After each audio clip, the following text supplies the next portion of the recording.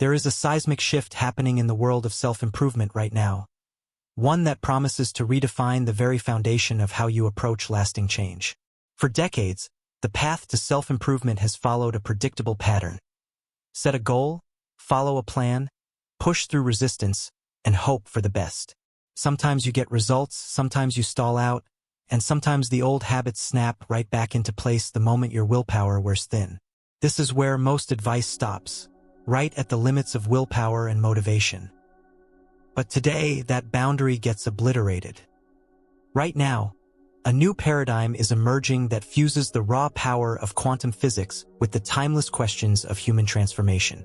If you've ever felt like traditional advice just doesn't capture the complexity of your struggles, the back and forth between mind and body, the invisible forces that shape your moods, decisions, and identity, then you are standing at the threshold of something radically different.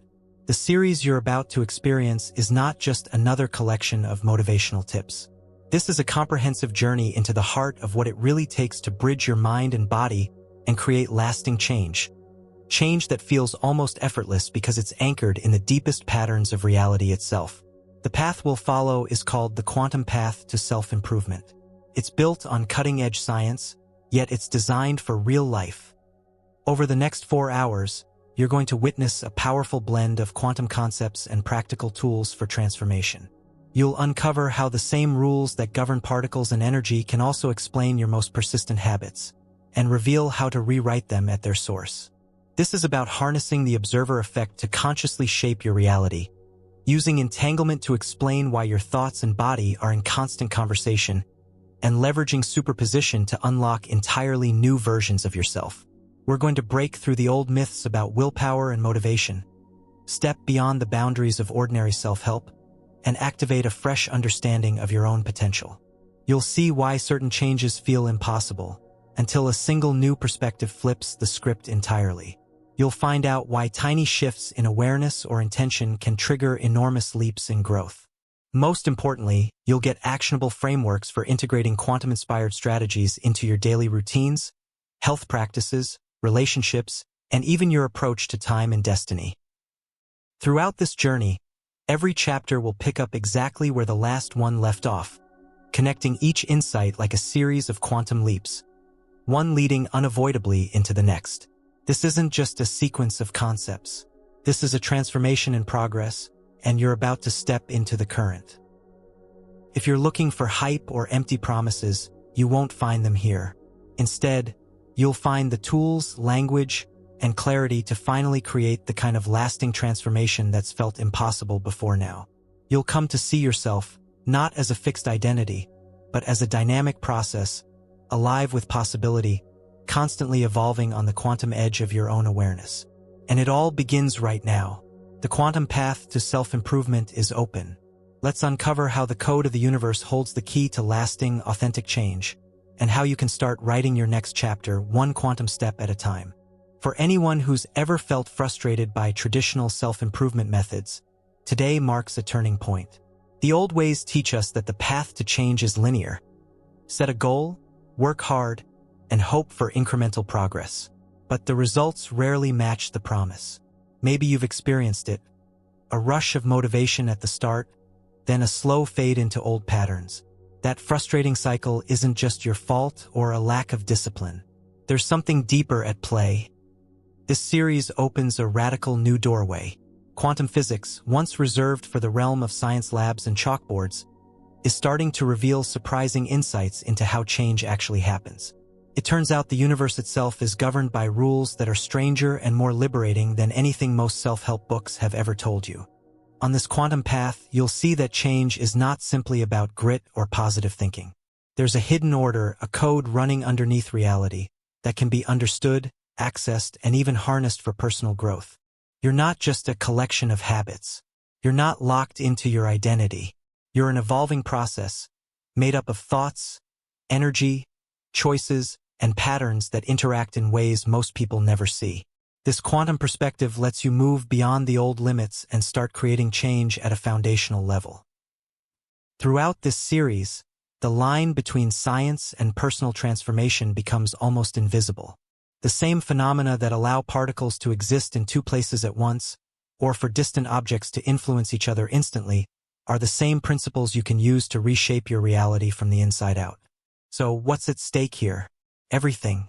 If you grasp the quantum perspective, the old excuses start to crumble. Patterns that once seemed permanent reveal themselves as temporary. Old stories about who you are begin to shift. A whole new toolkit appears, one that makes change not only possible but natural. This isn't just about feeling inspired for an afternoon.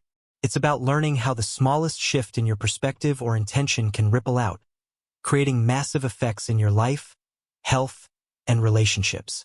It's about understanding that you're never stuck, because at the quantum level, reality itself is always in motion, always changing, always ready for a new pattern to emerge.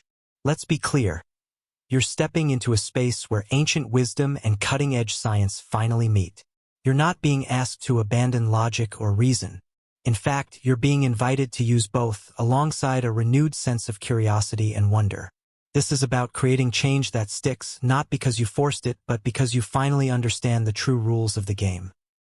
So, as we begin, ask yourself, what would happen if the secret to lasting change is woven into the very code of the universe?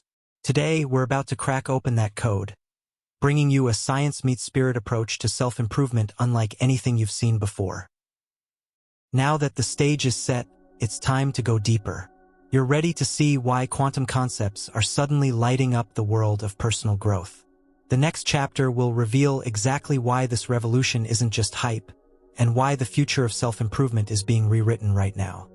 Now that you see what's possible when science and transformation collide, the obvious question rises to the surface.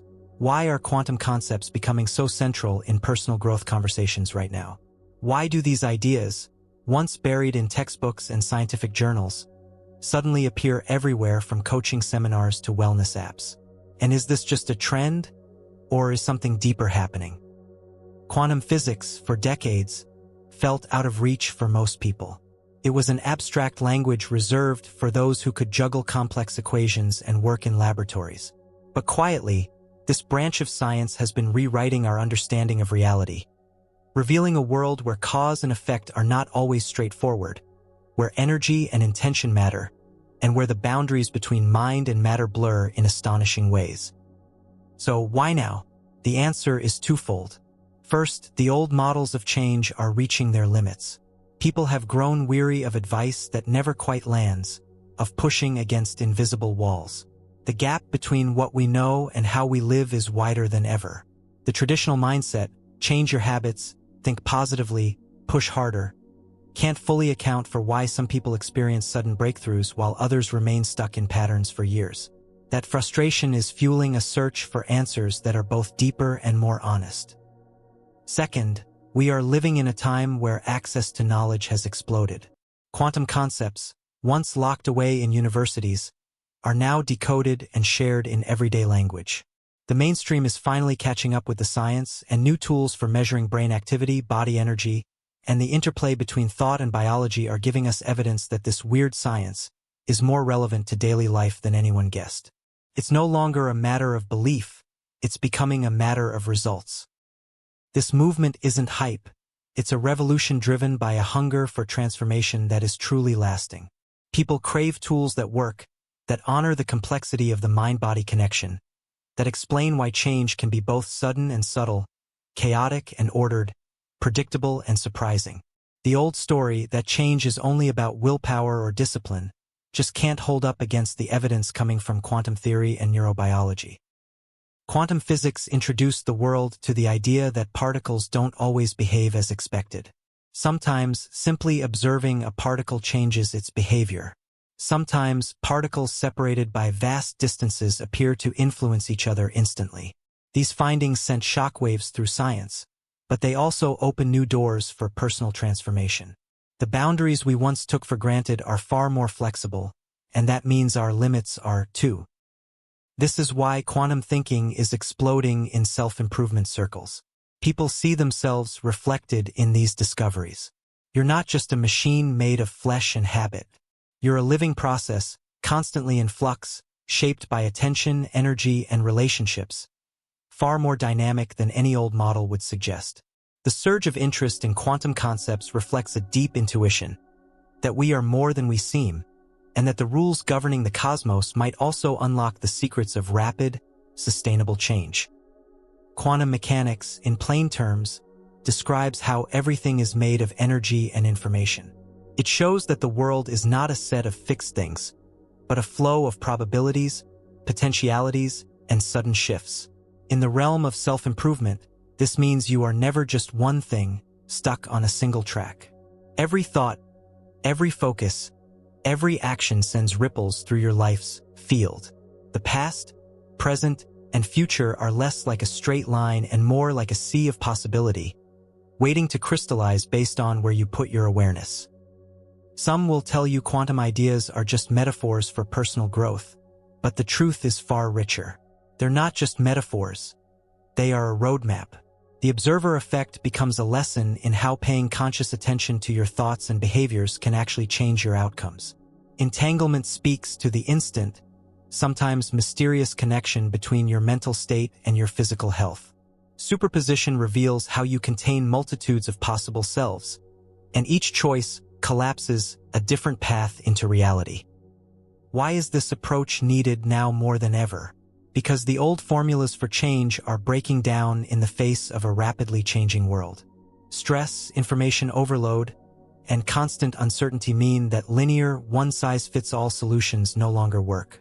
A more dynamic, responsive approach is required, one that mirrors the adaptability of the universe itself. As you learn these quantum principles, you'll notice something powerful.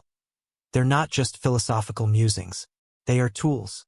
They explain why the same person can suddenly break free of years-long habits after a single insight. They reveal why two people in identical situations can have completely different outcomes based on subtle shifts in perception and intention. They show how healing, growth, and mastery are not just the result of hard work, but of alignment with patterns that are already written into the fabric of existence. This isn't about turning self-improvement into a science fiction fantasy. It's about getting honest with the evidence, honest with what actually creates change at the deepest levels. The moment you begin to see yourself as more than just a fixed set of habits and routines, you open up space for transformation that lasts. That's why the quantum revolution in personal growth is not a fad. It's a necessity for anyone seeking change that is both profound and sustainable. By understanding the core principles of quantum thinking, you'll be able to approach your challenges from a place of creativity, not just repetition.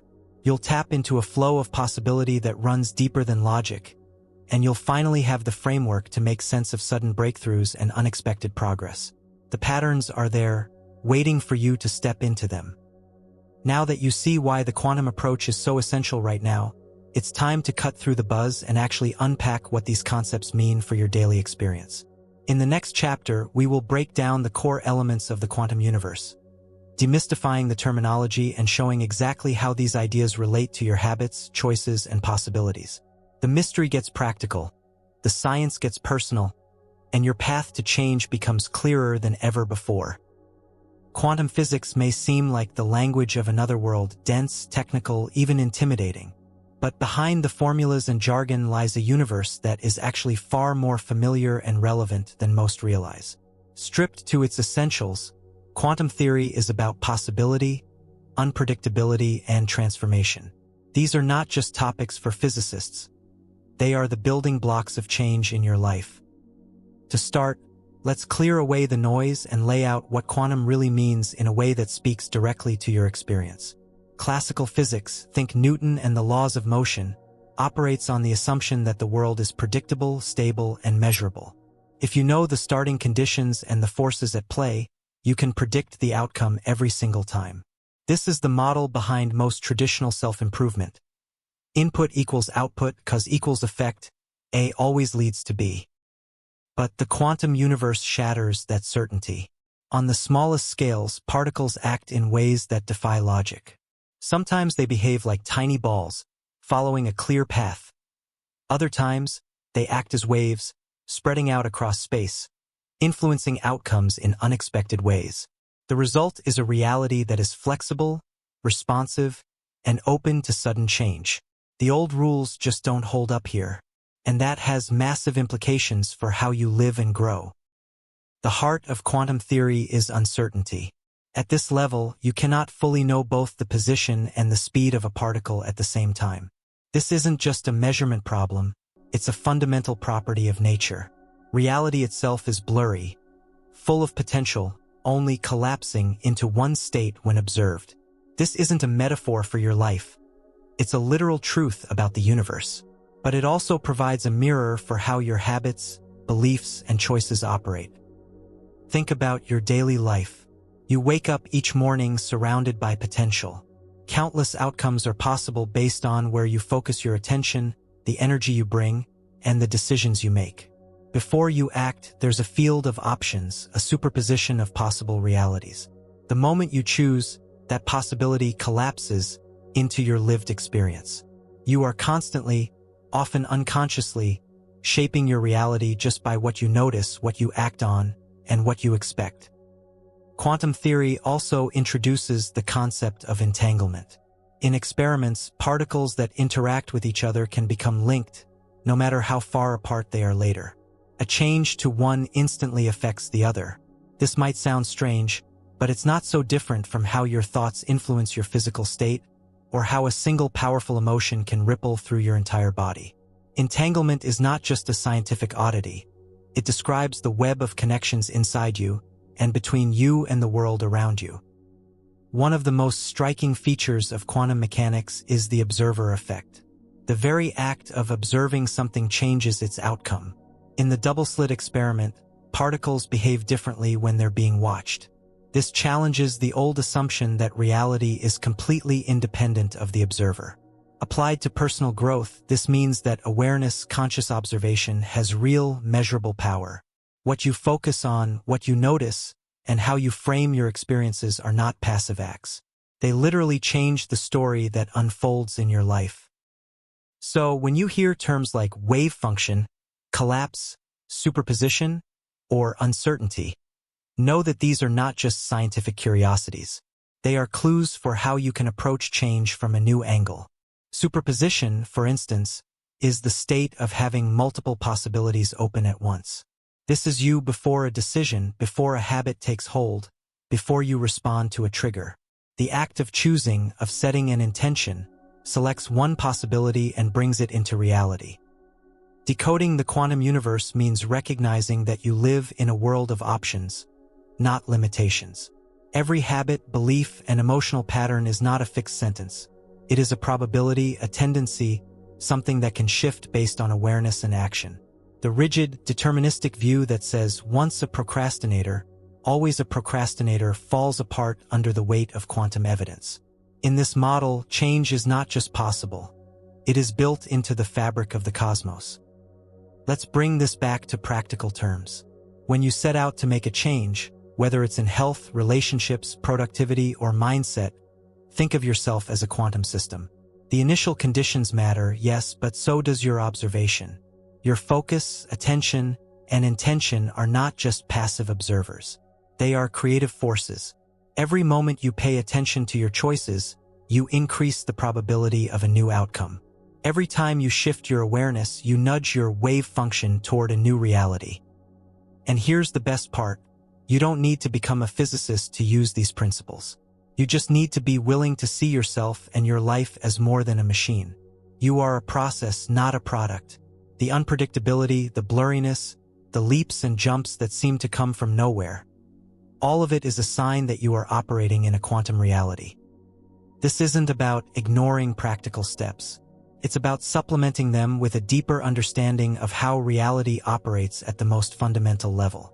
When you know that the rules are fluid, that habits can be rewritten, that identity is a moving target, you open up a whole new frontier for transformation. As you integrate these quantum concepts, you'll see your old limitations differently. Patterns that once seemed unbreakable start to look like possibilities waiting to be explored. The boundaries between mind and body, between thought and outcome, begin to blur. The science gets personal.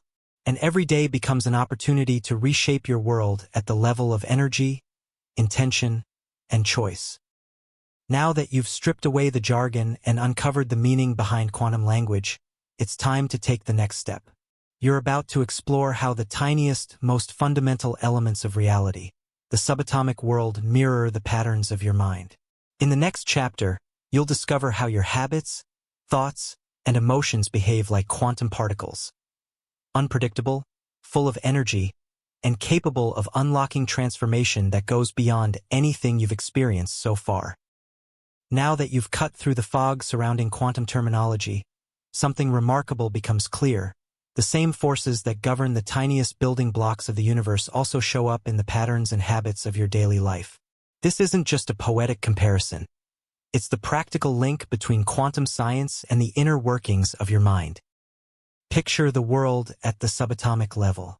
Particles pop in and out of existence, uncertain and full of raw potential. Their behavior can't always be pinned down. They can be one thing, then suddenly something else. This unpredictable dance isn't just out there in the physical world. It's also happening inside you, every single day, in your thoughts, your emotions, and your behaviors. Think about your mind as a quantum field, alive with possibilities. Every belief, thought, and habit you carry is like a particle, sometimes stable, sometimes fleeting, and always buzzing with energy. Sometimes these patterns feel rock solid, but just as often, they shimmer with potential, changing shape as soon as you pay attention to them. This explains why so many people feel their habits are hardwired. Yet every now and then, a new insight or a sudden shift in perspective can flip the script completely. That is quantum at work within the landscape of your own awareness. In the micro-world of your mind, nothing is truly fixed. Consider the moments you feel motivated one day and stuck the next, or the times you suddenly understand something that has eluded you for years. These jumps, the unpredictable leaps from one state to another, mirror what physicists call a quantum jump. Your mind is not a set of gears. It's more like a cloud of possibilities, constantly shifting in response to new experiences, thoughts, and even the act of observing yourself. Let's get specific. Have you ever noticed how a habit forms? It usually starts small. A cue, a response, a reward. Do this enough times and it feels automatic, like the pattern is etched into your brain. But the reality is more fluid than that. At any given moment, there is uncertainty. Sometimes the habit takes over. Other times it falters. This is the subatomic world of your behavior, a space where probability and possibility live side by side. Your thoughts work the same way. You might have a default set of beliefs or recurring mental loops, but with the right kind of attention, these can suddenly shift. In quantum terms, the very act of observing your thoughts, bringing them into conscious awareness, changes how they operate. This is not an abstract theory. It's something you can test for yourself. The next time you catch yourself in a negative loop, simply pausing and observing what's happening creates a tiny gap. That gap is pure quantum potential, the moment before the wave collapses, before you choose a new direction. Emotions add another layer. Feelings are energy in motion, and like particles, they're unpredictable. Sometimes joy, frustration, or anxiety appears without warning, changing the whole atmosphere of your mind. Yet, just as quickly, these states can shift. A change in focus, a new experience, or even a single breath can bring a different emotion into being. This emotional flexibility, this unpredictability, is another sign that your inner life is governed by quantum rules, not rigid mechanics. The most powerful lesson from the microworld in your mind is this: nothing is inevitable. Patterns can feel strong, but they are always subject to change. You are not doomed to repeat the same mistakes forever, because at the most fundamental level, you are not a machine. You are a living system, a field of energy, possibility, and choice. When you realize this, your entire approach to self-improvement transforms. So how do you work with this quantum nature, rather than fighting it? First, develop a habit of observation. Noticing your patterns without judgment, just as a scientist observes particles, begins to shift your reality. Each time you watch your habits, thoughts, or emotions, you are, in effect, collapsing the wave function. You bring potential into reality. The more skillfully you observe, the more you open yourself to change. Second, understand that unpredictability isn't a flaw, it's a feature. Traditional self-improvement tends to treat inconsistency as a problem to solve. Quantum-inspired growth recognizes that these fluctuations are the source of real transformation. When you notice resistance, distraction, or setbacks, see them as evidence of a system in flux, a system with untapped energy ready for a breakthrough. Third, get comfortable with ambiguity. At the subatomic level, reality is never fully determined. This ambiguity isn't just scientific trivia. It's the very space in which new habits and new ways of thinking can emerge. When you find yourself in an in-between place, not quite sure who you are becoming or what the outcome will be, recognize that you're in the zone of highest potential. This is the microworld at work, nothing fixed, everything possible. Here's another practical takeaway. The microworld in your mind thrives on small interventions. A single moment of awareness, a gentle question, or a new intention can tip the balance, shifting you from an old pattern to something entirely new. Change happens in quantum jumps, not always in predictable, linear steps. The key is to create openings, to make space for these jumps, and to stay present enough to notice when they occur. This perspective doesn't require you to abandon discipline or commitment. It simply asks you to upgrade your model of how change happens. You are not trying to overpower your mind with brute force. You are working with its natural quantum tendencies, observing, nudging, and inviting new possibilities. Now that you've seen how your habits, thoughts, and emotions are less like fixed machines and more like swirling fields of possibility, you're ready for a critical leap. The next step is to understand how your attention itself isn't just passive. It's an active force, one that can literally shape outcomes. In the next chapter, you'll discover the observer effect and see how simply noticing what's happening in your life can start to reshape your destiny in ways that seem, at first, almost magical. Now that you've explored the microworld of your mind and witnessed how thoughts, habits, and emotions behave more like swirling particles than cogs in a machine, it's time to unlock one of the most electrifying secrets of the quantum path, the observer effect. This isn't just a scientific curiosity or a philosophical idea. The observer effect holds the potential to change the way you experience your life, day by day, moment by moment. The observer effect in quantum physics reveals that the very act of observation influences what unfolds. In the classic double-slit experiment, particles of light or matter behave like waves, spreading out across possibilities, until they are observed. Once observed, those particles choose a path, collapsing from a field of endless potential into a single reality. This is not just a metaphor for personal growth. It's a blueprint for how conscious awareness shapes your experiences and outcomes. Consider the ordinary moments of your day. You might think you're simply watching what's happening around you, but in reality, your focus plays an active role in what unfolds. Each time you pay attention to a habit, a thought, or an emotion, you are not just noticing it, you are influencing how it will manifest. This means that you are never a passive witness to your own life. You are a creative participant, shaping what becomes real through the power of your awareness. Let's look at how this works in practice. Say you're stuck in a cycle of procrastination. The traditional approach is to attack the problem with willpower, to force yourself into action. But from the quantum perspective, the first and most powerful step is observation.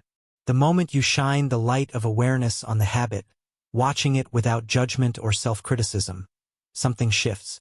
That habit, like a quantum particle, becomes less certain. The very act of observing it loosens its hold, making space for new possibilities. This principle extends far beyond habits. Take your emotional landscape.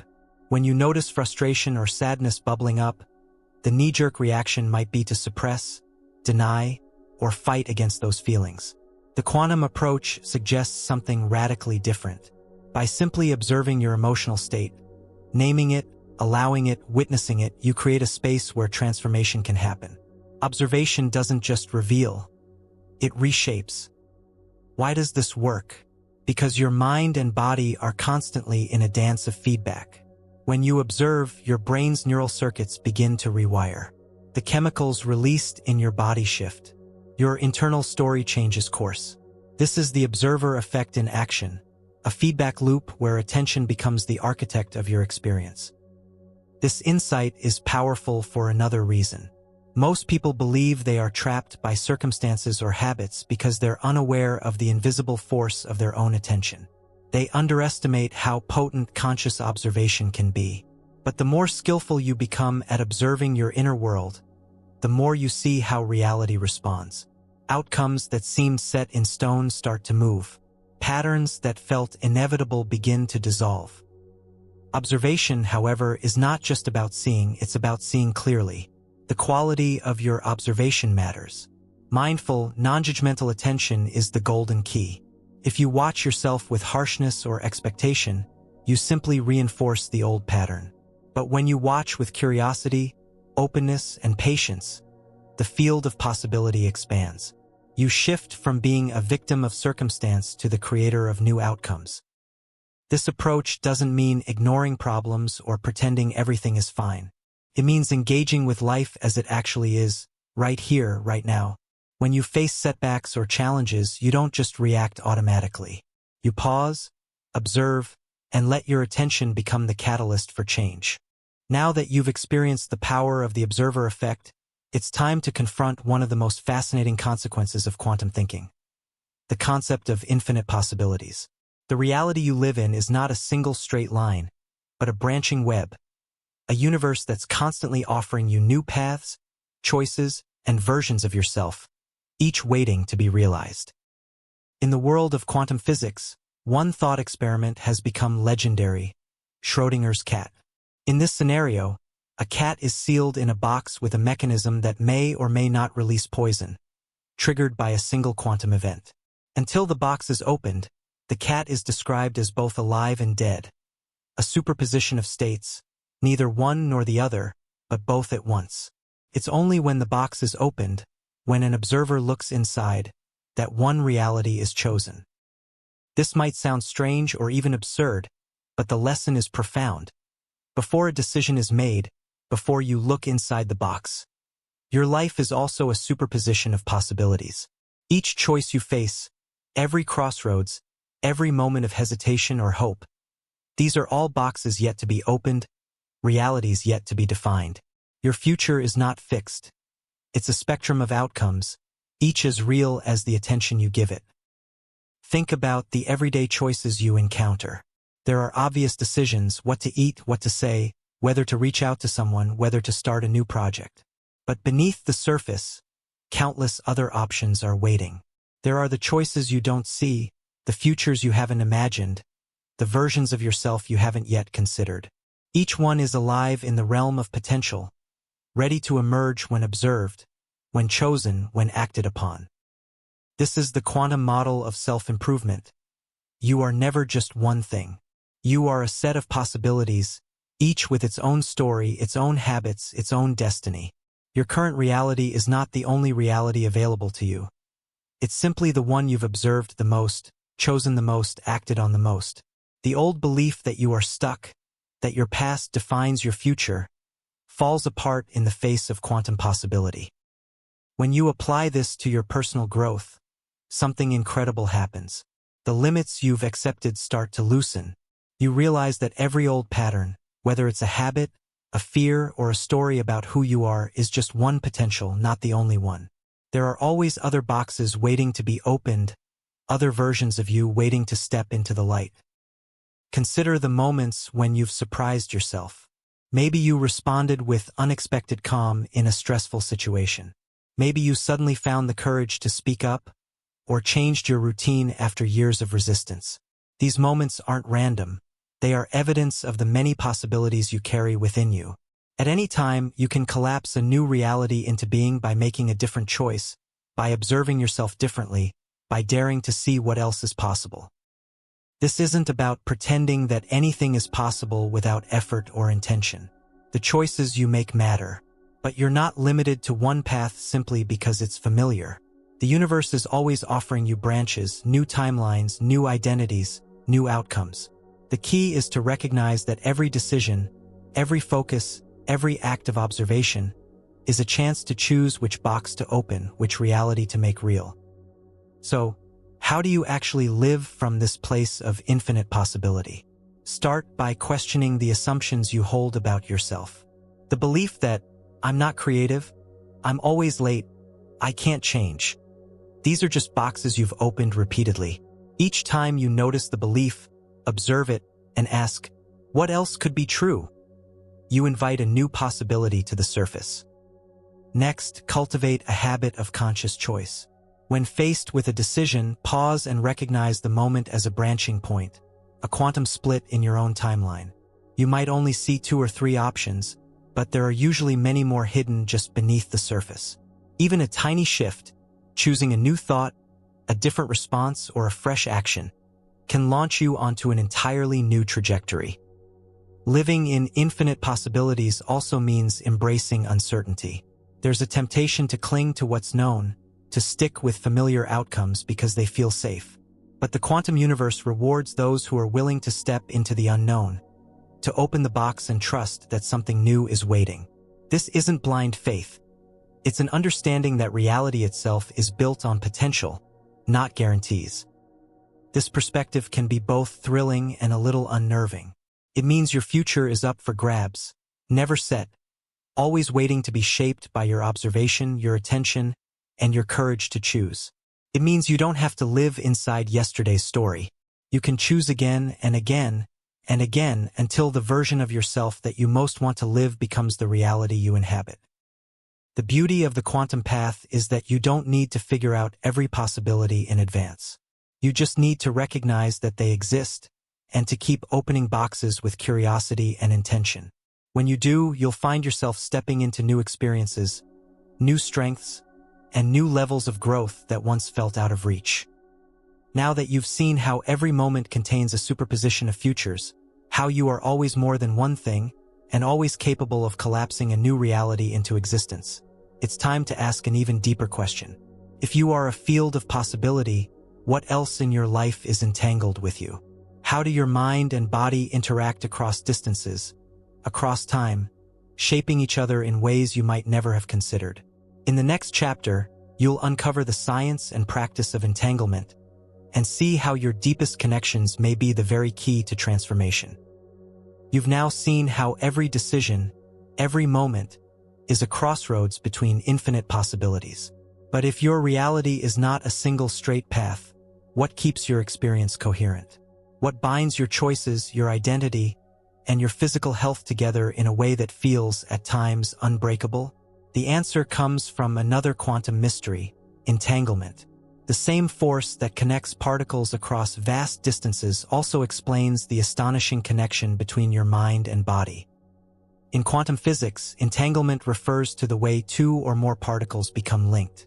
When one particle state changes, the other reacts instantly, no matter how far apart they are. This effect is not slowed down by time or space.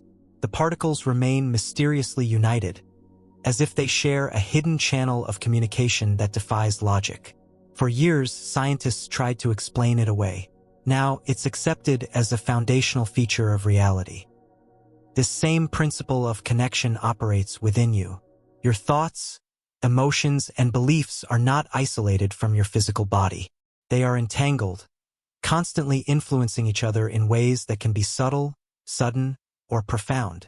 It's not just that stress makes your stomach clench, or that excitement puts a spring in your step. At every level, your mental state is mirrored in your physiology, and vice versa. Pause for a moment and tune in to your own experience. When you feel anxious, does your heart race, your breath quicken, your muscles tense? When you're calm or joyful, does your posture shift, your voice soften, your body feel lighter? These are not just surface reactions. They are the visible results of an invisible network of feedback, your mind and body in constant dialogue, shaping each other from the inside out. Entanglement explains why lasting change is so difficult if you focus only on the mind or only on the body. Old self-help models often tell you to think positive or fix your mindset, while fitness advice might focus purely on exercise and nutrition. The quantum path reveals that true transformation happens when you engage both, when you recognize that every thought sends ripples through your body, and every sensation in your body sends signals back to your mind. Consider the science behind this connection. Researchers have shown that repeated thoughts can physically rewire your brain, altering the very structure of your neural circuits. Those changes then influence hormone levels, immune response, and even the way your genes are expressed. Meanwhile, your physical habits, movement, breath, sleep, nutrition, shape your mood, memory, and mental clarity. The entanglement is undeniable, and it means you can use both channels to accelerate change. This knowledge is power. When you recognize how deeply your mind and body are linked, you unlock new strategies for growth. Say you're feeling overwhelmed and stuck in a negative thought spiral. The quantum model suggests you can intervene on either side, by gently shifting your thoughts with awareness, or by taking action in your body, moving, breathing, nourishing yourself differently. A small change in one instantly ripples through the other, setting off a cascade of transformation. Entanglement is also why self-sabotage can be so persistent. Old, unprocessed emotions can show up as chronic tension or fatigue, even when you're thinking positively. Lingering stress in the body can keep your mind locked in old fears and doubts, even when you want to change. The solution is to work with both, to bring conscious attention to the whole system, honoring the messages from both mind and body. Here's a practical approach. Start to notice your internal dialogue when you experience a physical sensation. For example, if you feel a tightness in your chest or a heaviness in your limbs, pause and ask, "What am I telling myself right now? What am I believing?" Flip it around. When you catch yourself in a repetitive thought or emotion, ask, "How does this show up in my body? Where do I feel it?" This practice strengthens the feedback loop, making the entanglement visible, giving you more points of access for change. The more you pay attention to the signals between your mind and body, the more you can influence the entire system. Gentle movement, deep breathing, and mindful attention create new pathways, breaking old cycles and establishing new, healthier patterns. You're not forcing change, you're activating it at multiple levels at once, letting the power of entanglement work for you. This quantum approach also transforms how you set goals and pursue growth. Instead of treating the mind and body as separate projects, you begin to see them as partners. When you align your thoughts with supportive actions, like pairing a powerful intention with movement, or anchoring a new belief with a physical ritual, you amplify your results.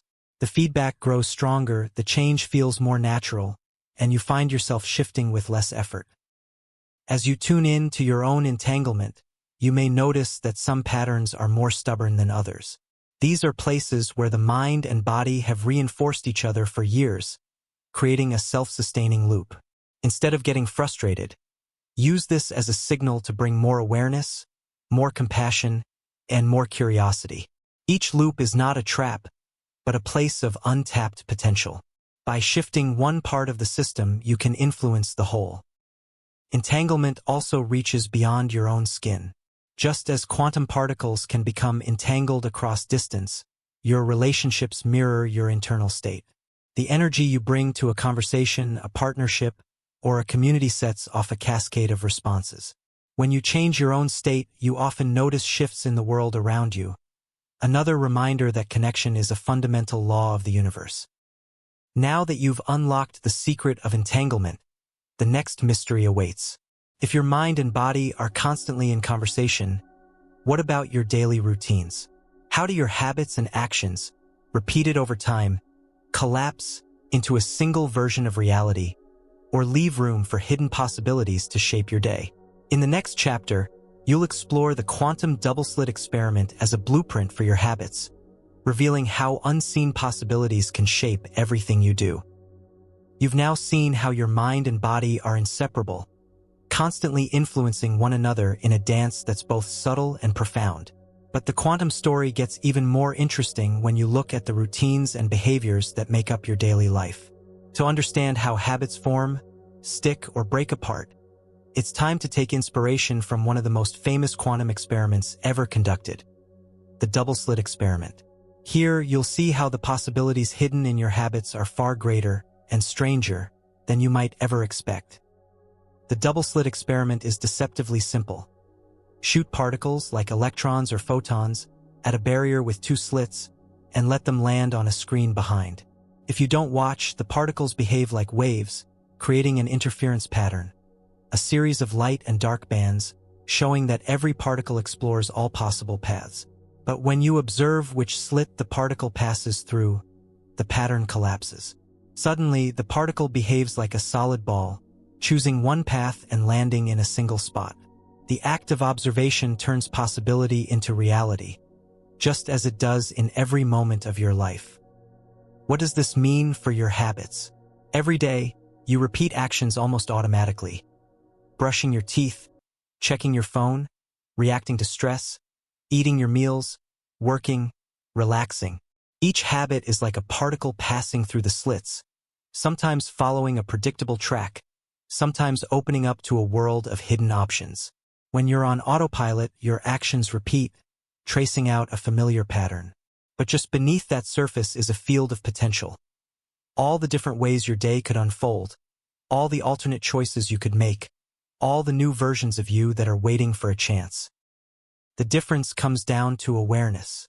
When you move through life unconsciously, your habits tend to collapse into the same old routines. You wake up, follow the same script, get the same results.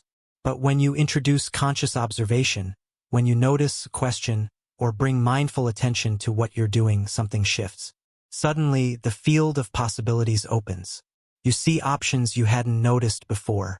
The rigid habit becomes a wave, a space where new choices can emerge.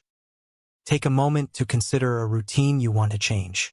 Maybe it's reaching for sugar when stressed, procrastinating on important work, or falling into old arguments with loved ones. On the surface, it feels like you're stuck with a single path, one outcome, the collapsed pattern of the habit. But at the quantum level, each of these moments contains multiple paths, each with its own outcome, each waiting for your awareness to bring it into reality. The magic begins when you watch your habits, not as problems to fix, but as patterns to observe. Ask yourself, what is this routine trying to accomplish? What are the alternatives hidden beneath the surface? Just by asking, you disrupt the old script. The double-slit experiment isn't just about physics. It's about giving yourself permission to explore the space between stimulus and response, where real change happens. Notice how often your routines operate without your input. How many times do you arrive at your destination with no memory of the drive? How often do you eat, scroll, react, or speak without conscious intent? These moments are your habits in particle mode, solid, predictable, almost mechanical. The moment you bring attention, you move them back into wave mode, open, flexible, creative. This approach isn't about shaming yourself for living on autopilot. Autopilot saves energy, keeps you efficient, and is essential for survival. The quantum insight is that you always have the option to shift modes. By simply observing yourself in the act of a habit, you can pause the collapse and create a window of choice. Sometimes, the smallest dose of mindfulness is enough to spark a new outcome. Let's ground this in practice. Pick a habit you'd like to change. Instead of forcing a new behavior, start by watching. Notice the triggers, what time, place, emotion, or thought sets the habit in motion. Notice what happens in your body and mind as the routine unfolds. Ask yourself, is there another possibility here? What would happen if I chose differently? Don't rush to act. Just watch. The act of observation itself begins to shift the pattern, just as the observer changes the outcome in the quantum experiment. Sometimes you'll notice your habit and still follow through with it. That's not failure, it's data. The more you watch, the more you'll notice subtle openings, little moments where you could insert a new choice. Over time, these moments expand, and your habits become less rigid. You start to move from living as a particle, locked in a single reality, to living as a wave open to possibilities. This is how small, sustained changes become possible.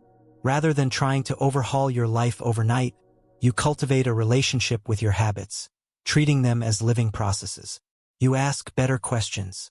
You become a scientist of your own experience, running experiments in awareness, attention, and choice. Each day becomes a new double-slit experiment. Will you repeat the past, or open to something unexpected? There is deep freedom in this approach.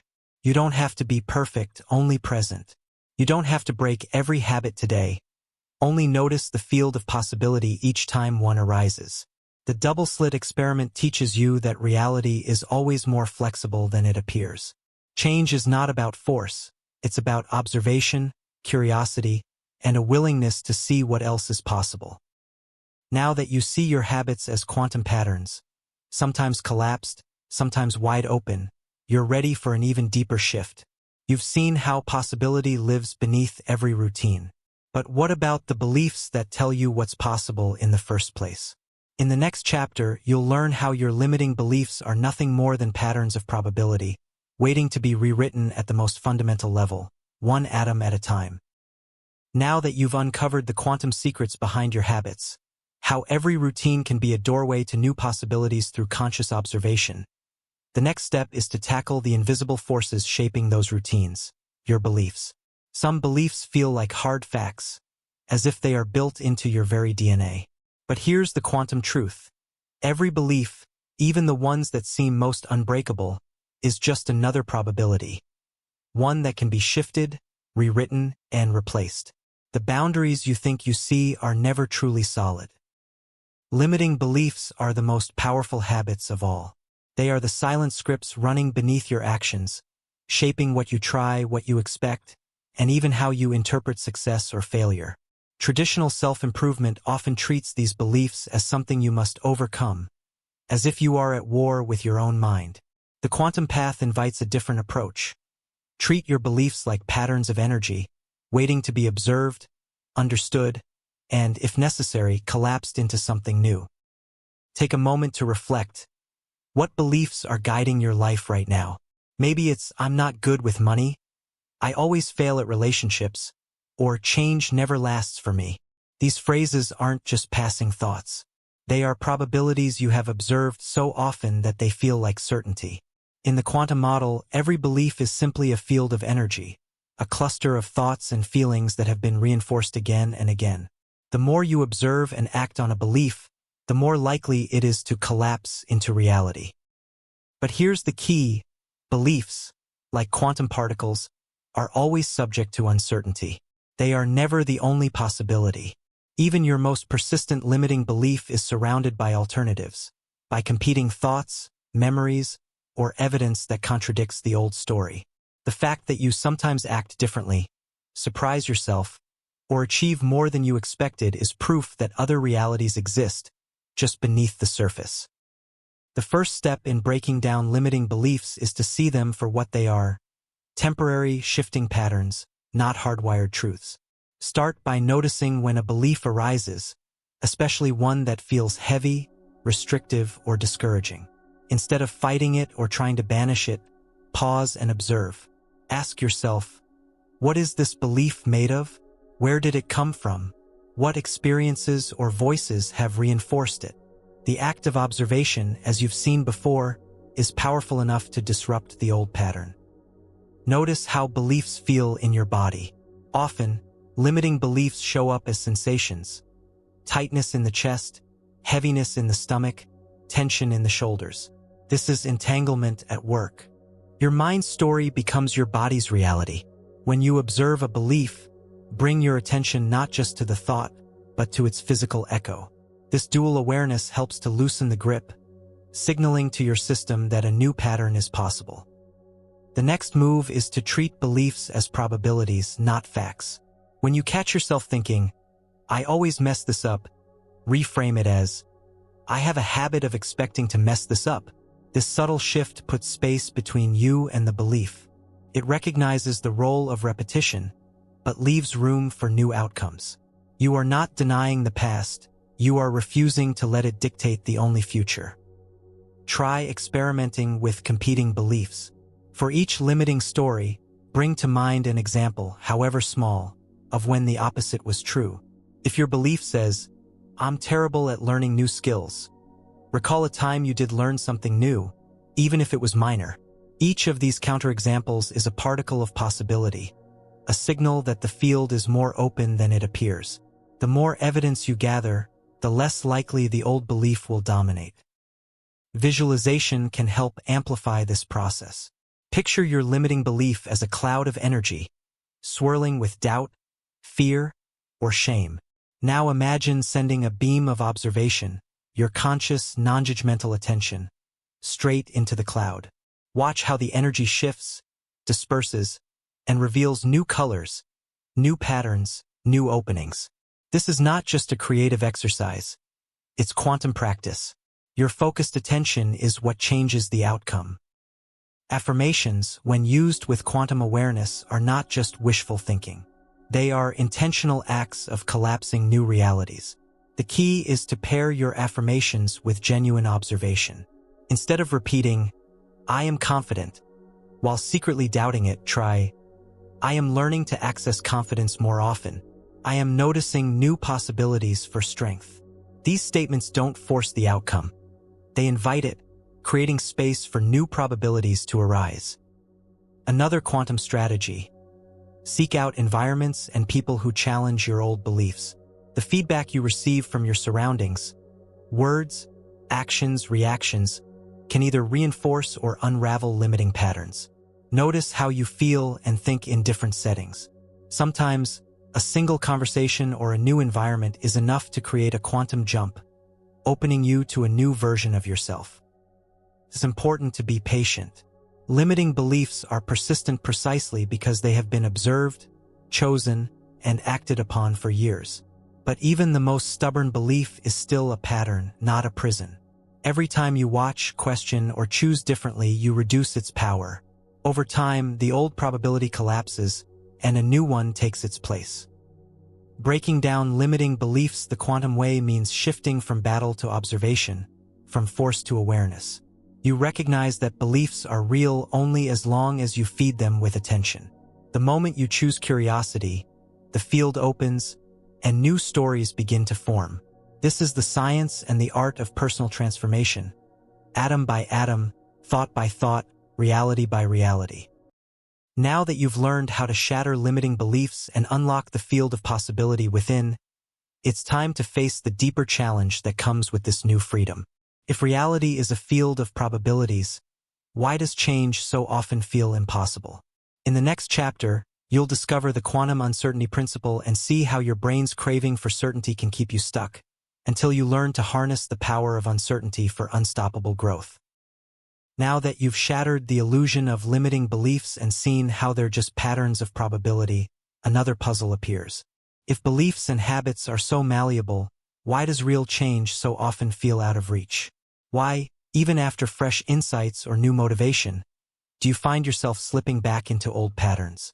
The answer lies in a fundamental law of quantum physics, the uncertainty principle, and its surprising hold on your mind and life.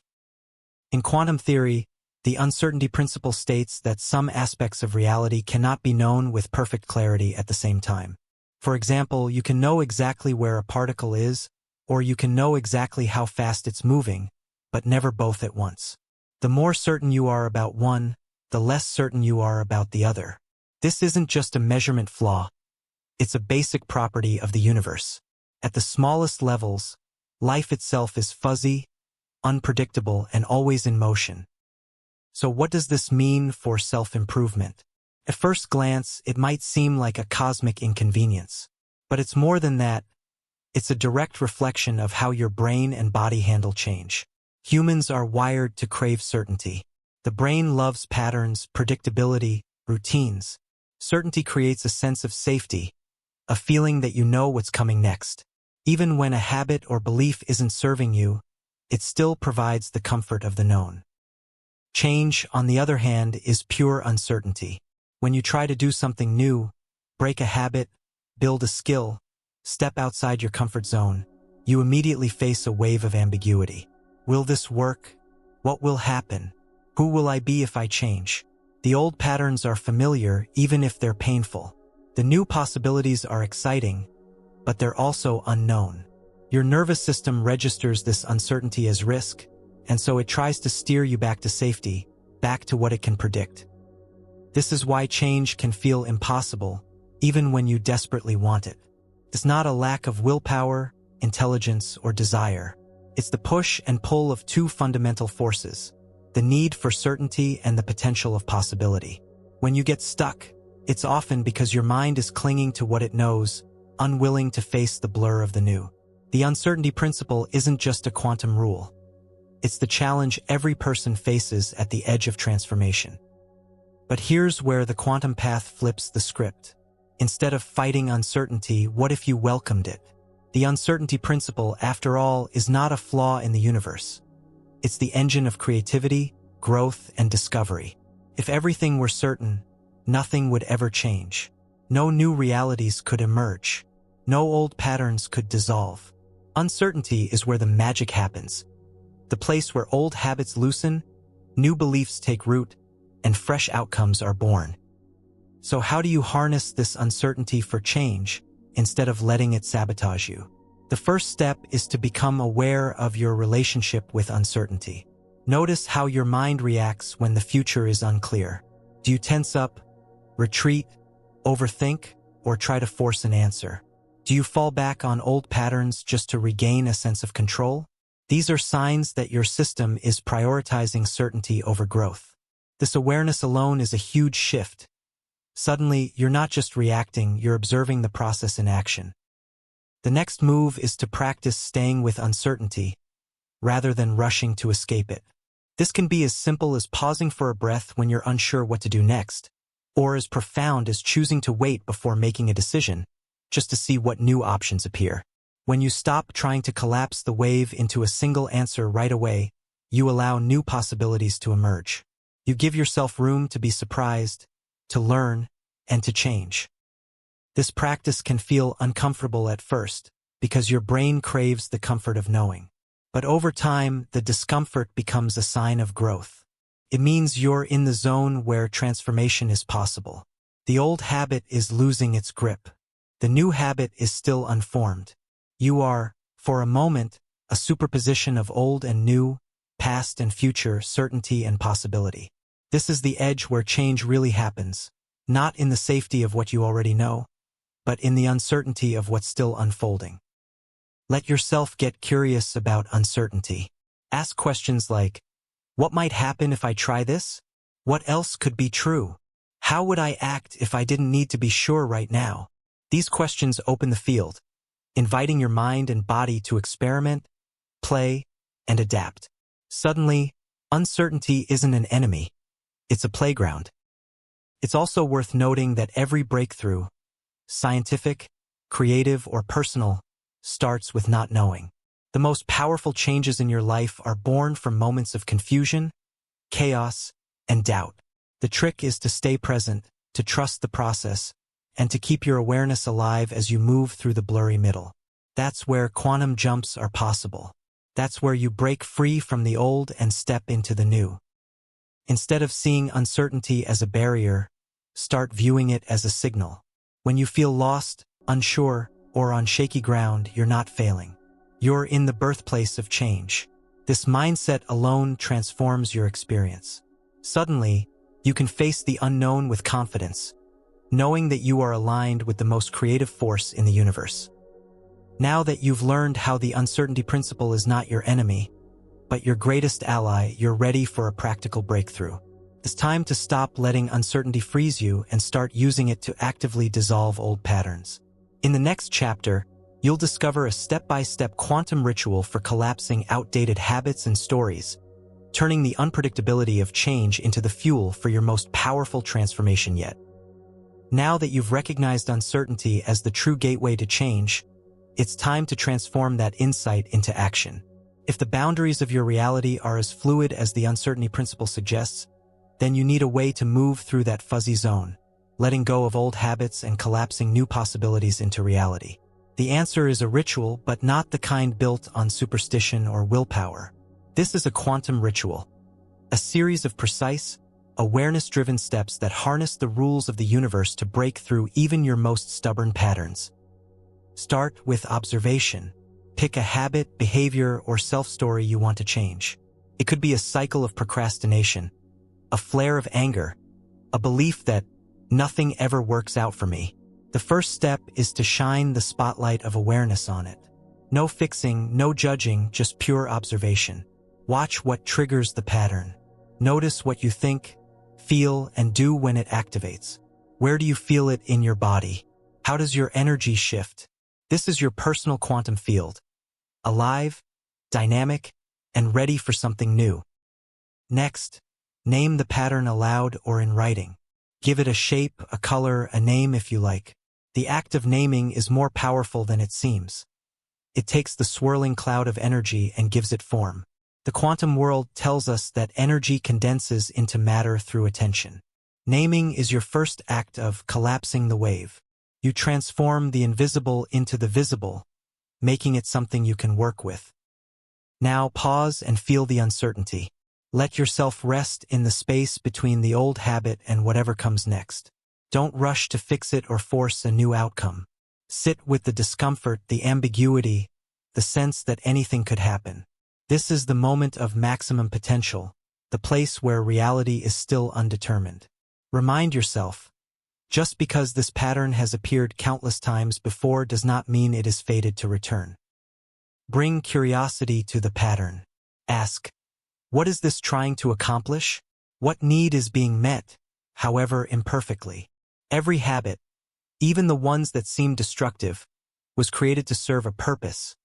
Comfort, protection, distraction, excitement, connection. Identifying the core need lets you separate the energy from the behavior. You are no longer trapped in the story of the habit. You are seeing its source, and you are free to meet that need in new ways. Now, invite a new possibility. With your awareness focused and your curiosity engaged, imagine an alternative response. If you usually react with anger, picture responding with calm or humor. If you procrastinate, picture starting small, taking a single step. If your self-talk is harsh, imagine offering yourself encouragement. Don't try to force the new pattern, just let it exist as a potential. See both realities, the old and the new, alive at once, like a superposition of selves. Allow your awareness to rest here. When you're ready, consciously choose which reality to collapse into action. You might say, today, I choose to respond with calm instead of anger. Or, right now, I'm taking the first step on this project. Speak it out loud or write it down. The declaration of intention is what collapses the field into a specific reality. You are not just imagining change, you are creating it, bringing the new pattern into the world. Complete the ritual by anchoring your choice in your body. Move, breathe, or stand in a way that embodies the new pattern. If you've chosen calm, take 3 slow, deep breaths and notice the shift in your chest and shoulders. If you're starting a project, physically pick up your tools or open your computer. This step turns the quantum shift into physical reality, reinforcing the change at every level of your system. Celebrate the new pattern, no matter how small.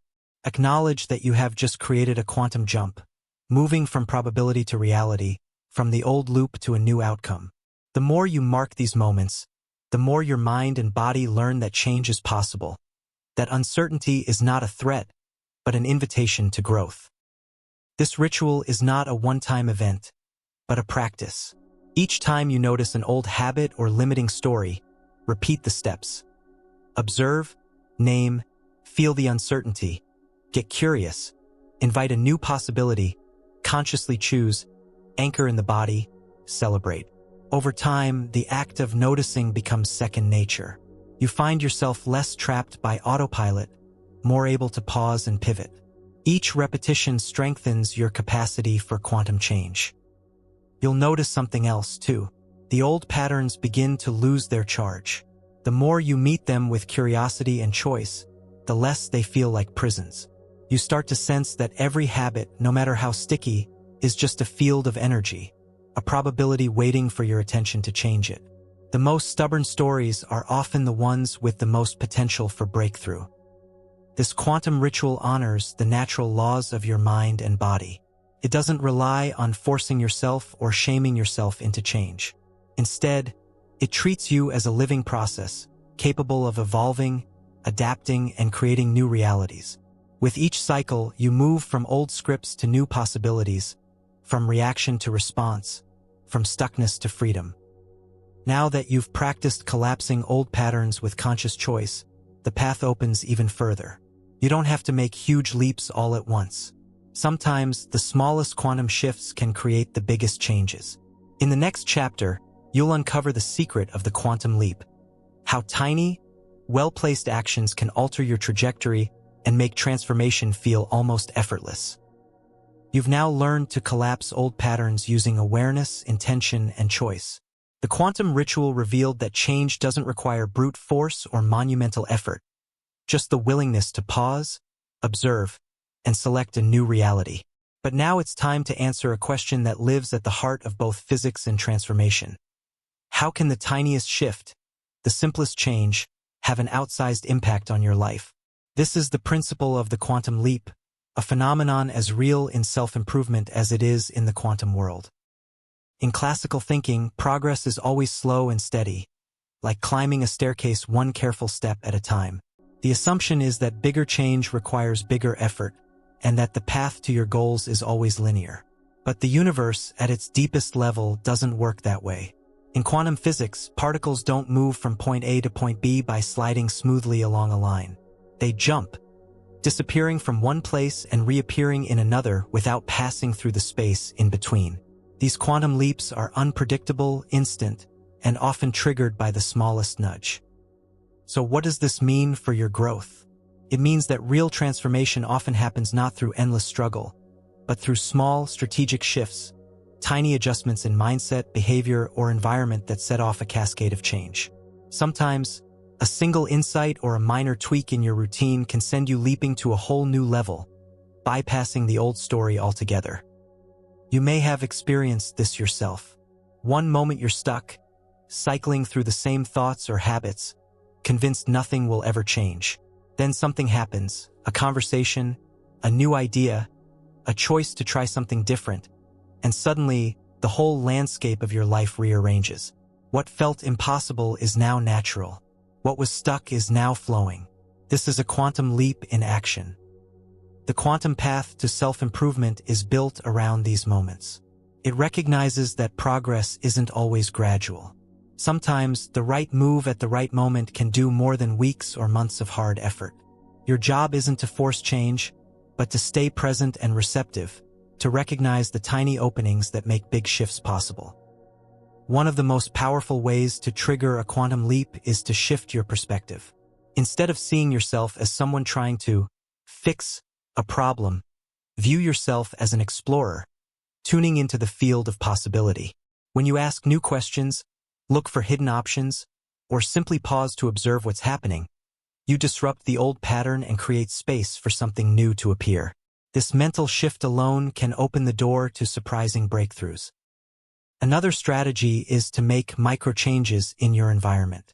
Change your workspace, adjust your morning routine, add a 2-minute pause before reacting in a conversation. These minor tweaks act like quantum nudges. They alter the conditions of your daily life just enough to encourage new behaviors, new thoughts, and new results. The change may seem insignificant at first, but over time, it accumulates, creating momentum that carries you forward in leaps rather than steps. Quantum leaps are also triggered by letting go, releasing your grip on certainty or perfection. When you allow yourself to try, experiment, and even fail without self-judgment, you enter the realm of possibility. The willingness to not know, to act anyway, often leads to sudden progress. This is why playfulness, curiosity, and a sense of adventure are so crucial. They put you in the optimal state for a leap, a state where old boundaries dissolve and new realities can take hold. Sometimes, the leap comes from choosing presence over prediction. The more you try to script every step, the harder it becomes to spot the openings for change. But when you focus on this moment, what you're thinking, feeling, doing right now, you become sensitive to subtle shifts. You notice a new idea bubbling up, a burst of energy, or a sudden urge to do something different. These moments are invitations. When you accept them, the leap happens. It's also important to acknowledge that quantum leaps aren't always comfortable. There's often a moment of confusion or even chaos right before things snap into place. You might feel lost or uncertain, as if you're hanging in midair between the old and the new. This is natural. It's a sign that your system is reordering itself, letting go of the past to create space for a new reality. Trust that the leap will land, and that the new ground will feel solid once the shift completes. You don't have to orchestrate the leap perfectly. Your role is to cultivate awareness, curiosity, and openness. Be willing to take small actions, ask new questions, and welcome new insights. The more you practice, the more often quantum leaps become part of your everyday life. You'll find yourself shifting out of ruts with ease, discovering new strengths and possibilities that once felt out of reach. Quantum leaps remind you that you are not bound by slow progress or endless struggle. Change is always available, and it can arrive in ways that defy explanation. The smallest move, the right thought, a gentle action, a new intention, can send shockwaves through your system, reorganizing your habits, beliefs, and even your sense of self. Now that you've seen the power of these leaps, you're ready to look deeper at what's happening inside you during these moments of change. What's going on in your brain and nervous system when you make a quantum leap? How can you train your mind to support these shifts more often? In the next chapter, you'll discover how to rewire your neural circuits with intent, using quantum-inspired techniques to reshape your patterns from the inside out. You've now seen how quantum leaps can create instant, lasting shifts, sometimes through the smallest actions. But these leaps are not random. When change sticks, there's always something happening under the surface. Your brain is literally rewiring itself to support the new pattern. Understanding and using this process intentionally is where true mastery begins. The quantum path doesn't just encourage change.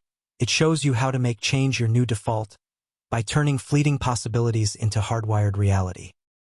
Neuroscience has proven that your brain is not a static machine. Every experience, thought, or action fires networks of neurons, creating and strengthening connections.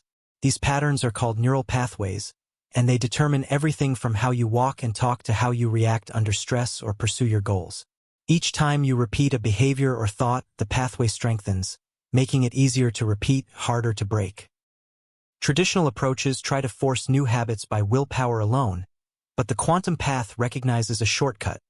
Instead of fighting old pathways head-on, you can create new ones with strategic intent and awareness. When you deliberately focus attention, you increase neuroplasticity, the brain's capacity to rewire. This is the observer effect in action at the biological level. The more you watch, choose, and repeat a new action, the faster your brain makes that pattern automatic. So how do you rewire with intent? Begin with awareness. Notice the thought, habit, or reaction you want to shift. Name it. This step brings the old pathway into conscious focus so you can interrupt its automatic run. You might say, I notice I always get anxious before speaking up. Or, here's the moment I usually reach for my phone. Naming is more than labeling. It's the beginning of changing the circuit. Next, set a clear intention for a new pathway. Don't aim for drastic change all at once. Instead, pick a micro-action that's easy to repeat. If your old pattern is stress eating, your new pathway might be pausing for 3 deep breaths. If it's self-criticism, your new pattern could be offering yourself a gentle phrase of encouragement. Make the new action simple, specific, and immediately actionable. Visualization can accelerate this process. Close your eyes and imagine yourself at the moment of choice. See both the old path and the new one. Watch yourself choosing the new action, feeling the emotional and physical shifts that follow. Each time you mentally rehearse this new choice, your brain fires the same neurons as if you'd done it in real life. This quantum rehearsal plants seeds for the new pattern to take root. Repetition is the key. The more often you choose the new pathway, no matter how small the step, the stronger it becomes. At first, you might only notice a subtle urge to change, a brief window before the old habit takes over. Over time, these windows widen. Your brain, sensing that the new pattern is being reinforced, reallocates resources. It prunes old connections and myelinates the new ones, making them faster and more reliable. Don't expect perfection. Old pathways may fire automatically, especially under stress or fatigue. Instead of fighting yourself, use these moments as cues to practice again. Each mistake is simply another rep for your awareness and intention. The quantum mindset recognizes that even setbacks are opportunities for deeper wiring. The more you return to your intention, the faster your brain adapts. Physical cues can help reinforce mental changes. Pair your new action with a gesture, posture, or movement. Standing tall, smiling, tapping your fingers. This links the new pattern to the body, making it easier to remember and more deeply rooted in your nervous system. The mind-body entanglement means that changes in one always ripple through the other. Social support amplifies the process. When you share your intention with others or practice new patterns in a group, your brain gets flooded with social cues and positive reinforcement. The more contexts in which you repeat the new pattern, the more it becomes your default at work, at home, alone, or with others. Each new setting is like another experiment, making the change more resilient. Reflection deepens the wiring. At the end of each day, pause and review. When did I notice the old pattern? When did I practice the new one? What made it easier or harder? This observation, free from judgment, helps your brain learn from experience. It lets you refine your strategy and reminds you that change is an ongoing process, not a one-time event. Remember, your brain is always rewiring, either by default or by design. The quantum approach puts you in the driver's seat. By focusing awareness, setting intent, rehearsing new actions, and repeating them across contexts, you guide your brain to make leaps that once seemed impossible.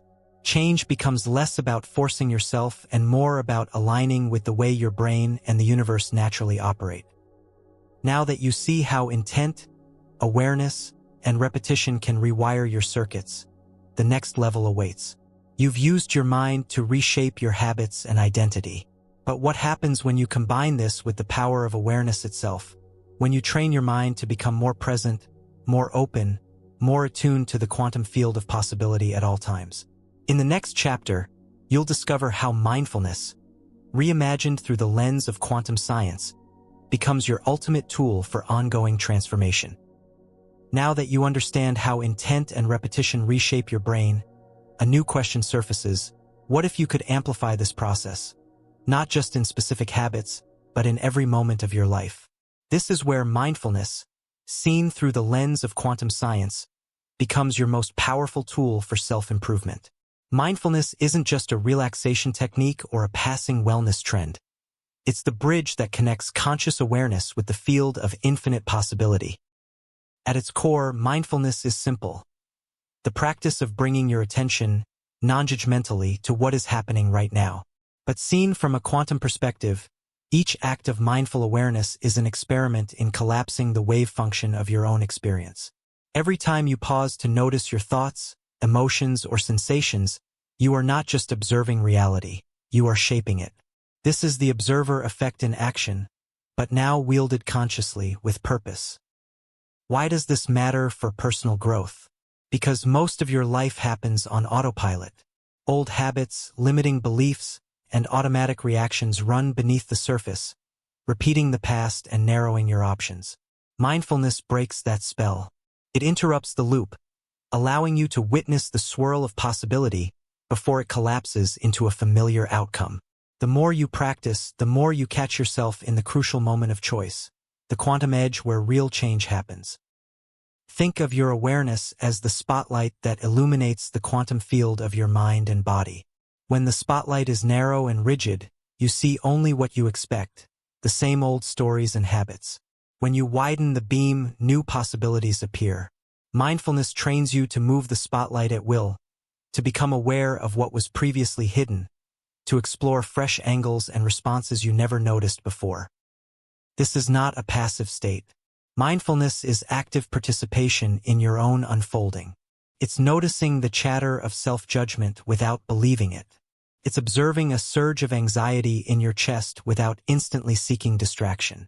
It's being present with the urge to react, and in that space, realizing you can choose something different. Every moment of mindful awareness increases your freedom to collapse a new reality, rather than automatically falling into the old one. There are countless ways to practice mindfulness, but at its heart, the process is always the same. Pause, notice, and allow. Notice the sensation of your breath as it enters and leaves your body. Notice the texture of your thoughts, the flavor of your emotions, the energy in your limbs. Allow whatever is present to simply be, without trying to change or escape it. This simple act rewires your nervous system, lowers stress, and activates regions of your brain associated with growth and learning. From the quantum perspective, mindfulness does something even more profound. It opens the door to superposition, the state where multiple possibilities coexist. Instead of being trapped in a single reaction or identity, you become aware of the full spectrum of your potential. The urge to procrastinate exists alongside the urge to act. The feeling of doubt shares space with the seed of confidence. In mindful awareness, you hold all of it, and in doing so, you gain the power to choose which path to bring into reality. This practice becomes even more powerful when combined with intention. Set an intention for your mindfulness practice. To be curious, to notice judgments, to find one moment of kindness. Each intention is like a gentle nudge to the quantum field, directing your awareness toward what matters most. Over time, intention and mindfulness weave together, creating a self-reinforcing cycle of presence and possibility. Many people worry they are bad at mindfulness because their minds wander. But from a quantum viewpoint, this wandering is not a failure. It's a sign that your mind is a field of ever-shifting energy, always moving, always open to change. Each time you notice your attention drifting and gently return to the present, you are strengthening your observer muscle. You are practicing the art of collapse and expansion, choosing what to notice, and in doing so, subtly shifting your reality. Mindfulness also helps you navigate uncertainty. When the future feels blurry, when emotions run high, mindfulness brings you back to the only place you can act, the present moment. This presence is your anchor. It grounds you, but it also frees you. The more you cultivate mindful awareness, the less you are ruled by automatic reactions. You become a conscious participant in the quantum field of your life, able to experiment, adapt, and respond with creativity. Try weaving mindfulness into your daily routines. Pause before meals to notice hunger and gratitude. Take a mindful breath before responding to a difficult email. Spend a few moments each day simply noticing the sensations in your body or the movement of your thoughts. These small practices compound, gradually rewiring your brain for greater awareness, flexibility, and choice. As your skill grows, mindfulness reveals new layers of insight. You begin to notice the links between thoughts and feelings, between internal stories and external behavior. You see the dance between mind and body, and how awareness in one domain opens doors in the other. You recognize when you are caught in an old script and when you are on the verge of a quantum leap. Now that you've supercharged your awareness through quantum mindfulness, it's time to turn to the powerful energy of emotion. Awareness opens the field, but emotion provides the energy to transform it. In the next chapter, you'll discover how your feelings are not obstacles, but sources of vibration and power, ready to be tuned for deeper change and lasting results. Now that you've learned to use quantum mindfulness as a tool for possibility and change, it's time to turn to the raw power fueling the entire system: emotion. Emotion isn't just a fleeting mood or a passive reaction to what happens. In the quantum approach to self-improvement, emotion is energy, vibration that shapes your experience and radiates into your reality. Understanding how to work with this energy gives you the power to rewrite your inner world at the deepest level.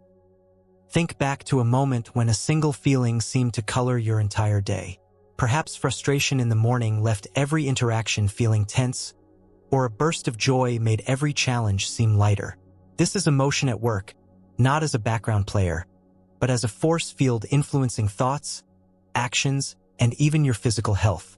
Emotions change the frequency at which you operate, much like tuning a radio to different stations. From the quantum perspective, your emotions are energetic signals. They influence your body, heart rate, breathing, immune response. They also interact with your thoughts, amplifying some, quieting others. When you're in a state of fear or anxiety, your entire system contracts, narrowing your perception and shrinking your sense of possibility. In states of curiosity, excitement, or gratitude, your energy expands, opening up new ideas, new connections, and new solutions. Most people try to manage emotions by suppressing or ignoring the ones they don't like. But in the quantum model, all emotion is valuable data, information about your needs, your beliefs, your state of connection. The practice is not to eliminate uncomfortable feelings, but to learn how to notice, honor, and skillfully transform them. Start by observing how different emotions feel in your body. Where does anxiety show up? How does joy move through your chest, your face, your breath? This awareness is the first step in shifting your vibration. When you name the emotion and feel its presence, you move from being swept away by the feeling to becoming the conscious observer of it.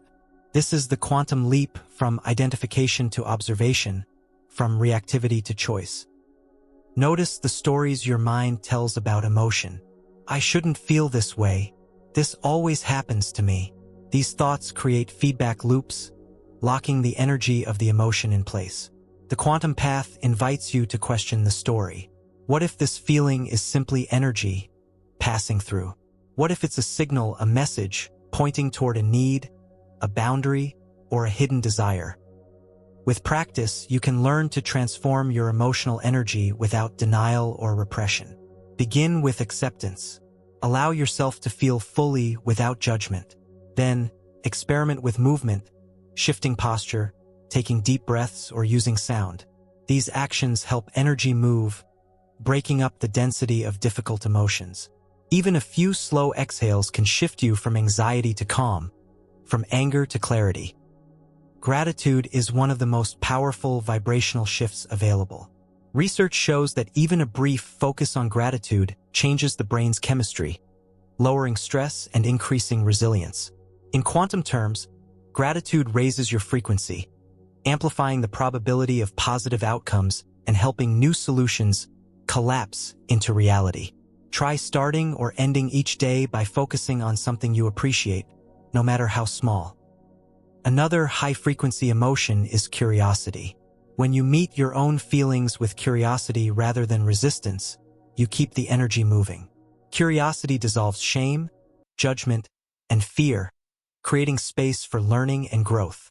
Next time you encounter a strong emotion, ask yourself, what is this energy trying to tell me? This shift from avoidance to exploration is a quantum move. It changes the entire field. Of course, there will be times when heavy emotions seem overwhelming. In these moments, remember that energy is always moving, always shifting. Even the most persistent feeling will eventually pass. The quantum approach encourages compassion for yourself. Treat your own feelings as you would a friend's, with patience and understanding. Sometimes the most powerful change is simply sitting with your energy, breathing, and allowing it to be.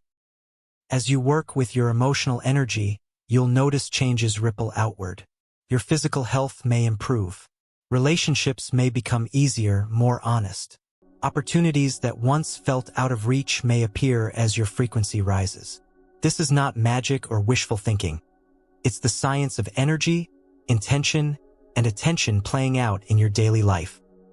To support this process, consider creating rituals for emotional reset. A quick body scan, a few moments of intentional movement, or a simple gratitude practice can help recalibrate your vibration whenever you need it. Over time, these micro-adjustments become second nature. Your baseline emotional state rises, and you find it easier to recover from stress or disappointment. It's important to remember that emotional energy is not about always feeling good.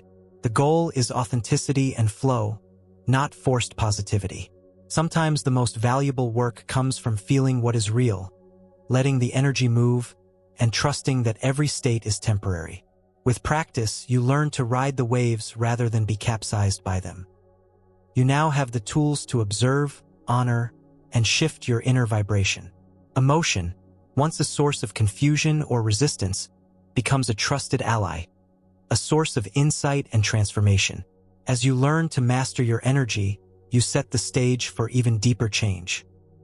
Now that you can feel and shift your own frequency, the next quantum insight awaits. Identity itself is not fixed or singular. It moves, it adapts, and it can be shaped.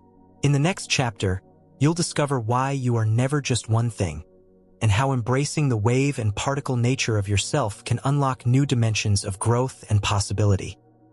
With your new understanding of emotional energy, the field of self-improvement opens up even further. But what if the biggest limit isn't your habits or even your feelings, but the way you see yourself? Most of us carry an invisible script about who we are, what we're capable of, where we belong, how far we can go. In the quantum age, this old model of identity simply doesn't hold. You are not a fixed point. You are not a finished product. You are both a wave and a particle, ever-shifting, multidimensional, full of hidden potential. Let's start with the classical view. For generations, identity was seen as something solid, like a rock. You are who you are. Maybe you could change a little, but the core you was stable and defined. Personality tests, resumes, even well-meaning friends reinforce this notion. You're the introvert, the logical one, the artist, the helper, the doubter. But from a quantum perspective, this is only one side of the story, the particle view. It's the idea that at any moment you are a specific version of yourself, locked into one reality. Quantum physics tells us there's another way to exist. In the subatomic world, particles are not always just points in space. Sometimes they behave like waves, spreading out, existing in many places at once, blurring the lines between here and there, now and then. Your identity works the same way. You are not only the roles you play or the habits you repeat. Beneath the surface, you are a field of possibilities, carrying within you every version you've ever been, and every version you could become. Think back on moments when you acted out of character. Maybe you were bold when you're usually cautious, or compassionate when you usually guard your feelings. Perhaps a crisis revealed hidden strength, or a new environment brought out creativity you didn't know you had. These moments are not accidents. They're glimpses of your wave nature, the truth that you are a superposition of many selves, not just the familiar one. This wave-particle duality is not just an abstract concept. It has huge implications for growth. When you see yourself as a fixed identity, every attempt at change feels like a threat. That's just not who I am, you might say, shutting down possibilities before they start. But when you understand that yourself is also a wave, a process, not a product, transformation becomes natural. You're free to explore, to play with new roles, to try on fresh behaviors and see what fits. Start by questioning the story you tell about yourself. Notice the labels that feel rigid or absolute. I'm not good with people. I always procrastinate. I'm the anxious one. These are particle statements, snapshots of past experience, but not the full truth. The next time you catch yourself using a label, pause and ask, what else is true? When have I acted differently? What might I discover if I see myself as a field of possibilities, rather than a single point? Embrace practices that invite your wave nature forward.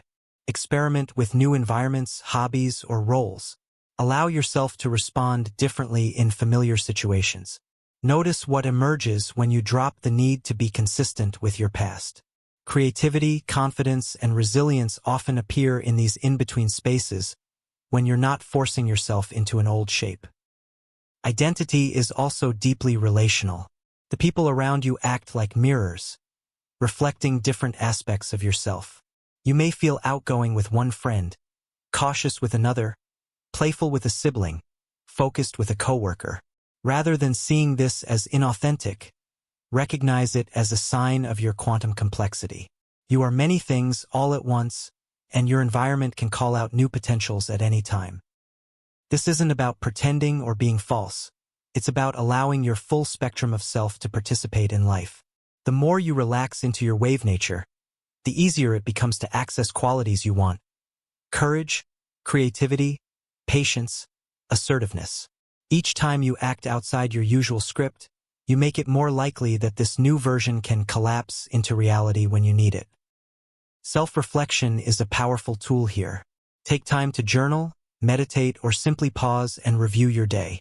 Notice the different selves that showed up and what triggered their appearance.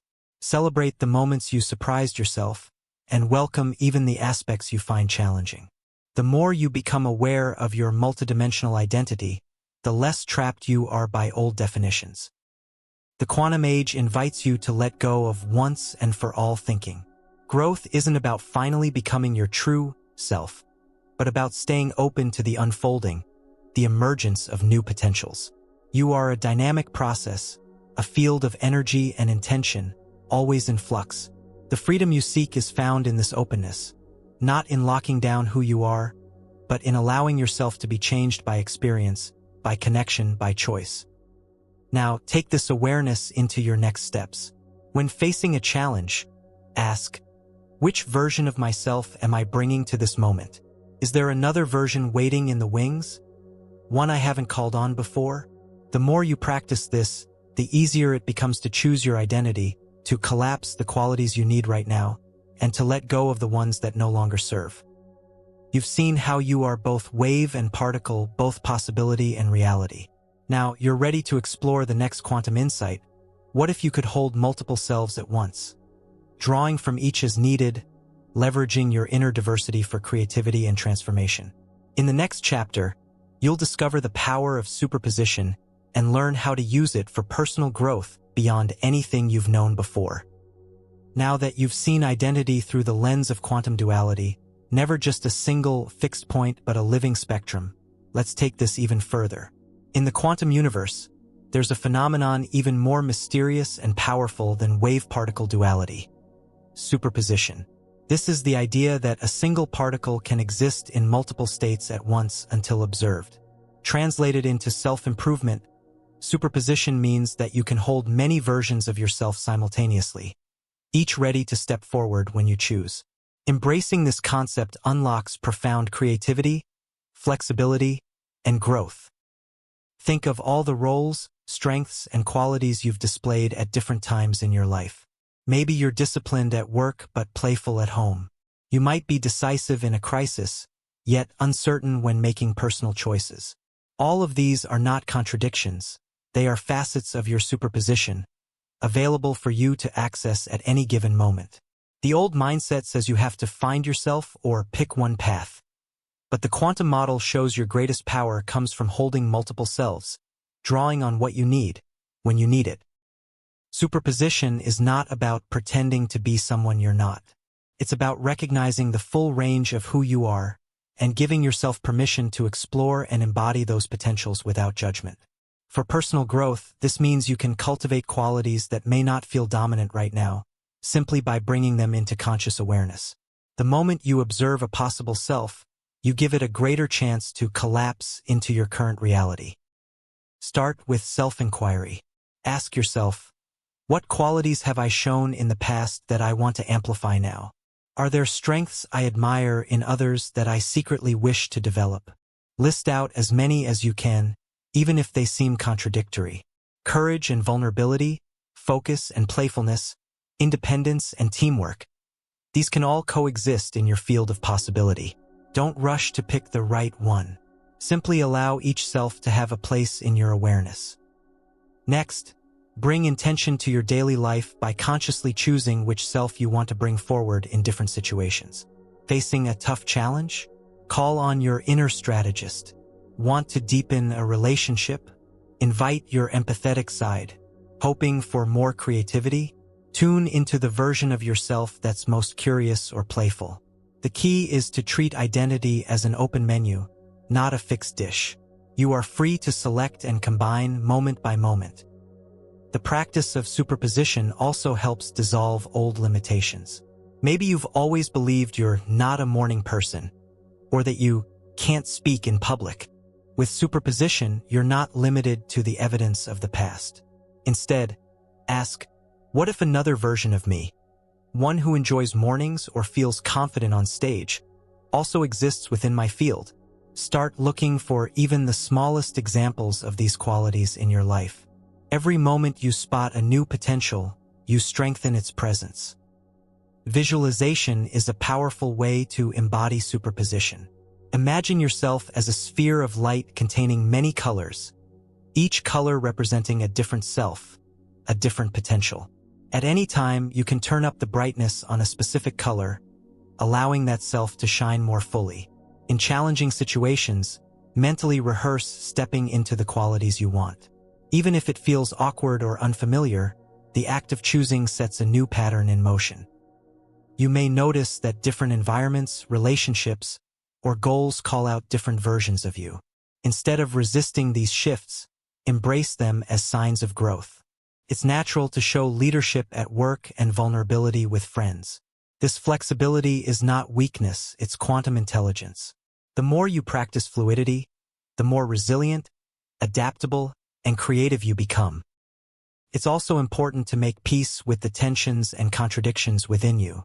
The desire to be both independent and connected, disciplined and spontaneous, is not a sign of confusion but of richness. The quantum model teaches us that holding opposing qualities at once is the very source of innovation. When you let yourself contain multitudes, unexpected solutions and breakthroughs become possible. If you ever feel stuck, unsure which self to choose, remember that you don't have to collapse the wave prematurely. Sometimes the greatest insights come from simply allowing yourself to not know, to rest in the mystery of possibility. Give yourself permission to be in between, to experiment, to evolve. When you release the need to pick one identity, you create space for new ones to emerge. Relationships offer a powerful mirror for superposition. Notice how different people bring out new aspects of you. Allow yourself to be changed by connection. Not losing yourself, but expanding the range of who you can be. Growth accelerates when you interact with others who encourage your exploration, challenge your assumptions, and celebrate your full complexity. Superposition is the heart of creative growth.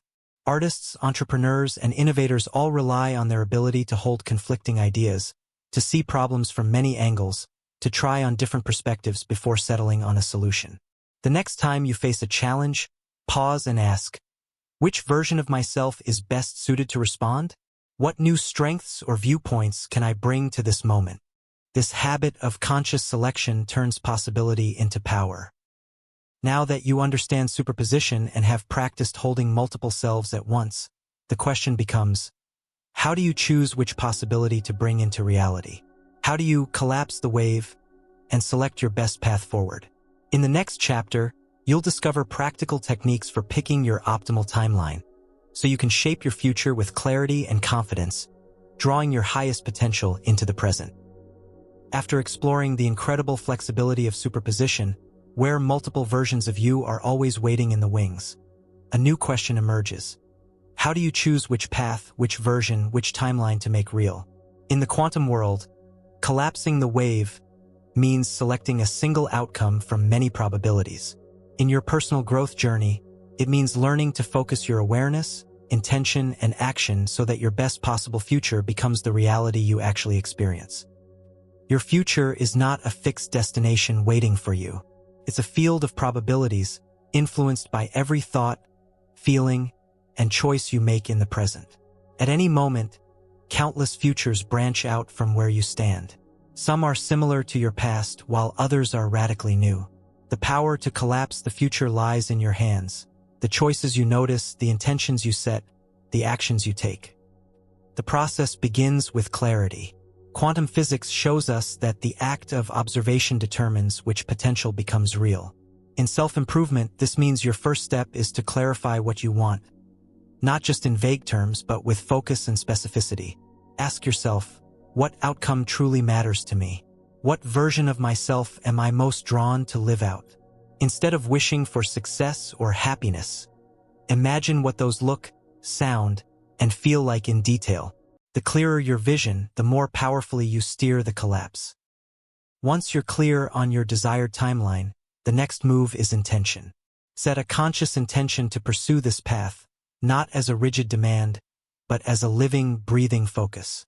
Write it down, say it aloud, visualize it as if it's already happening. The act of declaring your intention sharpens your awareness, aligning your thoughts and actions with your chosen future. Now comes the most crucial step: action. In the quantum universe, observation alone is not enough. Potential collapses into reality only when energy is applied. In your life, this means taking small, consistent steps toward your desired timeline. Action does not have to be dramatic. Sometimes, it's a single phone call, a change in routine, a moment of courage. Each step you take signals to your mind and body, and to the field of possibility, that you are choosing this reality. As you act, practice present moment awareness. Don't get lost chasing the future or dwelling on the past. The point of power is always now. Each time you focus your awareness on the present, you reinforce the collapse of your chosen future. This is why mindfulness, intention, and action work best together. Awareness opens the field, intention chooses the path, and action brings it into form. There will be times when doubt, fear, or old habits threaten to pull you back into previous timelines. This is normal. Instead of resisting, acknowledge these signals as part of the process. Each time you feel the pull of the past, use it as a cue to reconnect with your vision and intention. Ask yourself, which future am I choosing right now? Is this step moving me closer to my highest potential, or repeating an old story? These micro-decisions add up, steadily reinforcing the new timeline. Visualization can amplify your ability to collapse the future. Spend a few minutes each day seeing yourself living your chosen outcome, feeling the emotions, noticing the details, hearing the words you'd say, sensing the environment. Your brain doesn't distinguish between vividly imagined experiences and real ones. Both create neural pathways and prime your system for action. The more you rehearse your future, the more likely you are to step into it. You don't need to have every detail figured out. Quantum collapse happens in the present moment, one choice at a time. Sometimes the best move is simply to stay open, to listen for intuition, to act on small nudges rather than wait for perfect certainty. Trust that each conscious step is enough to steer the field of possibilities in your favor. Support from your environment can make collapsing the future easier. Surround yourself with people, images, and reminders that align with your chosen path. Let your surroundings reflect your intentions, whether through vision boards, supportive conversations, or even small changes to your daily routine. The more cues you receive that reinforce your desired timeline, the stronger the collapse becomes. It's important to remember that the quantum field is always in flux.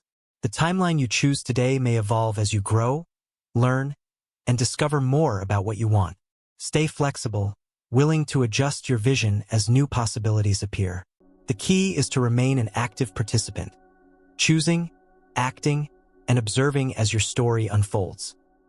As you practice collapsing your best timeline, you'll notice new opportunities, ideas, and strengths emerging, sometimes from unexpected places. Synchronicity becomes more common, as if reality itself is responding to your focus and intention. This is the magic of the quantum path. You are not passively waiting for life to happen, but co-creating your future, step by step. Now that you've learned to pick and collapse your best timeline, you might wonder, how do you know if you're truly on track? What feedback does the universe give as you move forward? In the next chapter, you'll explore the quantum mirror, discovering how synchronicity, feedback, and subtle signs can help you course-correct and accelerate your growth, making sure your reality matches your highest intentions. Now that you've learned to clarify your intentions, visualize your path, and actively collapse your best timeline, a subtle new power reveals itself: the universe's feedback. In the quantum view, reality is not a blank canvas. It's a living, responsive field, constantly reflecting your choices and intentions back to you. This is the quantum mirror, and learning to recognize its signals can accelerate your growth, helping you course-correct and deepen your alignment with your chosen path. Feedback in traditional self-improvement is often reduced to results. Did I hit my goal? Did I get what I wanted? But in the quantum path, feedback is far richer and more nuanced. It's the patterns you notice in daily life, the synchronicities that catch your attention, the emotions that surge when you move in a new direction. Every result, sign, and feeling is information from the field, a mirror showing where your energy, beliefs, and actions are truly focused. Start by paying attention to the signs and signals in your environment. Sometimes, feedback comes as obvious outcomes: a job offer, a compliment, a new opportunity. Other times, it's more subtle: a chance meeting, a song lyric that speaks to your situation, a sudden inspiration. These moments are not random. They are reflections of your internal state, showing how the universe is responding to your presence and intention. Synchronicity is a hallmark of the quantum mirror. You think about someone and they call. You dream about a new possibility, and resources or guidance appear out of nowhere. In the old model, these moments are dismissed as coincidence. But on the quantum path, they are signals that you are in resonance with the field. When you notice and honor these experiences, you amplify their frequency, inviting even more clarity and support. It's not just the positive feedback that matters. Challenges, setbacks, and emotional resistance are also mirrors. When you move toward a new reality and old fears resurface, or when obstacles appear, this is valuable information. It might mean there's an old belief still active in your system, or that you're being called to develop a new strength or skill. Treat every bit of feedback as useful data, not as a sign to give up. Learning to read the quantum mirror starts with presence. Pause each day to reflect. What signs have shown up? What feelings keep repeating? Where am I noticing flow, and where am I feeling stuck? This process isn't about obsessing over every detail, but about noticing patterns and trusting your intuition. The more you practice, the easier it becomes to distinguish meaningful feedback from background noise. Emotional feedback is especially powerful. If you feel energized, excited, or at peace, it's a sign that your actions and intentions are aligned. If you feel drained, anxious, or resentful, something in your approach or beliefs may need to shift. Instead of ignoring or suppressing these signals, honor them as guides.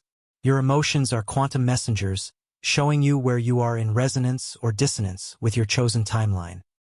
The universe also mirrors your inner state through your relationships. Notice how people respond when you are authentic, intentional, or present. Do you attract support, connection, or resistance? Interpersonal feedback reveals hidden beliefs and patterns, giving you a chance to refine your approach. When you change your inner vibration, your outer world almost always shifts in response. A helpful practice is to ask for feedback from the field. You might set an intention in the morning.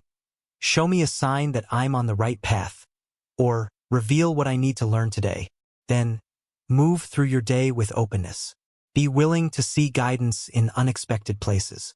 The universe often responds through small moments, so stay curious and receptive. Of course, feedback is only valuable if you use it. The quantum path is not about chasing constant signs, but about integrating what you learn. When you notice a repeated signal, a stuck emotion, a recurring obstacle, a synchronistic message, ask, what is this teaching me? Sometimes the answer is obvious. A need to slow down, to set a boundary, or to take a leap of faith. Other times, the lesson unfolds gradually, as you continue to pay attention and experiment with new actions. One of the most empowering aspects of the quantum mirror is that it never stops reflecting. Every moment offers new information, new feedback, new chances to realign. If you veer off course, the signals grow stronger, guiding you back. If you stay aligned, synchronicities multiply and momentum builds. Trust that the universe is a partner in your transformation. Not a judge, but a mirror, always ready to show you the next step. As you grow more skillful at reading and responding to the quantum mirror, your confidence increases. You become less attached to specific outcomes and more engaged with the process of feedback, learning, and course correction. This is growth at its most dynamic, a real-time dance between your intentions and the field of reality. Now that you've learned how to receive and interpret feedback from the universe, you're ready for the next stage, using intention as a force to program your personal reality. In the next chapter, you'll discover how focused, quantum-powered intention can send ripples through your field, creating a powerful engine for lasting change. Now that you've learned how the quantum mirror reflects your energy, choices, and emotions back to you, you're ready to step into one of the most powerful forces in self-improvement: intention. In the quantum path, intention isn't just a hopeful thought or a wishful desire. It's an organizing principle, a signal you send out to the universe that programs the field of possibilities. Mastering intention gives you the tools to write the code of your own reality. Intention, in its purest form, is focused awareness directed toward a chosen outcome. It's more than wanting or hoping. It's a deliberate act of creation. In quantum physics, the observer's intention influences which probability collapses into reality. In your life, your intentions shape your actions, your perceptions, and the signals you receive from the universe. The clearer, stronger, and more consistent your intention, the more you become a programmer in your personal universe. Start by defining your intention with precision. A vague wish like, "I want to be happier," is a signal scattered in all directions. A quantum-powered intention is clear and specific. I am cultivating joy by connecting with friends and expressing gratitude every day. Notice the difference. One is a mist, the other a laser beam. The more you clarify the what, why, and even the how, the more you focus the energy of your intention. But clarity is only the first step. The true power of intention comes from feeling. When you set an intention, infuse it with emotion, excitement, gratitude, confidence, peace. Emotions are energy in motion, amplifying the signal you send into the field. If you declare your intention with doubt or fear, you send a mixed message. But if you feel the reality of your intention as if it's already happening, you activate a new probability in the quantum field. Next, act in alignment with your intention. Every choice, word, and action is either broadcasting your intention or contradicting it. The universe responds not just to what you say, but to what you do. If your intention is to become more confident, act as if you already are. Speak up, take risks, stand tall. If your intention is to create abundance, make decisions from a mindset of plenty rather than scarcity. Each aligned action reinforces your intention, collapsing possibility into reality. Rituals can help you program your intention more deeply.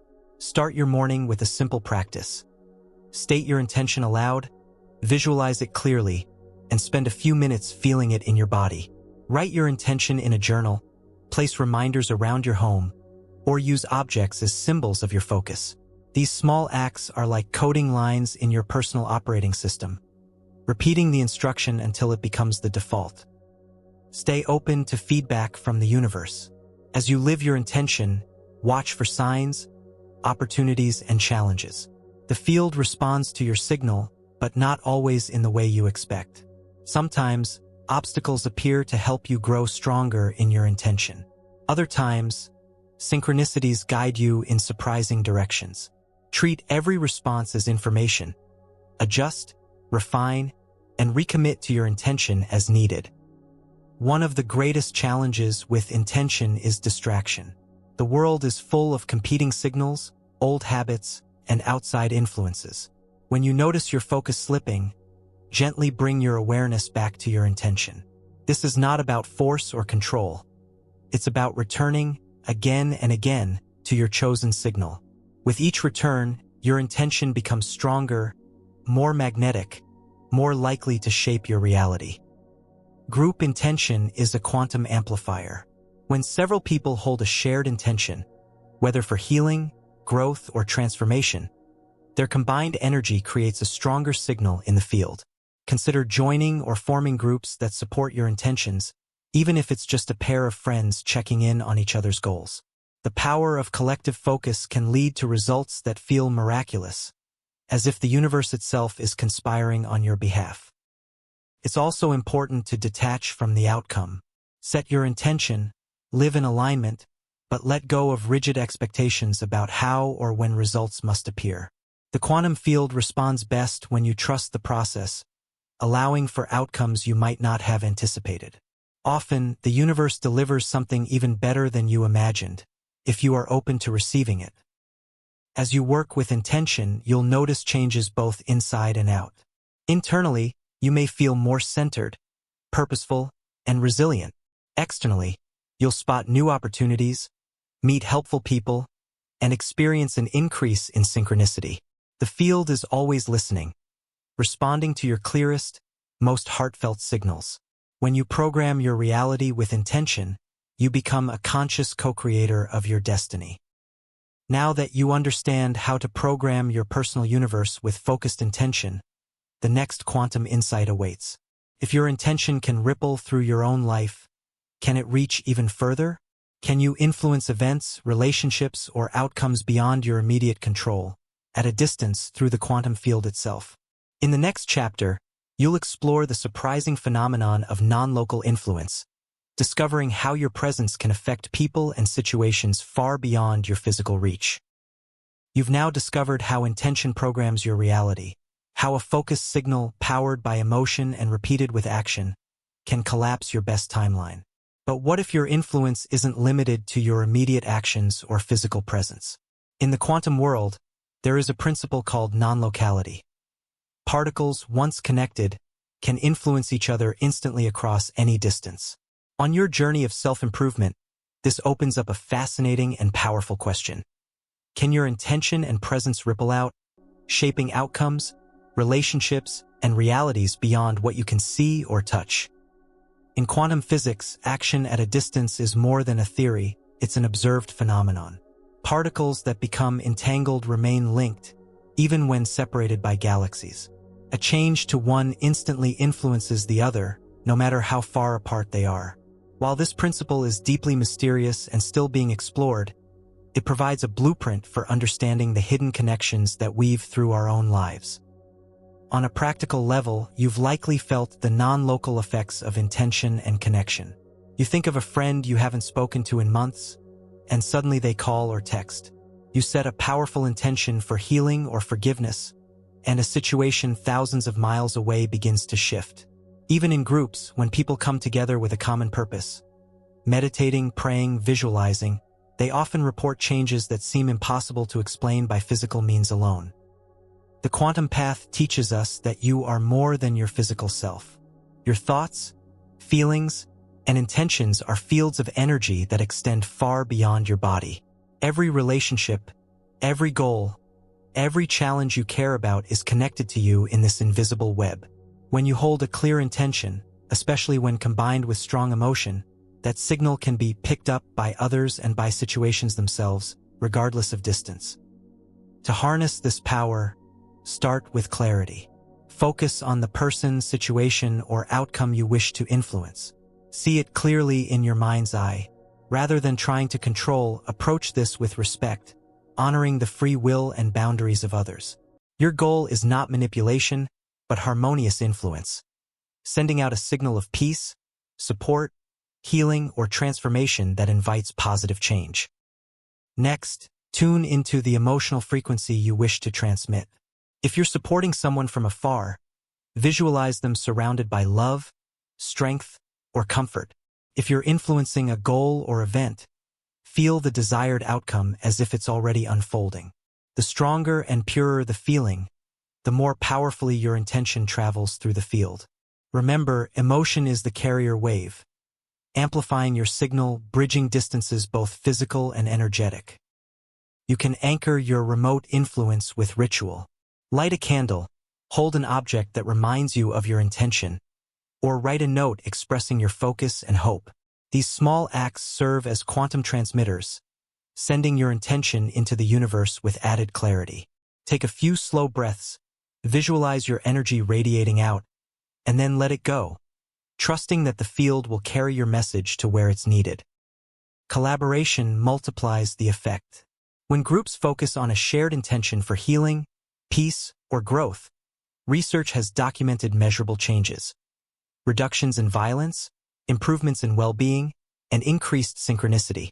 The collective signal is exponentially stronger, creating a quantum resonance that ripples across communities and even global events. Pay attention to feedback. Sometimes, the results of non-local influence appear subtly. A shift in mood, a sudden insight, a surprising turn of events. Other times, the effect is dramatic. A conflict dissolves, a new opportunity opens, a relationship heals. Trust that the field is responding, even if the feedback isn't always immediate or obvious. Skepticism is natural, and the quantum path does not require blind belief. Treat remote influence as an experiment, an opportunity to notice, learn, and refine your skills. The more you practice, the more attuned you become to the subtle currents connecting you to others and to the world at large. One powerful application is forgiveness from a distance. If you are carrying resentment or pain towards someone who is far away, or even no longer alive, use the quantum field to release, bless, or send peace to that person. Imagine the energy of forgiveness traveling to them, dissolving old knots and freeing both of you for new possibilities. Many people find that this practice brings relief and closure, even without direct communication. Use non-local influence to send support to your future self. Visualize yourself in an upcoming challenge, radiating strength, calm, and clarity. Imagine your current intention creating ripples that prepare your future self for success. In the same way, you can receive support from your past selves, recalling moments of courage or wisdom and inviting those energies into the present. As you refine your ability to influence at a distance, your sense of connection deepens. You realize you are never truly separate from others, from your dreams, or from the field of possibility itself. Your actions and intentions, however private or invisible, have real effects. The more consciously you use this power, the more aligned, purposeful, and interconnected your life becomes. Now that you've learned how to ripple change across time and space, it's time to bring this wisdom to the deepest wounds and patterns, the parts of your story that seem stuck in the past. In the next chapter, you'll discover the quantum art of forgiveness and healing, learning how to clear old entanglements and set yourself free for new growth. Having learned to influence change across distance through intention and connection, you're now ready for a profound leap, using quantum principles to heal the past. Traditional self-help approaches view the past as a chain, fixed, unchangeable, and often a source of lingering pain or regret. The quantum path sees something radically different.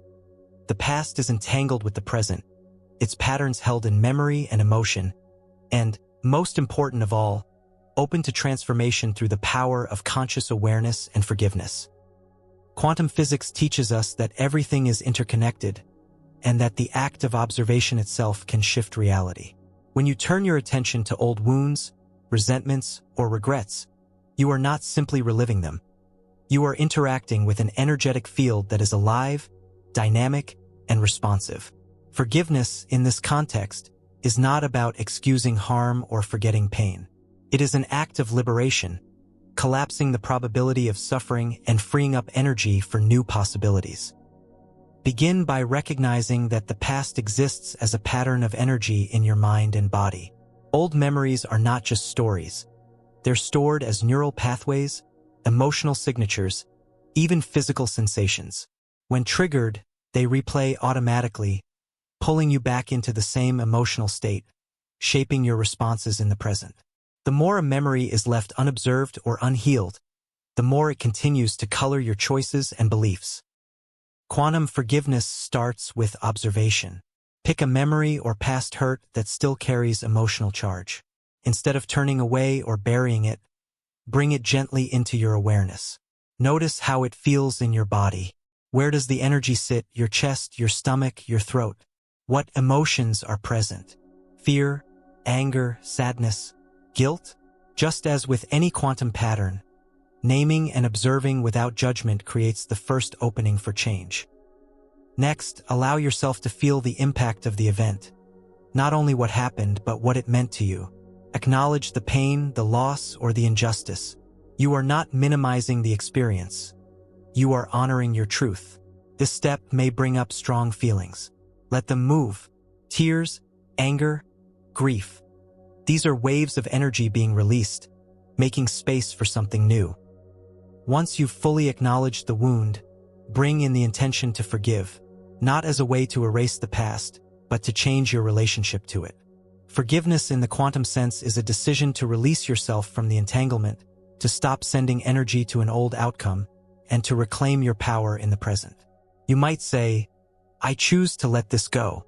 I am ready to free myself from this story. Speak it aloud, write it down, or simply hold the intention in your heart.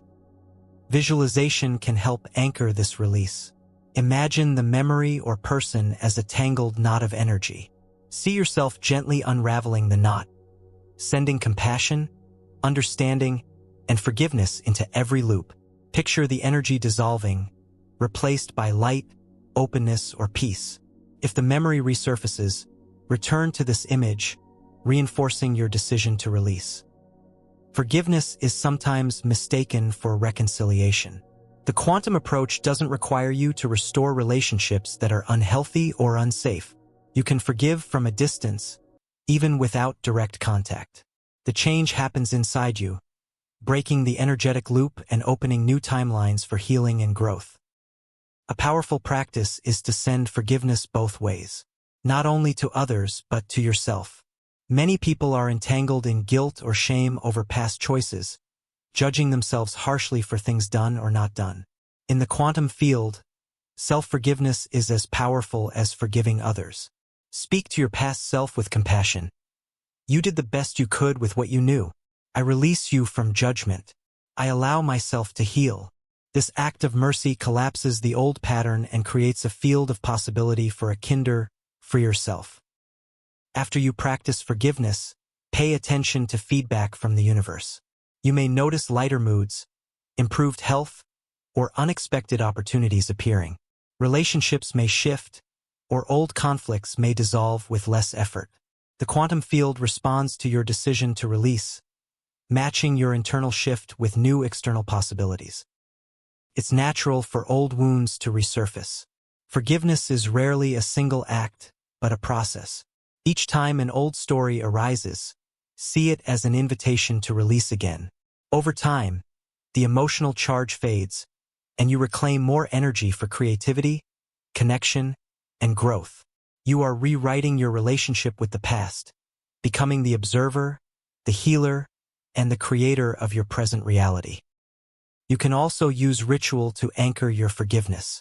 Light a candle, write a letter, sent or unsent, or create a symbol of release, like a stone you throw into water or a piece of paper you burn safely.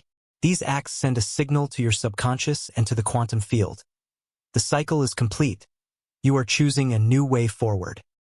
With every act of quantum forgiveness, you disentangle yourself from old probabilities, opening the door to healing in your body, your mind, and your relationships. The process is both gentle and radical, one that honors your experience and sets you free. Now that you've learned how to clear old entanglements and set yourself free from the past, the next step is to focus this liberated energy on your physical being. In the next chapter, you'll discover the quantum secrets of reprogramming your health from within, how your thoughts, emotions, and beliefs can trigger genuine healing and lasting vitality. You've now experienced the liberation that comes from quantum forgiveness, breaking old entanglements and freeing up energy to fuel new realities.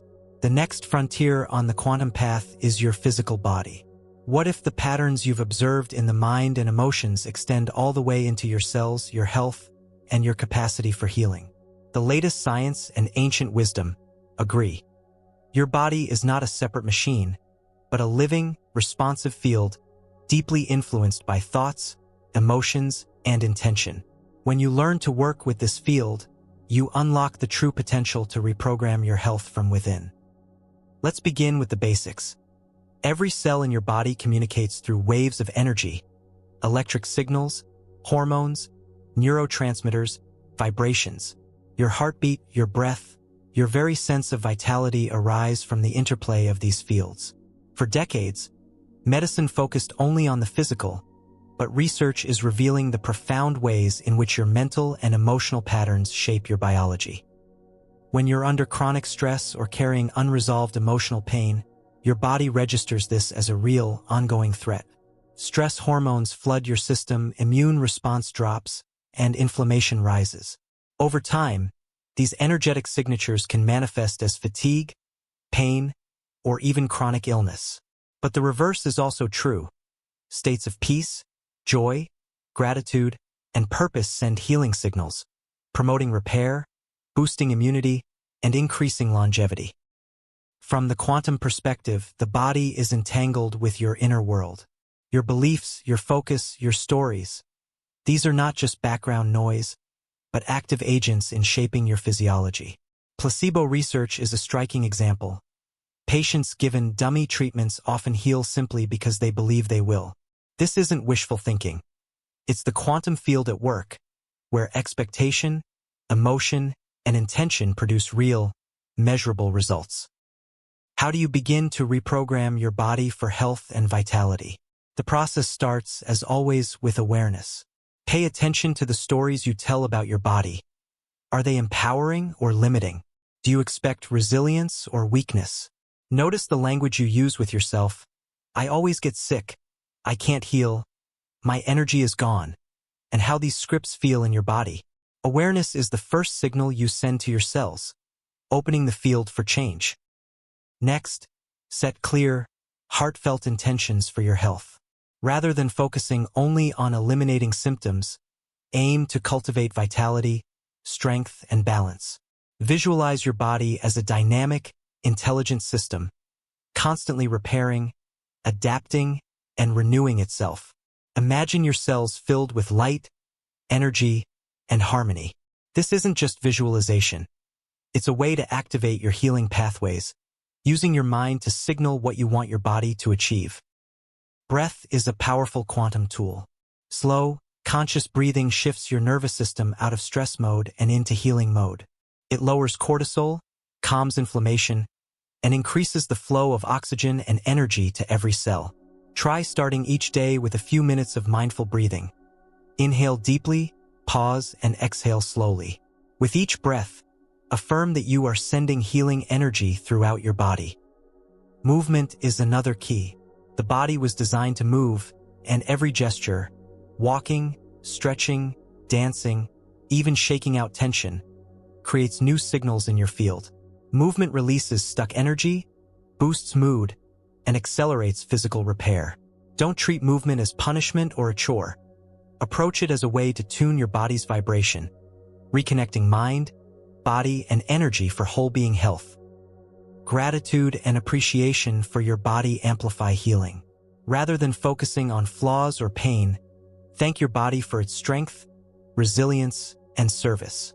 Place a hand on your heart or any area needing healing, and send genuine appreciation. This simple act can shift your biochemistry, raise your vibration, and create space for new outcomes. Nutrition, hydration, and rest are also forms of energy programming. Choose foods that nourish and energize you. Drink water mindfully, visualizing it cleansing and renewing your system.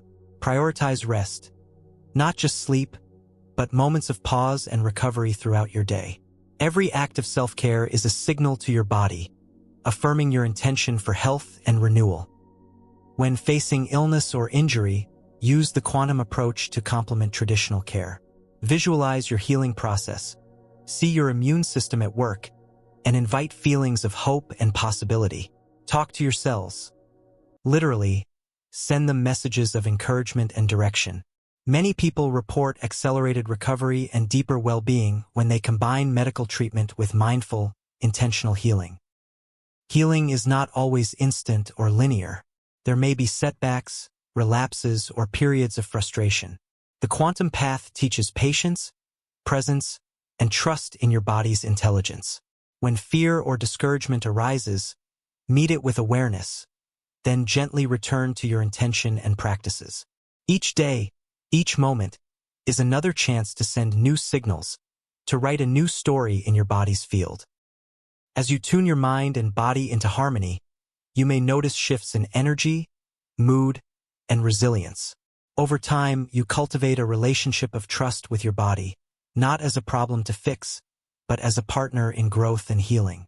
The more you align thought, emotion, intention, and action, the more you awaken your body's natural quantum potential. Now that you've learned to reprogram your health from within, it's time to turn this wisdom outward. Just as your internal patterns shape your body, your energy influences your relationships. In the next chapter, you'll discover the quantum secrets of resonance, how to tune into the right connections and attract the people and outcomes that amplify your growth. With the power to reprogram your health from within, you now stand at the threshold of another profound realization. Your inner energy doesn't just affect your body, it shapes every relationship in your life. In the quantum universe, resonance is the principle that explains why some connections feel effortless and nourishing, while others create tension or drain your vitality. When you learn to tune your energy, you attract and sustain relationships that mirror your highest intentions, and you naturally shift away from connections that no longer serve your growth. Resonance, in physics, refers to the tendency of objects or waves to vibrate together in harmony. A tuning fork struck near another fork of the same frequency will set the second fork humming. Your thoughts, emotions, and intentions operate in much the same way. Every interaction, whether brief or lifelong, is an exchange of energy. Some people light you up, making you feel seen and understood. Others leave you feeling depleted or off balance. These reactions are not random. They're signals of resonance or the lack of it between your field and theirs. Start by observing your own energetic frequency. How do you feel after different conversations, meetings, or messages? Which connections make you more yourself, bringing out your best qualities? Which ones pull you back into old habits or stories? This awareness is the first step in mastering resonance. Rather than forcing connection where none exists, you begin to honor the information your body and emotions provide. Healthy resonance doesn't mean that relationships are always easy or free of conflict. In fact, some of your greatest growth happens when you encounter friction. But in resonant relationships, even challenges are opportunities for deeper understanding and transformation. You feel supported, encouraged to evolve, and seen for who you truly are. To cultivate resonance, start by tuning your own energy. The more you align your thoughts, emotions, and actions with your intentions, the more you broadcast a clear signal into the world. This signal acts like a magnet, attracting people and experiences that match your vibration. When you feel confident, compassionate, or curious, you naturally draw in relationships that reflect those same qualities. Intentional presence is a powerful way to amplify resonance. When you engage with others, family, friends, coworkers, even strangers, bring your full awareness to the interaction. Listen deeply, speak from the heart, and notice the energetic exchange happening beneath the words. This mindful presence not only strengthens your current relationships, but also acts as a beacon for new, aligned connections to find you. Boundaries are essential to maintaining healthy resonance. It's natural to fall out of sync with some people as you grow and change. Notice where you feel consistently drained, manipulated, or undervalued. These are signs that the energetic match is no longer serving your highest good. Setting clear, compassionate boundaries protects your field, making space for more nourishing relationships to develop. Sometimes, tuning into resonance means letting go. Releasing relationships that have run their course is not a failure. It's an act of self-respect and growth. When you free up your energy from connections that no longer align, you create room for new people and experiences that truly support your evolution. Resonance also plays a key role in conflict and healing. When misunderstandings arise, approach them as opportunities to retune your energy. Instead of reacting from old wounds or defensiveness, pause and ground yourself in your intentions. Ask, how can I show up with clarity, compassion, or curiosity here? Your shift in energy often ripples through the interaction, inviting new possibilities for connection and resolution.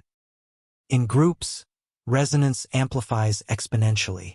Think of the energy in a concert, a team celebrating a win, or a community united around a purpose. When individuals align their intention and focus, the group field becomes more coherent, creative, and powerful. This is why collaboration and collective vision are so transformative. They combine multiple fields into a single, resonant wave. Even at a distance, resonance can be felt. You've likely experienced moments when you thought of someone, only to have them reach out or sense someone's mood from afar. The quantum field connects you to everyone you've ever known, allowing for energetic communication and influence beyond physical proximity. To attract new, resonant connections, clarify your intentions for the relationships you desire. Visualize the qualities: support, inspiration, growth, joy that you wish to share. Embody those qualities in your daily life. When your inner frequency matches what you seek, the field responds. Synchronicities increase, introductions happen, and old patterns give way to new, uplifting dynamics. Resonance also means showing up authentically. The more you express your true self, your values, interests, boundaries, and quirks, the easier it is for the right people to find you. Pretending or hiding parts of yourself only creates static in your field. Authenticity is magnetic. It attracts those who are meant to walk this path with you. As your awareness of resonance deepens, your relationships transform from sources of stress or confusion to engines of growth and joy. You learn to release what drains you and nurture what inspires you, trusting that the universe always responds to your clearest signals. With relationships attuned and your energy field clear, you're ready for a new level of integration. What if you could bring mind and body into total harmony, operating as a single, coherent system? Next, you'll explore the science and practice of coherence, learning how to synchronize your inner worlds for peak energy, health, and flow. Now that you're tuned into the quantum dynamics of relationships, honoring resonance, setting boundaries, and cultivating authenticity, it's time to bring your focus inward, to the very core of your being. The next level of quantum transformation is coherence, the state in which your mind and body synchronize into a unified field, amplifying energy, clarity, and flow. When you achieve coherence, life feels less like a struggle and more like a dance, effortless, energized, and deeply aligned. Coherence in science describes systems whose parts operate in perfect harmony. Heart and brain waves sync up. Teams work in effortless unison. Lasers concentrate energy into a single, powerful beam. In your own life, coherence is the experience of everything working together, your thoughts, feelings, body, and actions moving as one. It's the difference between being scattered and feeling unstoppable. Begin by tuning into your current state. Do you often feel pulled in different directions, your mind wanting one thing, your body another, your emotions spinning off on their own? This inner noise is a sign of incoherence, a common byproduct of modern life. The good news: coherence isn't something you're born with or without. It's a skill you can build, moment by moment. One of the most direct ways to achieve coherence is through the breath. Heart rate variability research shows that slow, rhythmic breathing can bring your heart, mind, and body into immediate alignment. Try this. Place a hand on your heart, close your eyes, and inhale slowly for 5 counts. Then exhale for 5. Repeat for a minute or two. Notice how quickly your thoughts settle, your body relaxes, and a sense of centeredness grows. This is coherence in action. Visualization multiplies the effect. As you breathe, imagine a wave of light or energy moving in perfect harmony from your heart to your head and throughout your body. Feel each cell coming into sync, every part of you focused and united. When practiced regularly, this technique trains your system to default to coherence, even under stress. Coherence isn't just about calm. It's about efficiency and flow. Athletes call it being in the zone, artists experience it as creative flow, and leaders describe it as clarity under pressure. In these moments, your whole being is oriented in one direction, channeling maximum energy with minimal resistance.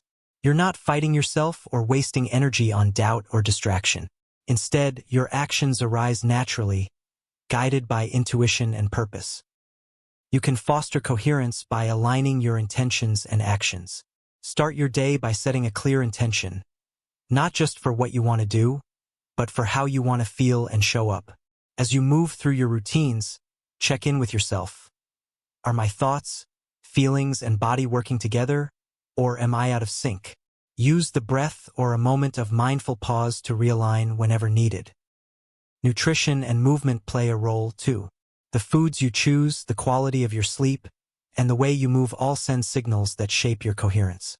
When you nourish your body with care, move regularly, and rest deeply, you set the stage for synchronization at every level. Relationships can either support or disrupt coherence. Spend time with people who encourage your growth, respect your energy, and align with your values. Notice how your coherence improves when you're with those who resonate at a similar frequency. When conflicts arise, use them as prompts to recenter. Ask yourself, what do I need to restore harmony inside before I try to fix things outside? Practices like journaling, meditation, and mindful reflection help you spot the sources of incoherence in your life. Old beliefs, unresolved emotions, or competing desires. As you bring these into awareness, you can consciously choose what to keep and what to let go, clearing space for greater unity. A practical exercise. Each evening, reflect on your day. When did you feel most aligned?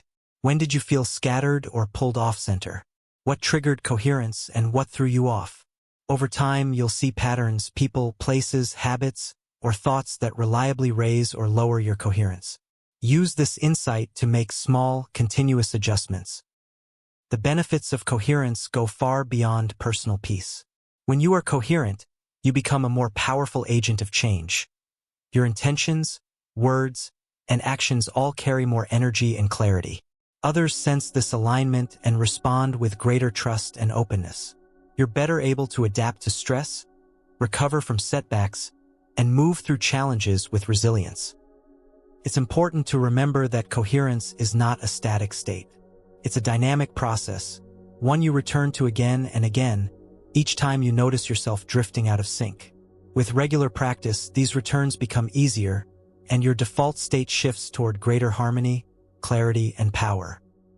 With mind and body now moving as one, you're ready to expand coherence beyond the personal, tapping into collective power for transformation. In the next chapter, you'll discover how groups, teams, and even entire communities can use quantum principles to synchronize intentions, amplifying the impact of change and accelerating evolution for all. With mind and body moving in harmony, you're prepared to access one of the greatest sources of transformation, the quantum field of collective change. While much of self-improvement focuses on the individual, your habits, thoughts, emotions, and actions, the quantum perspective reveals a much larger reality. You're not just an isolated self, but part of an interconnected web where intentions ripple outward and return amplified. When groups sync their energy, vision, and focus, the results can be extraordinary. This is the power of tapping into the collective quantum field. Quantum physics has shown that all things exist within a unified field of energy. Entanglement connects particles across vast distances. Synchronicity connects minds and hearts across the globe. On a human level, this field expresses itself as shared experience. Group intention, mass movements, cultural shifts, and moments of seemingly magical cooperation. When people unite around a common goal, they become more than the sum of their parts. Their individual energy fields overlap, synchronize, and create new possibilities that no single person could achieve alone. Throughout history, we've seen the impact of collective intention. Peaceful protests spark revolutions. Healing circles foster miracles. Scientific discoveries arise in different places at once, as if ideas are in the air. Even on a smaller scale, families, teams, and friend groups experience greater joy and success when they share vision and support. The quantum field responds to the coherence of the collective, organizing events, opportunities, and resources in surprising ways. You can begin working with collective quantum change by clarifying your own intention for group connection.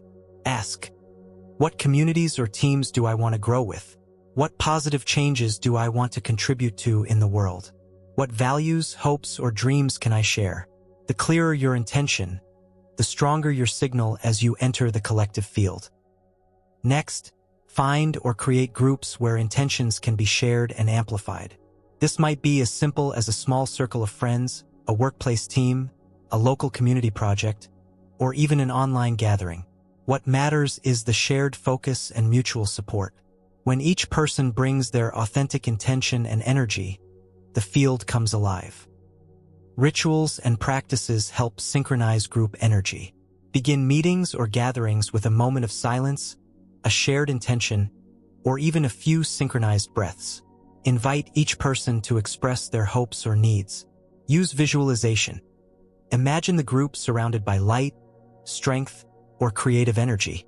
These simple acts attune everyone to the same frequency, making collaboration and innovation more natural and effective.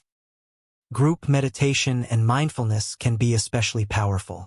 Research has shown that even short periods of synchronized intention, when groups focus on peace, healing, or shared goals, produce measurable changes, from improved emotional well-being to shifts in crime rates and social harmony. When you join your awareness with others, you amplify not just your personal field, but the collective energy available to everyone involved. Collective quantum change also thrives on diversity. Each person brings unique strengths, perspectives, and experiences to the field. Differences are not obstacles but assets, sparking new solutions and greater creativity. The more open and inclusive the group, the more dynamic the possibilities become. Celebrate diversity as a quantum resource, an endless well of ideas and energy waiting to be explored. As you participate in collective intention, be aware of feedback from the field. Notice how new opportunities, people, and ideas begin to flow when your group is aligned. Pay attention to synchronicities, sudden breakthroughs, or unexpected solutions. The more you acknowledge and act on this feedback, the stronger the collective field becomes. You may encounter resistance, disagreements, setbacks, or moments when the group's energy scatters. This is normal. Use these moments as prompts to pause, reconnect, and return to shared intention. Encourage open communication and honest reflection. Sometimes the greatest breakthroughs happen just after a period of chaos or confusion. Trust the quantum process. Alignment is always possible, and every challenge contains the seed of new growth. In the digital age, collective quantum change is not limited by geography. Online groups, global meditations, and digital collaborations create new possibilities for synchronization and impact. You can join a worldwide movement or start a ripple in your own community.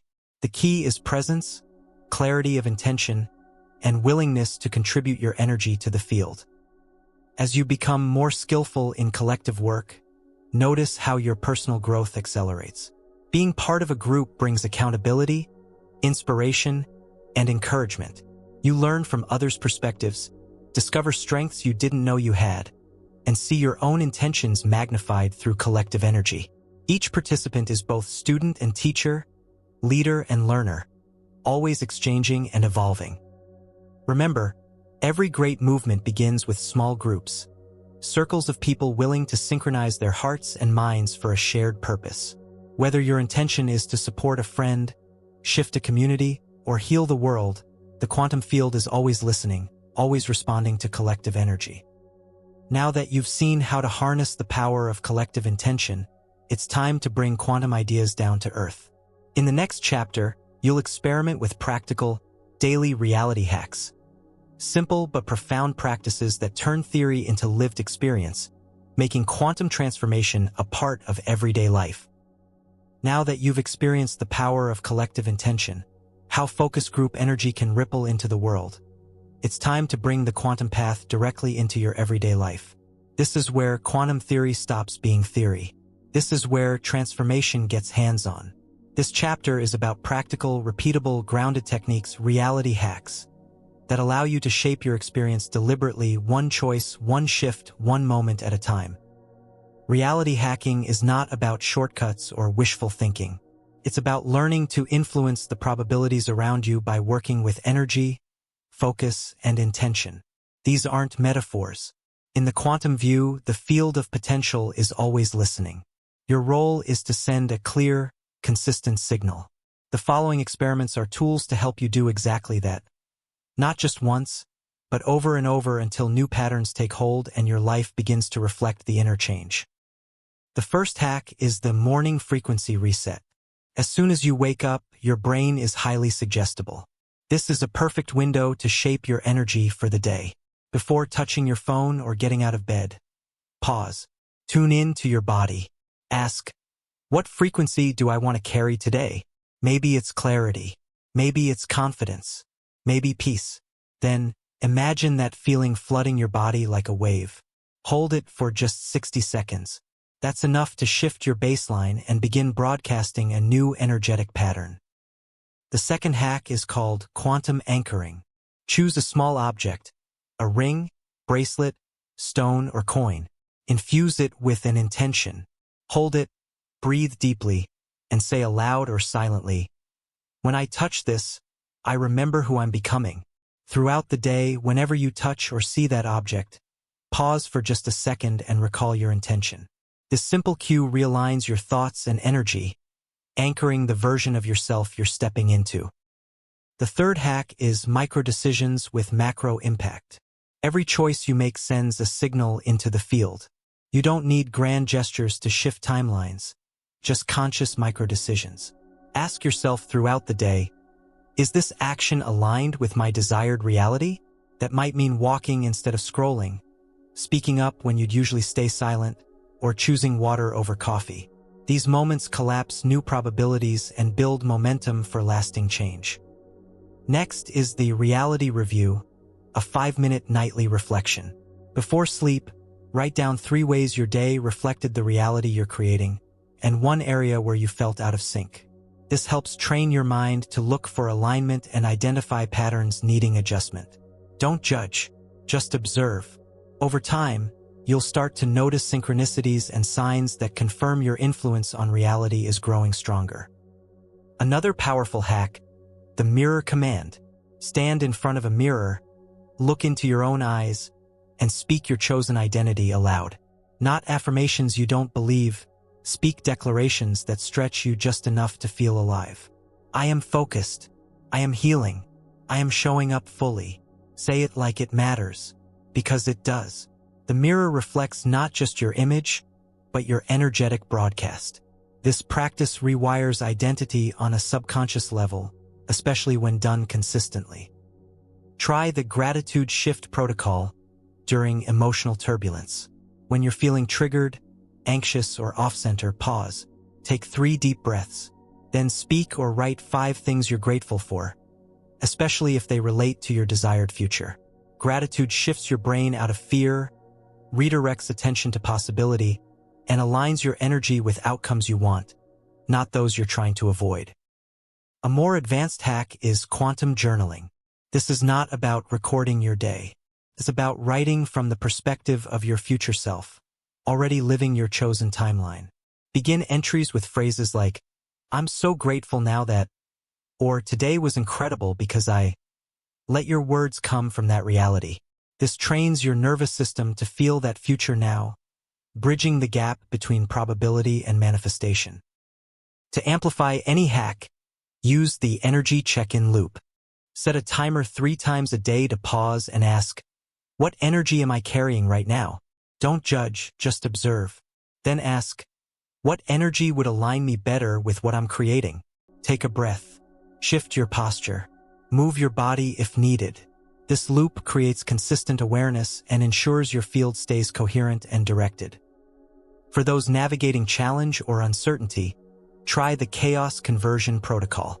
When life feels overwhelming or unpredictable, instead of resisting the chaos, lean in, sit quietly, breathe, and ask, what opportunity is being hidden in this disruption? Chaos in the quantum field is not failure, it's fertile. It's the moment before a new pattern emerges. Use chaos as data. Listen, then act on the clearest impulse that follows. Another subtle but potent hack is synchronize sound. Choose music that matches the frequency you want to embody. Calm, energized, empowered. Listen intentionally, not just as background. Move to it. Let it retune your system. Sound is a direct language to your cells. Used consciously, it can bring you back to alignment in seconds. Remember, these are not rituals for performance. They're tools for presence. The more consistently you use them, the more naturally they become part of who you are. They're ways of telling the universe, I'm paying attention, I'm choosing this, I'm participating. Some of these hacks will feel natural. Others may feel awkward at first. That's a good sign. Discomfort means your system is rewiring, stretching into new territory. Stay with it, track your shifts, and keep asking, what else is possible? What version of me am I choosing today? Now that you've learned to influence your reality moment by moment, it's time to unlock the next level of creative power. What if you could access innovation, intuition, and insight on demand, not just through effort but through quantum flow? In the next chapter, you'll explore how to unleash your innate genius using the creative chaos of the quantum field. Now that you've equipped yourself with reality hacks, tools for shaping the moment-to-moment flow of your life, you're ready to access one of the most potent forces available in the quantum field: creativity. Not the kind that's reserved for artists, but the kind you use every day to think, to solve, to design, to adapt. In the quantum view, creativity is not a skill, it's a frequency. And when you learn to tune into it, ideas don't trickle in. They rush in. They collide. They surprise you. They reinvent everything. Quantum creativity begins with one crucial insight. The universe is inherently unpredictable and generative. Particles appear from nowhere. Outcomes change when observed. Patterns arise from chaos. This same unpredictability exists in you. Beneath your routines and conditioning lies a field of endless novelty. To access it, you don't need to try harder. You need to allow more. You need to enter the state where inspiration lives. First, understand that creativity and control rarely coexist. The more tightly you grip your process, your timelines, or your expectations, the more you limit the field's ability to surprise you. Letting go doesn't mean losing direction. It means loosening the boundaries enough for something unexpected to enter. Quantum creativity is fueled by curiosity, not certainty. Start by changing your relationship to problems. Instead of viewing them as obstacles, see them as portals. Every problem is an invitation from the field to think differently, to move in a new way. Ask a better question. Not, how do I fix this? But what unseen path could solve this elegantly? Then pause. Don't chase the answer. Let it approach you. This leads to your first creative practice, incubation stillness. When faced with a challenge, take a 5-minute break. No phone, no input, no thinking.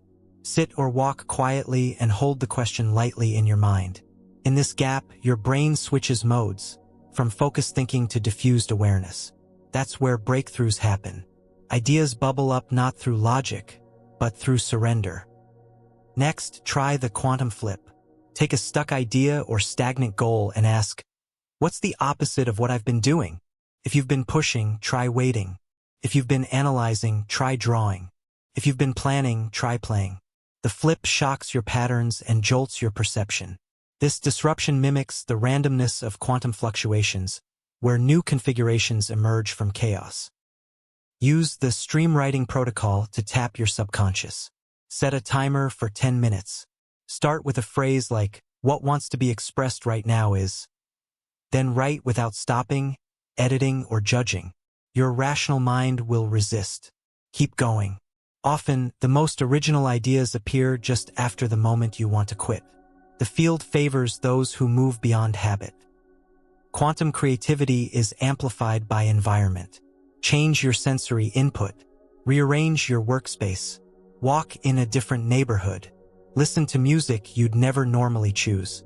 Novelty increases neural plasticity and invites cross-connections between unrelated ideas. That's what creativity is, a new pattern born from fragments that didn't belong together until now. Movement activates insight. When your body moves, your energy flows. Try idea walking. Take a walk with a single question in mind. Speak it aloud. Let thoughts arise. No need to solve anything immediately. Just let the rhythm of walking open new neural pathways. Many breakthroughs arrive not when you're forcing thought, but when your body is in gentle motion. Sleep is another creative ally. Your dreaming brain is wildly nonlinear, capable of connecting concepts your waking mind would never pair. Use dream seeding to plant a creative question before bed. Write it down, say it aloud, then let go. Keep a notebook nearby. Often, ideas or images surface in the morning, raw, strange, but full of potential. The subconscious mind speaks in metaphor, and it often sees answers before you do. One of the most potent creative states is flow. This is a measurable physiological condition where time disappears, self-consciousness fades, and pure creation takes over. Athletes, coders, musicians, and thinkers all describe it similarly.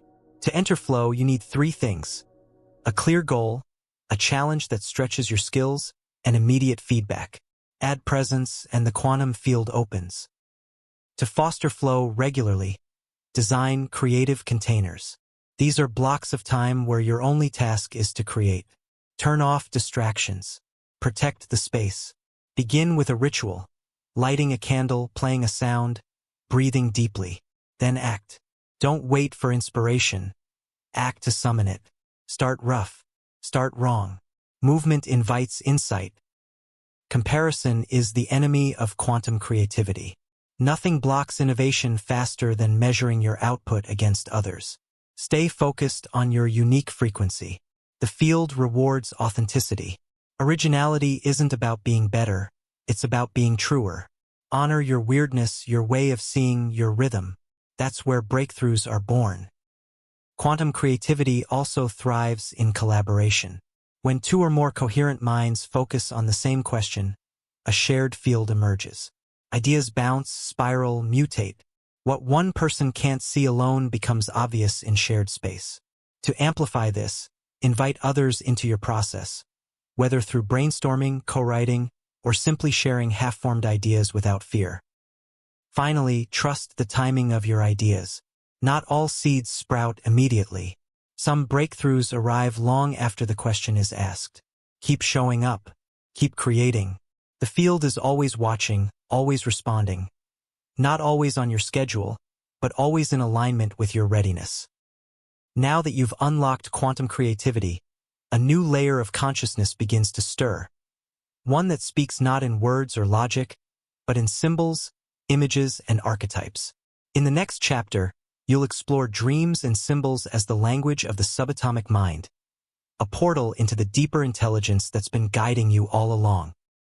Now that you've tapped into quantum creativity, where solutions rise from stillness, movement, and spontaneity, it's time to listen to the deeper voice that's been guiding your growth beneath the surface all along. This voice doesn't speak in sentences. It whispers in images, paints in emotion. It moves through dreams, metaphors, and sudden intuitive flashes. It is the subatomic mind, the deeper layer of consciousness that interfaces with the quantum field in real time, shaping your reality from behind the scenes. The subatomic mind doesn't live in your thoughts.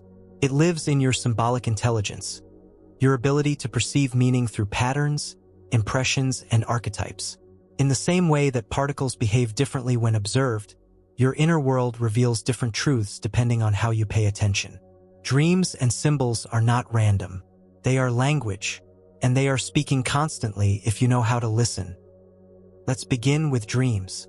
From a purely neurological perspective, dreams are the result of memory consolidation, emotion processing, and cognitive cleanup. But from a quantum perspective, they're more than that. They are windows into the probabilistic space of your consciousness. In dreams, time becomes fluid, identity becomes malleable, and logic gives way to insight. You're not bound by the rules of waking life. You're free to explore alternate versions of yourself, scenarios your waking mind won't permit. Dreams operate like quantum simulations. They allow you to test decisions, resolve emotional entanglements, and process unspoken fears in a sandbox of imagination. Many cultures have long understood this, dreams as medicine, as prophecy, as guidance. But in the quantum view, dreams don't predict the future, they help collapse it. They surface subconscious data that can shape your waking choices. To begin accessing your subatomic mind through dreams, start a dream journal. Keep it within reach of your bed. As soon as you wake, before you speak, move too much, or pick up your phone, write whatever fragments you remember. Even if it's one image, one feeling, over time your recall sharpens. The field responds to attention. Once you begin to gather your dreams, look for recurring symbols. A staircase, an ocean, a vehicle, a shadowed figure. These are not arbitrary. They are encoded messages, expressions of your unconscious navigating the quantum landscape. Don't rush to analyze. Instead, ask, what emotion arises with this symbol? What situation in my life echoes this feeling? Symbols are bridges. They connect the rational and the intuitive, the conscious and the unconscious. In waking life, symbols appear as synchronicities, repeated numbers, phrases you keep hearing, visual patterns that draw your attention. When something random shows up 3 times in one day, that's not random. That's resonance. That's the field echoing something your inner mind already knows. To work with waking symbols, practice the symbol scan. Once a day, pause and ask, what has shown up repeatedly in my experience lately? Then reflect, what might this be pointing me toward? What part of me is trying to speak through this? Don't search for exact definitions. Let meaning emerge through connection and feeling. This is how the subatomic mind delivers messages, layered, indirect, but unmistakably personal. The subatomic mind often communicates through archetypes, universal themes encoded in all human experience. The hero, the child, the mentor, the shadow. You meet these in stories, movies, myths, and in your own inner life. The archetype you're drawn to at a given time often reflects the stage of transformation you're in. Pay attention to what characters you admire, fear, or resist. They are mirrors. They're fragments of you waiting to be integrated. To deepen this awareness, use the archetype mapping practice. On a page, write down 5 fictional characters, animals, or figures you've been drawn to lately. Then ask, what does each one represent to me? What aspect of myself do they mirror? This is not psychological labeling. This is energetic decoding. You're learning the grammar of the symbolic universe, how your deeper self makes contact with your waking mind. Your creative process also benefits from this symbolic awareness. Every idea you generate is shaped not just by logic, but by metaphor. A business plan might emerge in your mind as a tree, a blueprint, or a journey. Let those metaphors guide the development.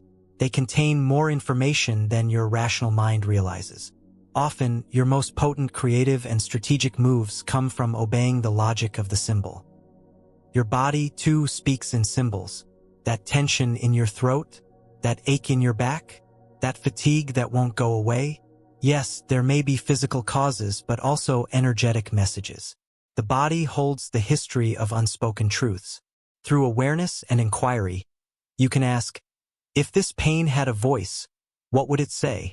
Then listen, not to fix, but to understand. Integrating the subatomic mind into daily life isn't about decoding everything or becoming overly analytical. It's about cultivating presence. It's about becoming aware of the signals that surround you, signals from your own deeper knowing. This awareness transforms the mundane into the meaningful. You walk through your day not just as an observer, but as a translator of energy and symbol. This process of translation creates an inner dialogue, a living conversation between your waking self and your quantum intelligence. Over time, trust deepens. You stop needing to figure things out and begin allowing insight to arise. You become fluent in the language of your own becoming. Now that you've opened this deeper communication channel, there's a way to go even further by working with the subatomic mind while you sleep. In the next chapter, you'll discover how to turn rest into reprogramming, using the powerful state of sleep to reinforce transformation and accelerate inner change. Now that you've opened a direct channel to your subatomic mind through dreams and symbols, you've likely started noticing a new layer of intelligence emerging. Subtle signs, unexpected insights, emotions revealing messages you'd once ignored. And yet, there's still a vast and largely untapped zone where your transformation can deepen: your sleep. What if sleep wasn't just a biological recharge, but a programmable interface with the quantum field? What if, as your body rests, your deeper self continues to learn, rewrite, and realign? This is the power of the quantum sleep hack, a way of turning your nightly rest into one of the most powerful reprogramming windows available. No effort, no struggle, just the right focus before drifting off, and the understanding that your subconscious never stops listening. In fact, it listens most intently when your conscious defenses relax. Your brain cycles through several stages during sleep. One of the most important is the theta-dominant state that occurs just as you're falling asleep and again during REM cycles. In this state, your mind is highly impressionable, open to suggestion, emotion, and imagery. In theta, the filter between conscious and subconscious thins. And in that liminal space, the stories you feed yourself take root. If you go to sleep carrying the same narrative, I'm behind, I'm not enough, nothing is changing, your subconscious will spend the night rehearsing and reinforcing that identity. But shift that script, and your dreams, body, and energetic field begin tuning to a different signal. The quantum field doesn't differentiate between waking and dreaming. It only responds to consistency of frequency. The first part of the quantum sleep hack is what you do in the final 15 minutes before bed. This is your window of influence. Avoid the scroll, the negative news, the problem-solving mode. Instead, bring your attention inward. Ask, what do I want to carry into my dream state tonight? It might be a feeling, peace, clarity, confidence. It might be an intention, healing, resolution, inspiration. Then speak it, write it, or visualize it. Keep it simple, direct, present tense. I trust the timing of my life. My body knows how to heal. I am supported and safe. Say it gently, like a lullaby to your deeper mind. Let the feeling of that statement settle into your body. Your nervous system should feel soothed, not stirred. This isn't about hype.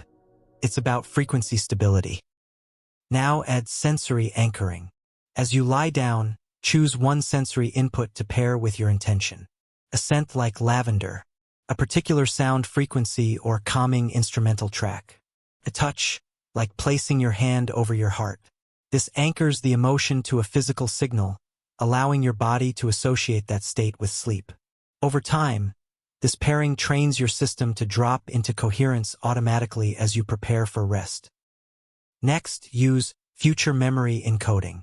As you close your eyes, replay a scene, not from your past, but from the future you're building. See yourself in the version of life you desire. Feel the details, your posture, your surroundings, your energy. Hear your voice. Breathe it in. Even if it's only for 30 seconds, that signal begins to collapse new possibilities into your field. The subconscious loves images, rhythm, and repetition. This is how you write a new identity into your system. You can take this deeper with sleep questions. Instead of trying to force solutions during the day, offer your mind a question as you drift off. What am I not seeing about this decision? What belief is ready to shift? What's the next aligned step? Don't demand an answer. Simply offer the question and let it go. Your quantum mind will begin sorting through probabilities, drawing insights, symbols, and nudges into your dreams or into your awareness the next day. To amplify this process, use dream recall triggers. Place a small item beside your bed, a notebook, a symbolic object, even a crystal or token. As you prepare to sleep, associate it with the phrase, I receive and remember what matters. Upon waking, write down any fragments that come to you, even if they seem irrelevant. Clarity often emerges after consistent attention. Throughout this process, you are not trying to force change. You are offering direction. Sleep is when the conscious mind steps aside. You don't need to manage it, you only need to guide the current. If your day has been chaotic or emotionally intense, begin with a clearing breath. Acknowledge what's been stirred. Then ask, what energy do I choose to end the day with? This ensures your field doesn't carry the chaos of today into the architecture of tomorrow. As you continue practicing the quantum sleep hack, you'll notice subtle shifts. You may wake with new clarity. Old memories may release through dream patterns. Synchronicities may accelerate. And you'll find that rest becomes not just recovery, but a portal to recalibration. Each night becomes a return to source, a tuning of your system, a download of new intelligence. If you have difficulty falling asleep, use a body scan relaxation with intention-infused breath. As you inhale, imagine golden light entering through your crown. As you exhale, let tension melt from your body. Pair this with a phrase like, I welcome peace. I trust the process. This tells your nervous system, it is safe to relax. It is safe to heal. On particularly restless nights, don't fight the wakefulness. Use it. Sit up, write, breathe, re-listen to your intention. Often, moments of insomnia are opportunities to access deeper guidance. Your field may be shifting. Your system may be integrating. Trust the timing. Trust the intelligence behind the disruption. With consistent practice, the sleep state becomes not just passive but active, rich with transformation. Every night, you move through cycles of release and renewal. With the right guidance, your body heals, your subconscious learns, and your quantum field recalibrates. You're not simply resting, you're rewriting. Now that you've learned how to reprogram yourself while you rest, it's time to bring your focus back to waking life and to the art of conscious creation. In the next chapter, you'll take everything you've practiced and give it an upgrade, Manifestation 2.0, where science meets spirit and intention becomes impact. You've now learned to reprogram your internal world during one of the most powerful windows of influence, your sleep. Each night, your system recalibrates, and your subconscious absorbs direction like soft clay ready to be shaped. But this next phase takes everything you've explored, intention, coherence, emotional frequency, symbolic intelligence, and puts it to work in your waking life. Welcome to Manifestation 2.0. This is not about wishful thinking or vision boards. This is about shaping reality using principles grounded in quantum mechanics, focused attention, and conscious alignment. Traditional manifestation approaches tend to oversimplify, visualize, believe, receive. But in the quantum model, you're not waiting for the universe to hand you what you want.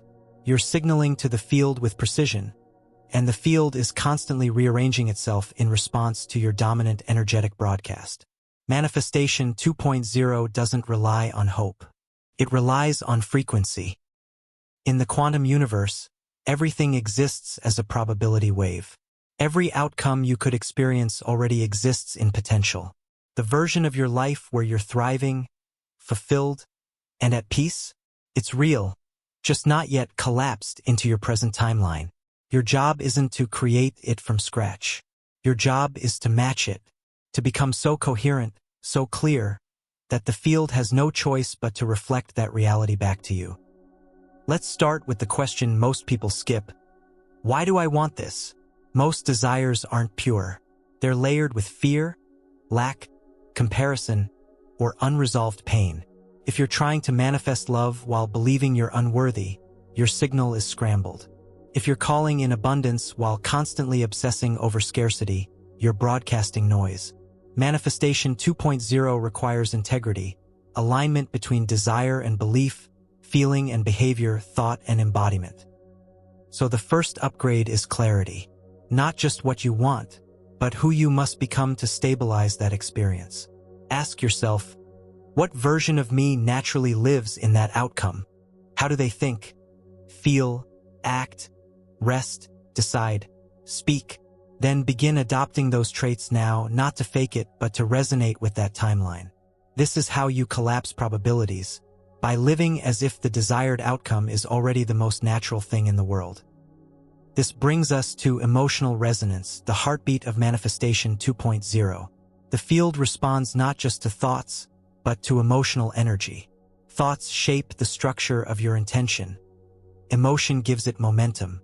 When you feel deeply, whether it's gratitude, joy, love, or even awe, you're sending out a magnetic frequency that draws related experiences into your field. But here's the nuance. You don't need to feel those emotions 24/7. You need to feel them consistently enough to shift your baseline. That's why micro-moments matter. One powerful burst of true gratitude or presence, felt fully in your body, is worth more than hours of mechanical visualization. It's not quantity, it's coherence. Visualization still plays a role, but with refinement. Instead of picturing distant future scenarios like watching a movie, shift into first-person experience. See through your own eyes. Hear what you'd hear. Feel what you'd feel. Your nervous system can't tell the difference between real and vividly imagined. The more real it feels, the more your field begins to adjust. Pair visualization with action. This is another cornerstone of the upgraded model, embodiment. The quantum field doesn't just respond to thought. It responds to demonstration. When you act in ways that match the outcome you're calling in, when you show up as that future version of you, you reinforce the signal. Action says, I believe this enough to behave as if it's already true. This is where timing, resistance, and trust come in. Not everything manifests instantly, and that's not a failure. The delay is often a filter. It asks, do you actually want this? Are you willing to hold the frequency long enough for it to land? Impatience scatters the signal. Attachment clogs it. But calm clarity strengthens it. The most powerful manifester is someone who wants deeply and releases completely. Use reality feedback as your compass. Every day, ask, what signals am I receiving from the field? Are opportunities aligning? Are new connections forming? Are synchronicities increasing? These are indicators that your signal is working. And if they're not appearing, it's not punishment. It's data. Something in your signal needs refinement. Here's a simple practice: the frequency filter. Before taking an action, making a request, or setting a goal, ask, what's the frequency underneath this? Is it rooted in confidence or fear, expansion or desperation? Then adjust. You don't manifest from what you say. You manifest from who you're being when you say it. Language is a subtle but powerful tool. Replace passive or vague phrases like, I hope, someday, or I'll try with decisive ones. I am, I choose, I allow, I receive. Words are not just descriptions.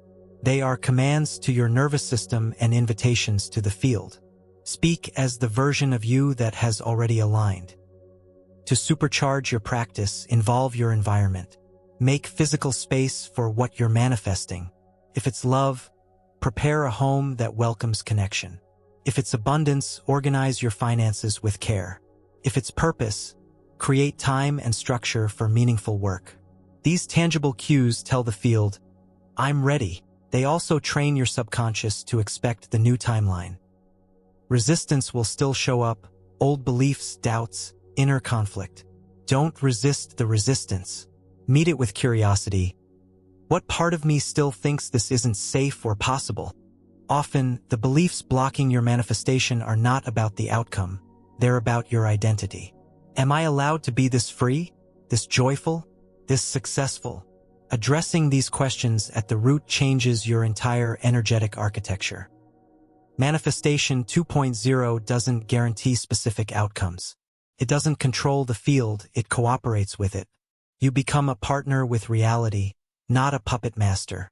And sometimes the field delivers something better than what you asked for, because your frequency outgrew your old vision.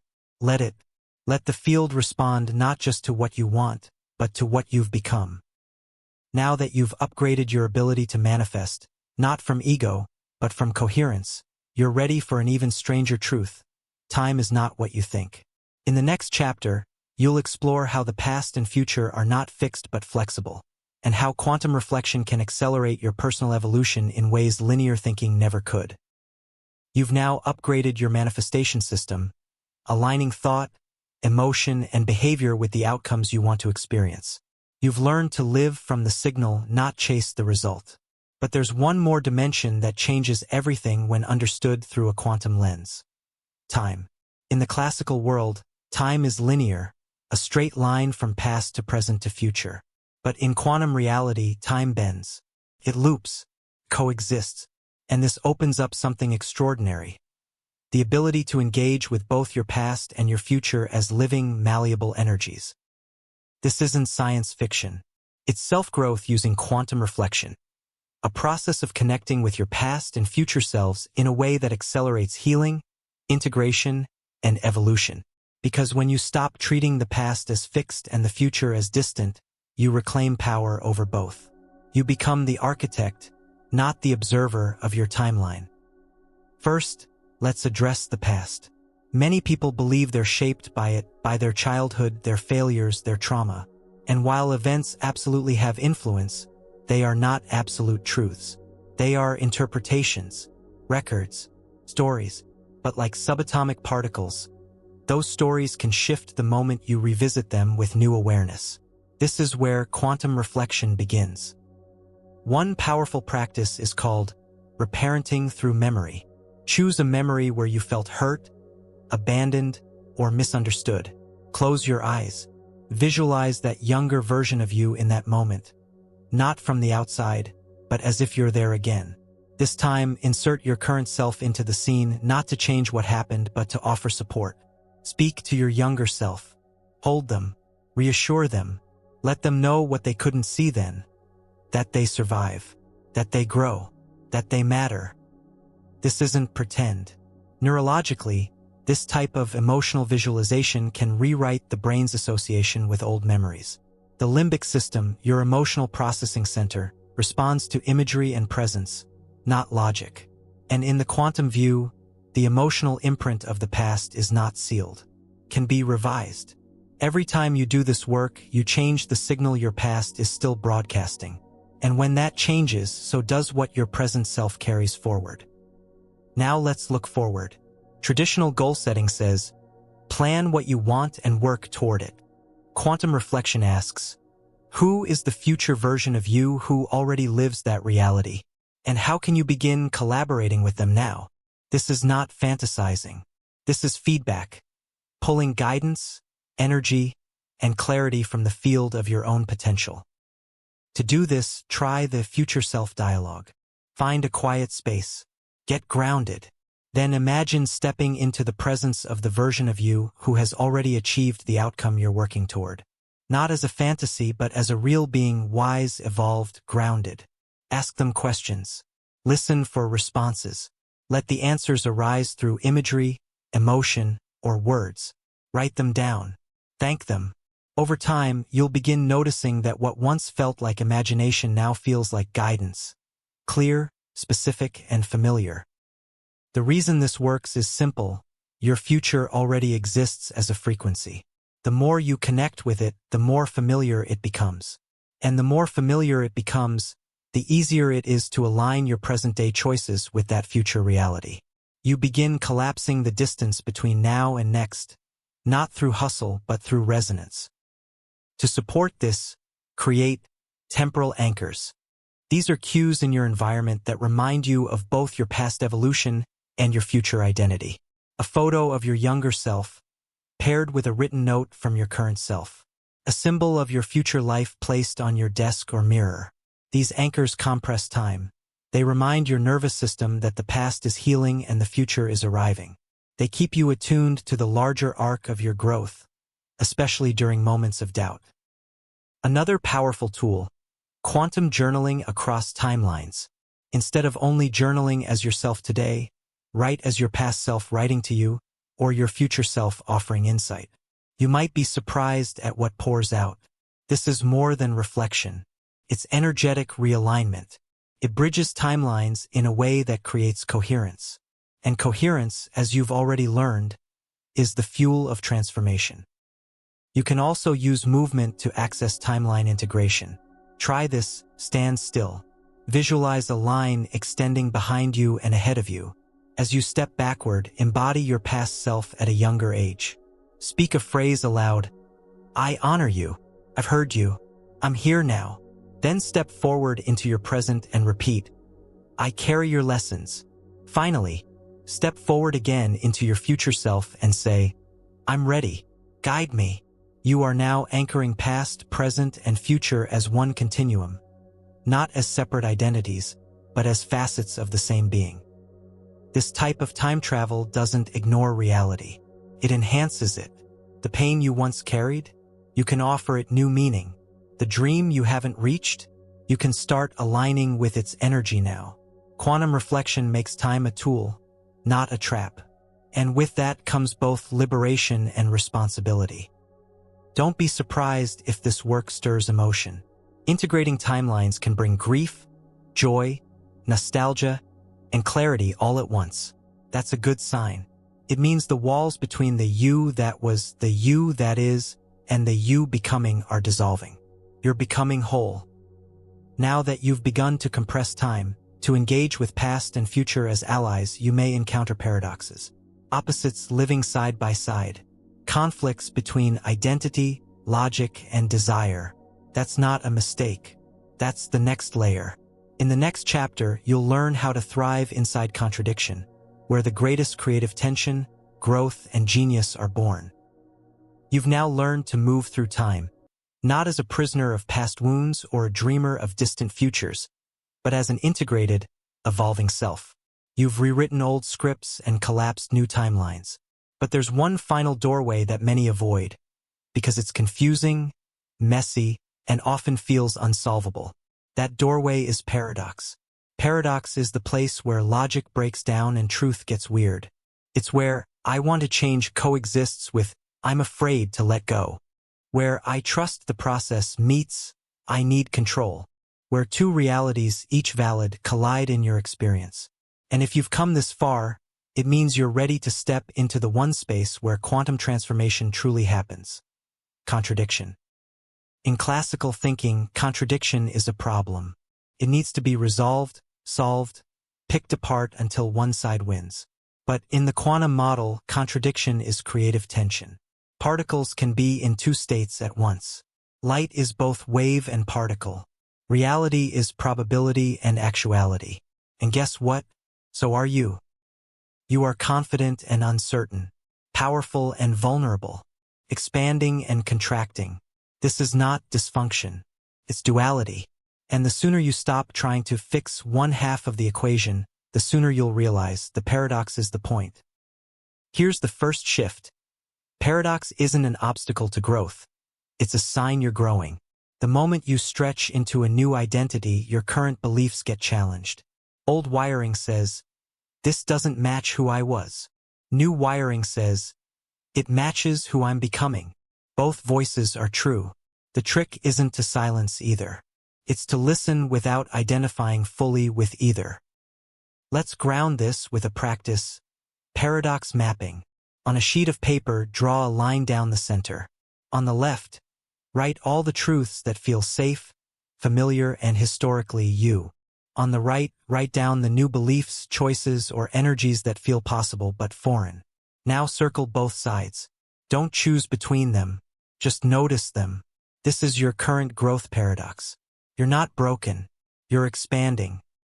One of the most common paradoxes on the quantum path is, I want freedom, but I crave structure. Many fear that choosing one will cancel out the other. But what if both are needed? Freedom without structure dissolves into chaos. Structure without freedom turns to rigidity. So the shift becomes, how do I create containers that allow freedom, not either or, both and? Another paradox, I love myself, but I still want to improve. In old models, love and change seem mutually exclusive. But from a quantum lens, the energy of unconditional love is the most potent catalyst for transformation. When you stop trying to change because you're broken and start evolving because you're worthy, that's not a contradiction. That's coherence. And then there's this one, I believe in manifestation, but I feel discouraged when things take time. Here, you hold trust and doubt at the same time. The paradox becomes your training ground. Can you let both exist without judgment? Can you trust that even your doubt is part of the unfolding? The quantum field responds to energy, not perfection. Working with paradox means learning to breathe inside tension, to stay in the unknown a little longer, to resist the reflex to resolve, and instead get curious. What wisdom lives in this contradiction? Often, the longer you can hold opposing truths, the more creative your solutions become. This isn't spiritual bypassing. It's energetic mastery. Use this mantra when you feel torn. Both can be true. Say it aloud. Let it land. Then ask, what is the third thing being born from this tension? Because paradox isn't a wall. It's a womb. It's where new possibilities are gestating. It's where old binaries dissolve and new ways of being emerge. You can also use paradox embodiment. This practice involves moving as both truths. Stand as your confident self, shoulders up, breath steady, voice strong. Then shift into your insecure self, closed posture, slower movement. Then shift back. Do this a few times. Then, find the posture that holds both. This middle space is your paradox integration. It teaches your nervous system that you're safe carrying two truths at once. Another powerful exercise is quantum journaling through contradiction. Write a letter from the part of you that resists change. Let it speak freely. Then write a reply from the part of you ready to grow. Let the conversation unfold. Don't force a resolution. Let them disagree. Let them negotiate. Something extraordinary happens when both voices feel heard. Your nervous system relaxes, and clarity arises. Paradox is also the birthplace of empathy. When you learn to hold your own contradictions without shame, you become far more compassionate toward others in theirs. You stop demanding simplicity from people, and you start honoring the beautiful complexity of their humanity. This is quantum consciousness in action, not just thinking differently, but relating differently. And yes, paradox can be uncomfortable. Challenges your identity. It makes certainty impossible. But it also makes wisdom inevitable. Because the longer you stay in the space where old rules don't apply, the more open you become to receiving insight not from logic, but from the field itself. In fact, the field itself is paradox. It is formless and full of form. It is silent and constantly vibrating. It is chaos and order. You are made of that same material. And that means your contradictions are not flaws to fix. They are evidence that you're alive, conscious, and evolving. Now that you've learned to hold paradox without needing to solve it, you're ready to approach one of the deepest questions of all. Do you truly have free will, or is your path already written? Next, you'll explore the quantum mechanics of choice, possibility, and personal destiny, and discover how to rewrite what you once thought was inevitable. Now that you've made peace with paradox, where contradiction is no longer a glitch, but a gateway, you're ready to approach one of the most fundamental questions in the human experience. Are we truly free to choose our path, or is everything already written? Is destiny a fixed sequence of events we must live through, or is it fluid, changeable, and shaped by conscious will? In the classical worldview, it's either-or. But in the quantum paradigm, free will and fate exist not in opposition, but in relationship. To begin, understand this. Quantum mechanics has already shattered the illusion of predictability. At the subatomic level, particles do not move in straight lines or behave according to rigid rules. They respond to probability, to presence, to observation. This is not randomness, it's responsiveness. It means the very act of engaging with life changes the outcome. And that, right there, is your first clue. Free will isn't about control. It's about participation. In the old view of destiny, life was a script handed to you. In the quantum view, life is a canvas, and your consciousness holds the brush. You're not here to follow a single predetermined path. You're here to explore the infinite timelines that your energy, choices, and attention can collapse into reality. The more coherent your frequency, the clearer your signal, and the more precisely you can influence which path materializes. But here's the twist. You're not the only force acting. The quantum field includes other minds, other energies, other intentions, all of which overlap with yours. So while you have agency, that agency exists in a dynamic shared space. It's not about getting your way. It's about aligning with the highest possible version of the life that wants to emerge through you. Destiny, in this sense, isn't handed down, it's co-created. Let's start with a foundational practice, choice awareness. Throughout your day, pause and ask, what am I choosing right now? Not just with your actions, but with your thoughts, attention, and emotion. You are always choosing, whether passively or actively. And those micro-choices send signals into the field, influencing the shape of what returns to you. If it feels like life is choosing for you, it may be because your awareness is asleep. Old programming, ancestral patterns, emotional inertia, they all create the illusion of fate. But the moment you interrupt those patterns, you create a crack. And through that crack, new possibility can enter. That's the real power of quantum free will. It starts small, but it's always available. Use the Decision Echo tool to track how your past choices shaped your current experience. Pick a single outcome, something you love or something you struggle with.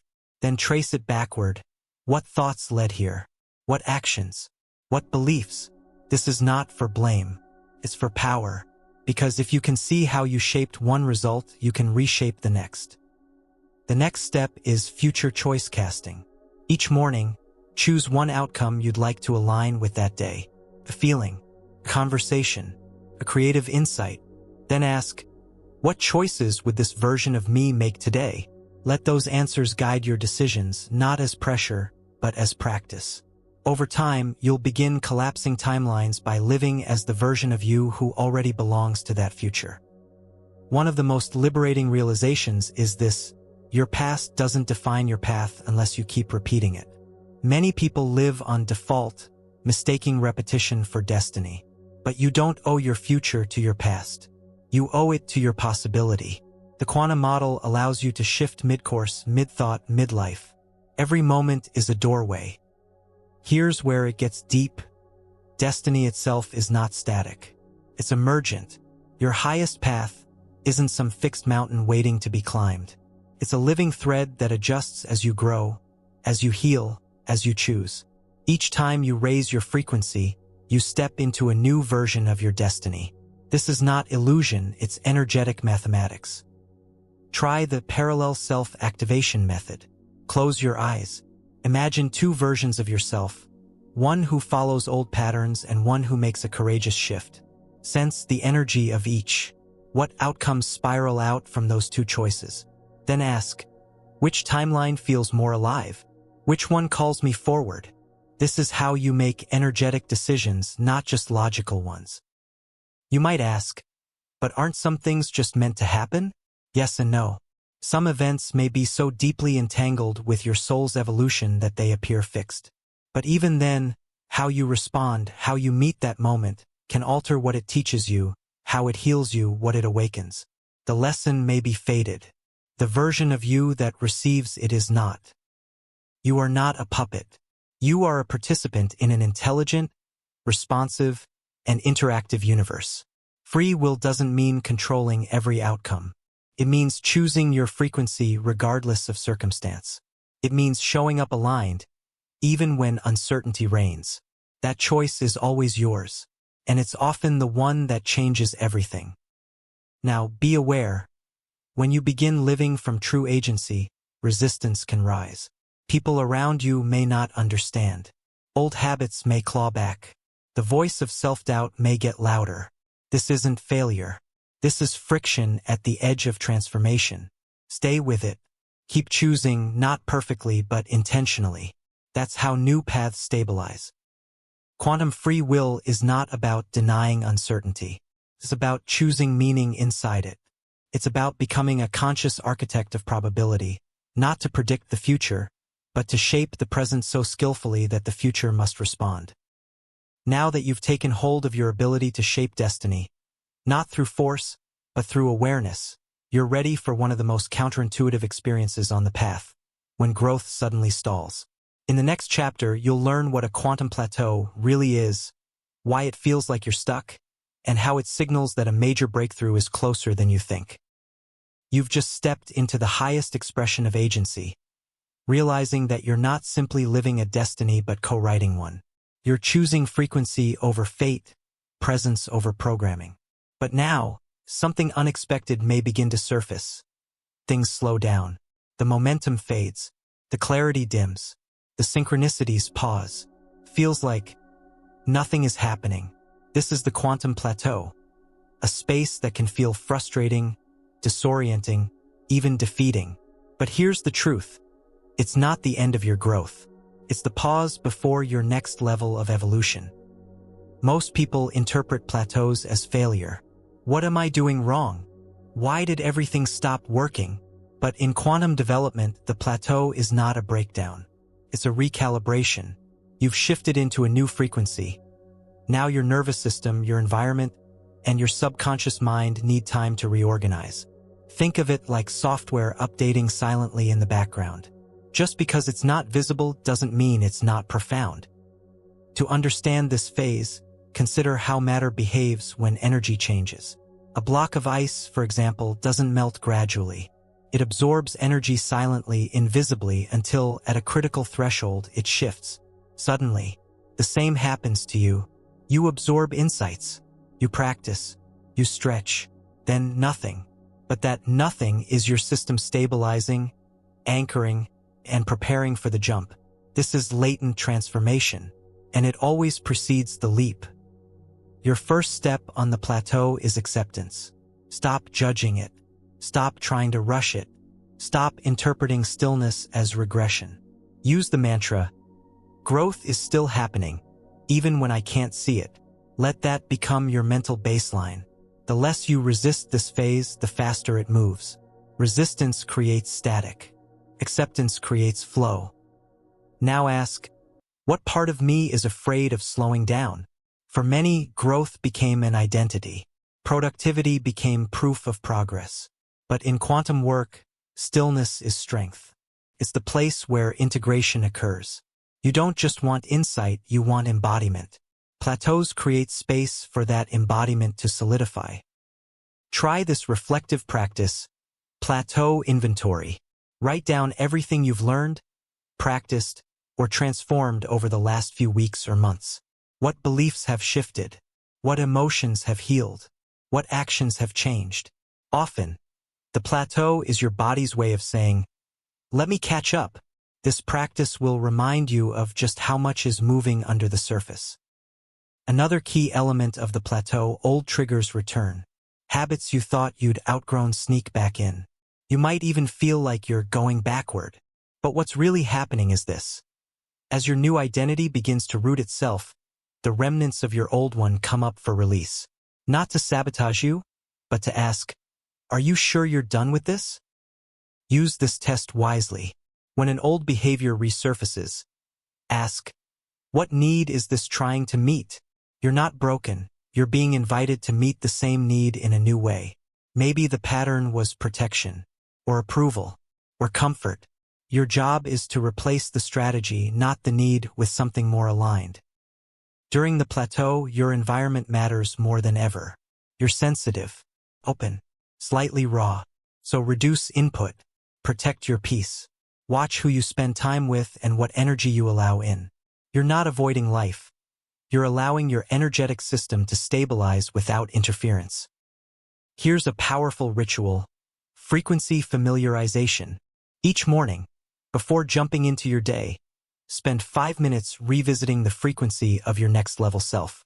Not to push progress, but to remember who you're becoming. This keeps your field oriented, even during stillness.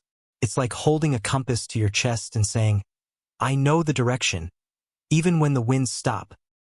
One of the most confusing parts of the plateau is that logic can't fix it. You can't think your way out. You can't problem-solve your way forward. In fact, the more mental pressure you apply, the more stuck you feel. That's because you're trying to use linear tools for a nonlinear process. Instead, shift to feeling-based guidance. Ask, what wants to be felt right now? What feels incomplete? What am I pretending I've already healed that still needs care? Sometimes what prolongs a plateau isn't a lack of insight, it's a lack of emotional honesty. You've mentally moved on, but emotionally part of you is still grieving, still doubting, still scared. And when you ignore that voice, it slows everything down. Bring that voice into the light. Let it be heard. Often, naming the unspoken truth breaks the energetic logjam. Another common plateau illusion: I've lost my connection to the quantum field. No, you haven't. You've just stopped feeling the highs because you're building the baseline. Early in growth, every insight feels electric. Every shift is dramatic. But long-term transformation is more subtle, more steady, less dramatic. You're not disconnected. You're stabilizing. Use the micro-miracle scan to reconnect. At the end of each day, ask, what moment surprised me today? It might be a sudden ease, a kind word, a flash of clarity, a pause where you'd normally react. These are your signals. The field is still talking. The growth is still happening. You're just tuning into a different frequency now, less flashy, more foundational. And yes, sometimes plateaus stretch longer than you'd like. That's okay. The longer the stillness, the deeper the rewire. The longer the pause, the more meaningful the leap. Trust this, especially when it's quiet, especially when it's slow, especially when nothing seems to be moving. Now, here's the paradox. Just when the plateau starts to feel permanent, something cracks open. Tiny moment, conversation, a flash of insight, and suddenly you're not the same. The leap arrives, not because you forced it, but because you were ready to receive it. And from that leap, a new wave begins. But this time, it's different. Your next phase of change won't rely on intensity. It will be carried by momentum and shaped by micro-movements that ripple outward with profound force. Next, you'll discover how the tiniest adjustments can unleash the largest transformations, and why, In the quantum world, small doesn't mean insignificant. It means catalytic. Coming out of the plateau, your field is quieter, more stable, and more finely tuned. You've been softened, recalibrated, and prepared for something essential, something that will shape the next phase of your evolution. And now you're ready to understand one of the most profound truths in the quantum path. It doesn't take massive action to change your life. It takes precise action, consistent action, tiny shifts in energy, belief, and behavior that ripple through your entire field with exponential impact. This is the butterfly effect, not as poetic metaphor but as quantum principle. In chaos theory, the term describes how a seemingly insignificant action, like a butterfly flapping its wings in Brazil, could set off a chain of atmospheric shifts that eventually cause a storm across the world. The lesson? In complex systems, small inputs can create large, unpredictable outcomes. And your life, your psyche, your energetic field, they're some of the most complex systems in existence. So here's the shift. Stop looking for massive overhauls. Stop waiting for perfect conditions. Stop assuming that only big decisions matter. The real change starts with micro-choices made consistently. And in the quantum model, those micro-choices are not just habits. They are frequency codes, signals. They tell the field who you are and who you're becoming. Let's start with your mornings. 1 degree of change here can rewrite your entire trajectory. Do you check your phone immediately? Or pause, breathe, and set an intention? Do you rehearse stress before the day begins? Or install calm and clarity as your energetic default? The first 5 minutes of your day are not neutral. They are instructional. They set your signal. Treat them like sacred ground. Next, look at your language. Every word you speak reinforces identity. I'm always tired. I never follow through. Things just don't work out for me. These phrases aren't casual, they're micro-incantations. Replace them, even slightly. Instead of I can't, say I'm learning to. Instead of I'm stuck, say I'm integrating. Tiny linguistic shifts rewire your inner world faster than you realize. Now focus on attention. Your attention is currency. Where you spend it matters. Each time you pause a spiraling thought and redirect to presence, you change your brain's chemistry. Each time you notice beauty, you recalibrate your emotional field. These are not soft skills. These are energetic investments that compound over time. Use the 1% shift practice. Ask yourself daily, what's 1 degree of change I can make today in the direction of who I'm becoming? Maybe it's 1 more glass of water, 1 kind email, 1 brave choice, 1 reframe. On their own, they seem insignificant, but compounded across weeks and months, these micro-movements reprogram your identity, and identity is what truly collapses quantum outcomes. Remember, the quantum field responds to pattern, not just peak moments. That 1 powerful meditation won't override a week of scattered anxiety. But 1 intentional breath repeated daily, that's a new pattern. That's a new signal. That's coherence. This brings us to the power of environment. You don't need to redesign your whole space. Just shift 1 anchor. A photo that inspires you. A sticky note with a mantra. A symbol on your desk. Every time your eyes touch it, your field gets a cue. Remember who you are. These are micro-reminders, but they broadcast major energy. Next, movement. You don't need an intense workout to change your state. A 2-minute stretch, a short walk, 10 conscious breaths. These movements create energetic release. They reset your nervous system. They tell your body, we are not frozen. We are flowing. That's quantum. That's transformation without overwhelm. Micro-changes also dissolve resistance. When you set huge goals, the subconscious often panics. Too much, too fast. Not safe. But a 1% change? That flies under the radar. It bypasses fear and creates early wins. And early wins create momentum. The field doesn't need grand gestures. It needs consistency in the direction of alignment. Don't underestimate micro-boundaries. Saying no once to something that drains you is a massive energetic reallocation. Unsubscribing from a toxic pattern, muting a negative feed, choosing rest over guilt. Each one tells the universe, I honor my capacity. I am ready for better. Boundaries are not walls. They are frequency refiners. Even micro-celebration changes the game. Most people only celebrate big wins, landing the job, finishing the project, hitting the number. But in the quantum model, celebration is energy amplification. The more you celebrate coherence, presence, and alignment, the more the field reflects it back. Did you breathe through discomfort? Celebrate. Did you shift one old thought? Celebrate. These moments are not small. They are signals. Use the quantum tally. At the end of each day, write down 3 micro-wins. Not outcomes, shifts. Awareness you noticed. Emotions you processed. Kindness you chose. These are your evidence. These are the new anchors. You are teaching your mind to see progress where it used to see absence. Now be aware. The ego will resist this approach. It wants big moves, fast results, obvious success. But the soul knows better. The soul knows that the deepest transformation is often silent, gentle, steady. The butterfly doesn't force its wings to open. It trusts the pressure. It trusts the cocoon. You're not regressing, you're refining. Let small be sacred. Micro-changes also increase self-trust. Every time you keep a small promise to yourself, your nervous system feels safer. And the safer you feel, the more risk you'll take when it matters. Quantum transformation isn't just about shifts in matter. It's about shifts in momentum. And momentum begins with a single, consistent nudge. By now, you've probably started noticing it. The way your presence affects people. The way your alignment influences others, even without words. This is not random. It's resonance. And in the next chapter, you'll discover how to take your evolution to the next level by connecting to a source of guidance, clarity, and momentum greater than any one person, the quantum mentor.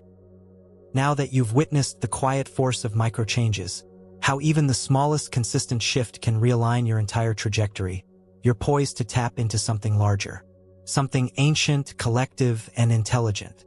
It's what amplifies personal transformation into something planetary. This is the realm of the quantum mentor. Not a single person, not a figure on a pedestal, but a field of intelligence that is always broadcasting, waiting for you to tune in. You've likely experienced moments where clarity arrived from nowhere. A sentence in a book, a stranger's passing comment, a sudden inner voice that said, "This way." That's not coincidence. That's resonance. In quantum reality, information isn't passed linearly. It emerges. It entangles. It arrives when you become coherent enough to receive it.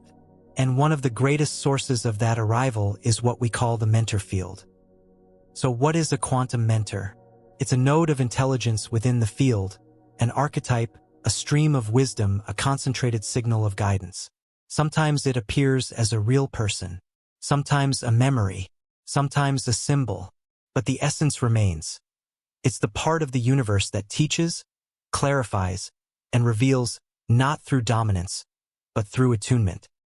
In classical learning, you seek a teacher.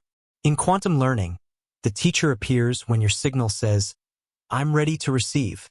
The more you stabilize your own energy, the more the mentor field opens.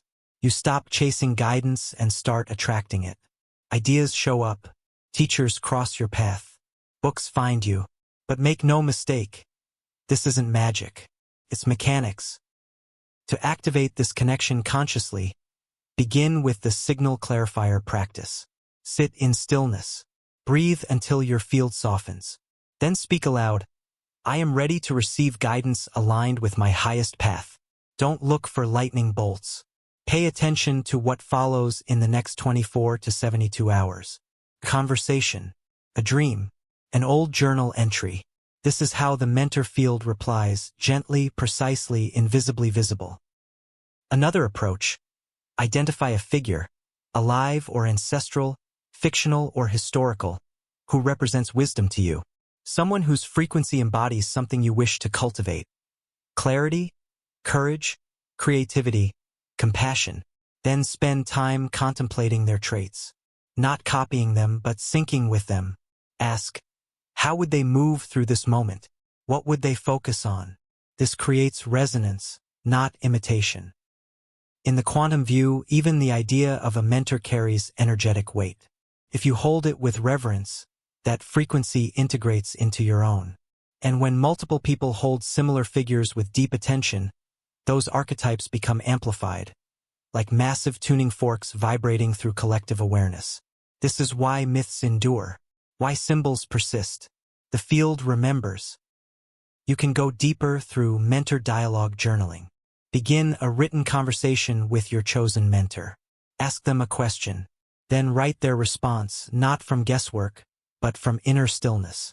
Let the answers arise, phrase by phrase. Over time, you'll begin to notice a consistent voice, tone, even vocabulary. This is the mentor frequency stabilizing within you. But here's the truth that goes even further. The real quantum mentor isn't out there. It's already inside you, waiting for permission to speak through whatever form you can most easily receive. The book, the voice, the lesson, the intuition. Every mentor is a mirror of your own untapped wisdom. You're not gaining something new. You're remembering what was always there. This remembering gets stronger when shared. Surrounding yourself with others who are actively tuned into their own growth amplifies your signal. This isn't just motivational, it's biological. Studies on neural mirroring show that we subconsciously align with the energy, language, and frequency of those around us. In the quantum model, this alignment becomes a broadcast tower. The more coherent the group, the stronger the signal. That's why collective mentorship is so powerful. It doesn't rely on hierarchy. It's not about someone knowing more. It's about everyone listening more deeply to each other, to the space between words, to the field itself. In this kind of environment, truth emerges not from ego, but from resonance. Try the shared signal circle practice. Gather 2 or 3 people committed to their own evolution. Begin with silence. Then each person shares, not advice, not opinion, but what they're noticing in their own field, emotionally, mentally, energetically. No fixing, no correcting, just sharing signal. Over time, these circles amplify personal insight with collective coherence. And don't underestimate solitude. Sometimes the mentor field gets clearest when you're quiet enough to stop outsourcing your knowing. Unplug, listen, ask, what part of me is already wise? You may be surprised at what rises from the depths. Whole phrases, visions, or answers with a clarity you didn't know you possessed. That's not luck. That's the quantum mentor, revealed. You can also set up signal anchors in your physical space. These are objects, words, or images that link you to a mentor frequency. A quote, a stone, a sound. When you touch, see, or hear it, pause. Ask, what wants to be remembered right now?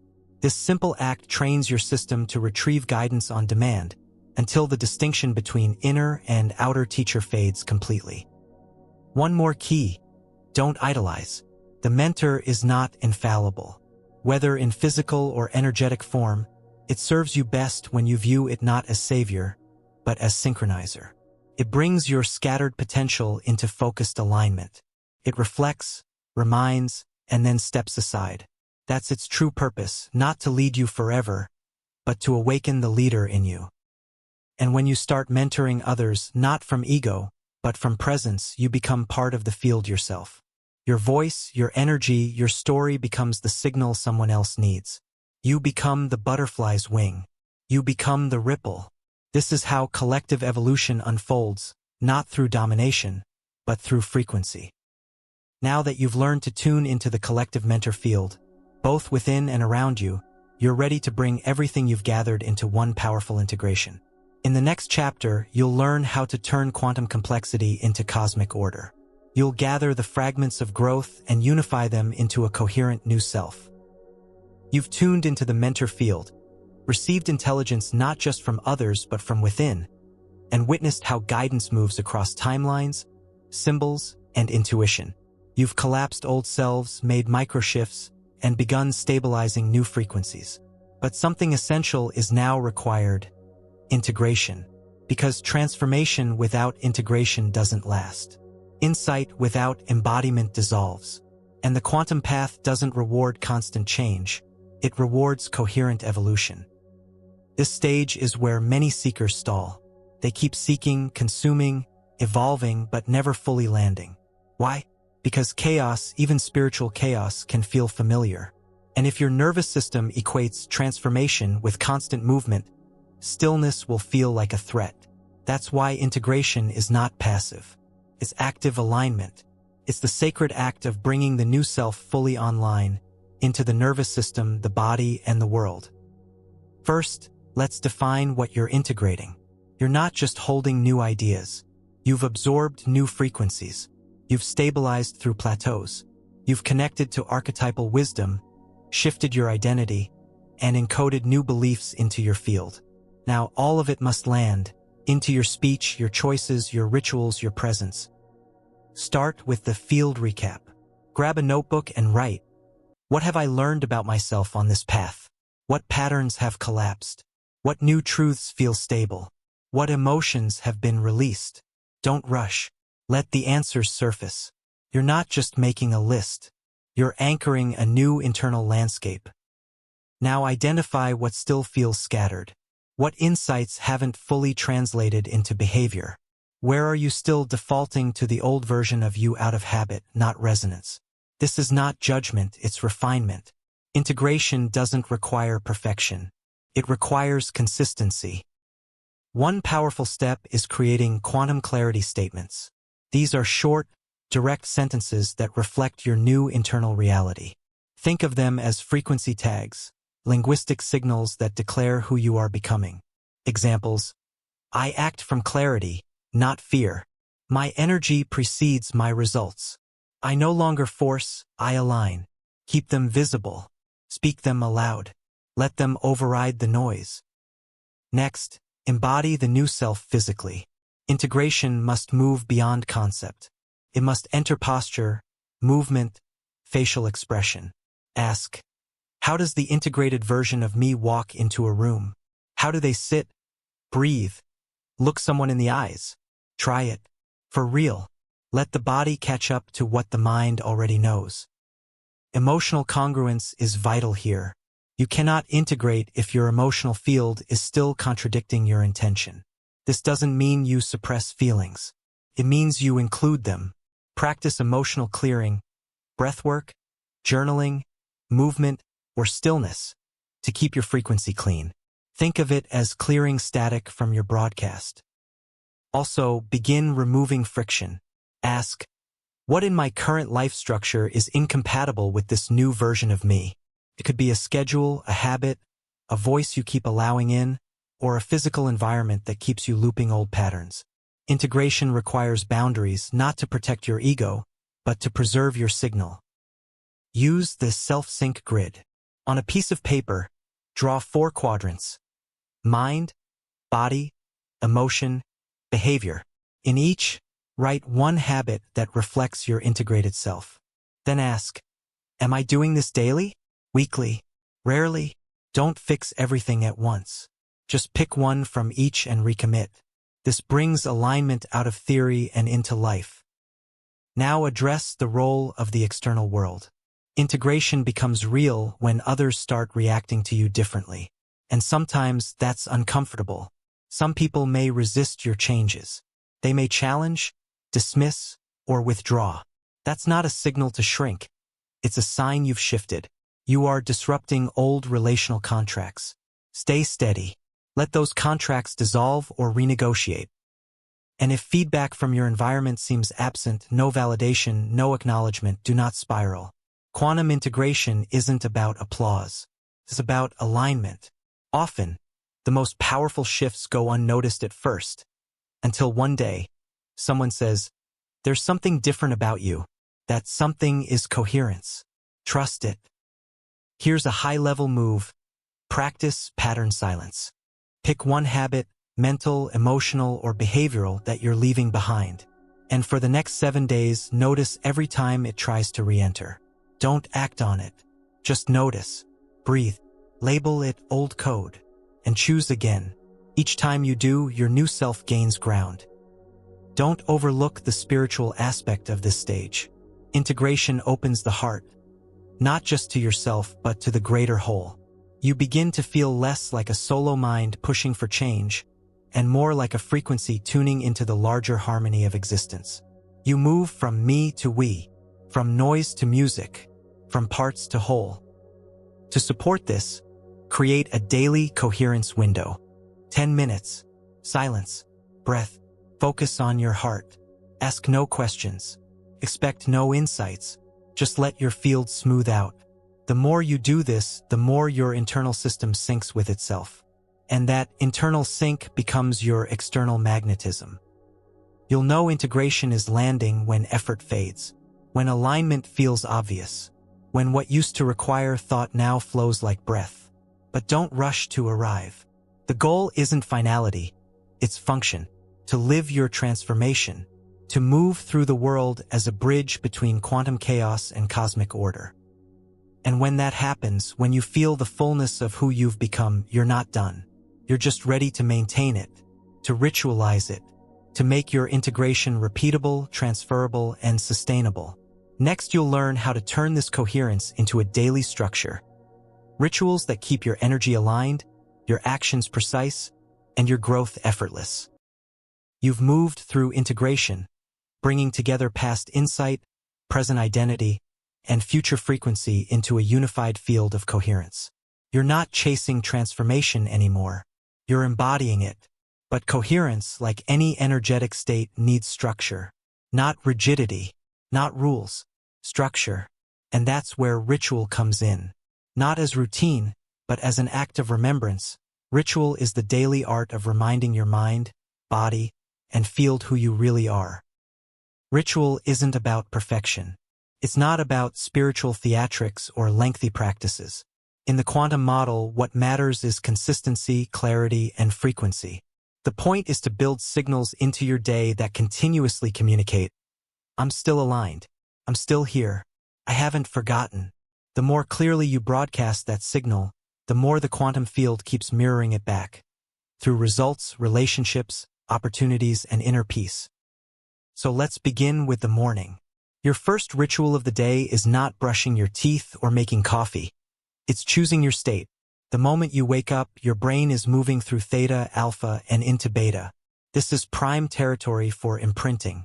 What you think, feel, and choose during those first few minutes acts like an energetic software update. That's why your first ritual is your most important one. Start with breath. Not as performance, but as signal. 3 slow inhales. 3 slow exhales. Then speak a sentence aloud that sets the day's energy. I am living in alignment. Today is tuned to clarity. My field is open, and I am grounded. Keep it simple. The point isn't to feel different immediately. It's to declare coherence, no matter what emotional weather is present. Then bring your body online. Movement is memory.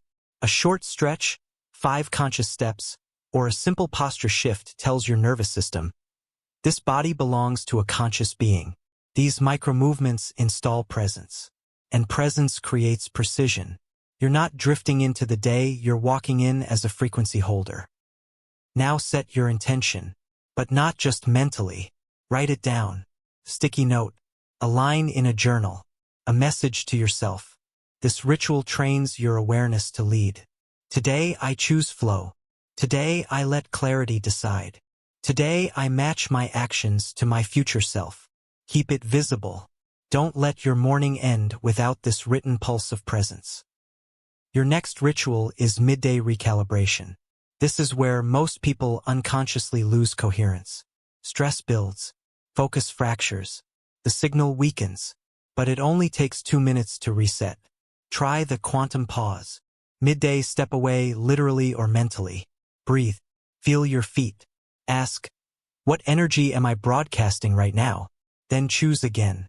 Even 1 degree of adjustment creates massive downstream effect. Ritual is not interruption. It's synchronization. These small realignments aren't distractions from your day. They're how you stay powerful in it. You're not wasting time pausing. You're saving energy by avoiding unnecessary static. Now address evening. Most people treat the end of the day as collapse. Screens, scrolling, fatigue. But the closing moments of your waking life are portals. They inform how your subconscious processes the day and primes what you'll rehearse during sleep. Your final ritual, therefore, becomes your energetic send-off. Create a signal completion practice. Reflect on one thing you did today that matched your integrated self. Say it aloud. I chose calm. I honored my boundary. I led with clarity. Then speak gratitude, not performance gratitude, but real, cellular acknowledgement. Thank you for the energy to show up. Thank you for the space to grow. This trains your system to expect alignment as normal, not exceptional. If you want to take it further, write a message to your future self. Just one sentence, a reminder, a vision, a decision. Keep choosing truth. Rest is part of power. Trust what you can't yet see. These notes begin to create a thread, an energetic bridge between your days. Over time, you don't just live more consciously. You begin to shape time. Now let's zoom out. Ritual also includes your environment. What objects, sounds, and cues surround you each day? Each one is a broadcast. Are they signaling your new identity or dragging you back to an old one? This is where energetic design becomes daily practice. You don't need to redecorate. You need to curate. One image, one object, one phrase on your wall that reflects your chosen frequency. That's a ritual.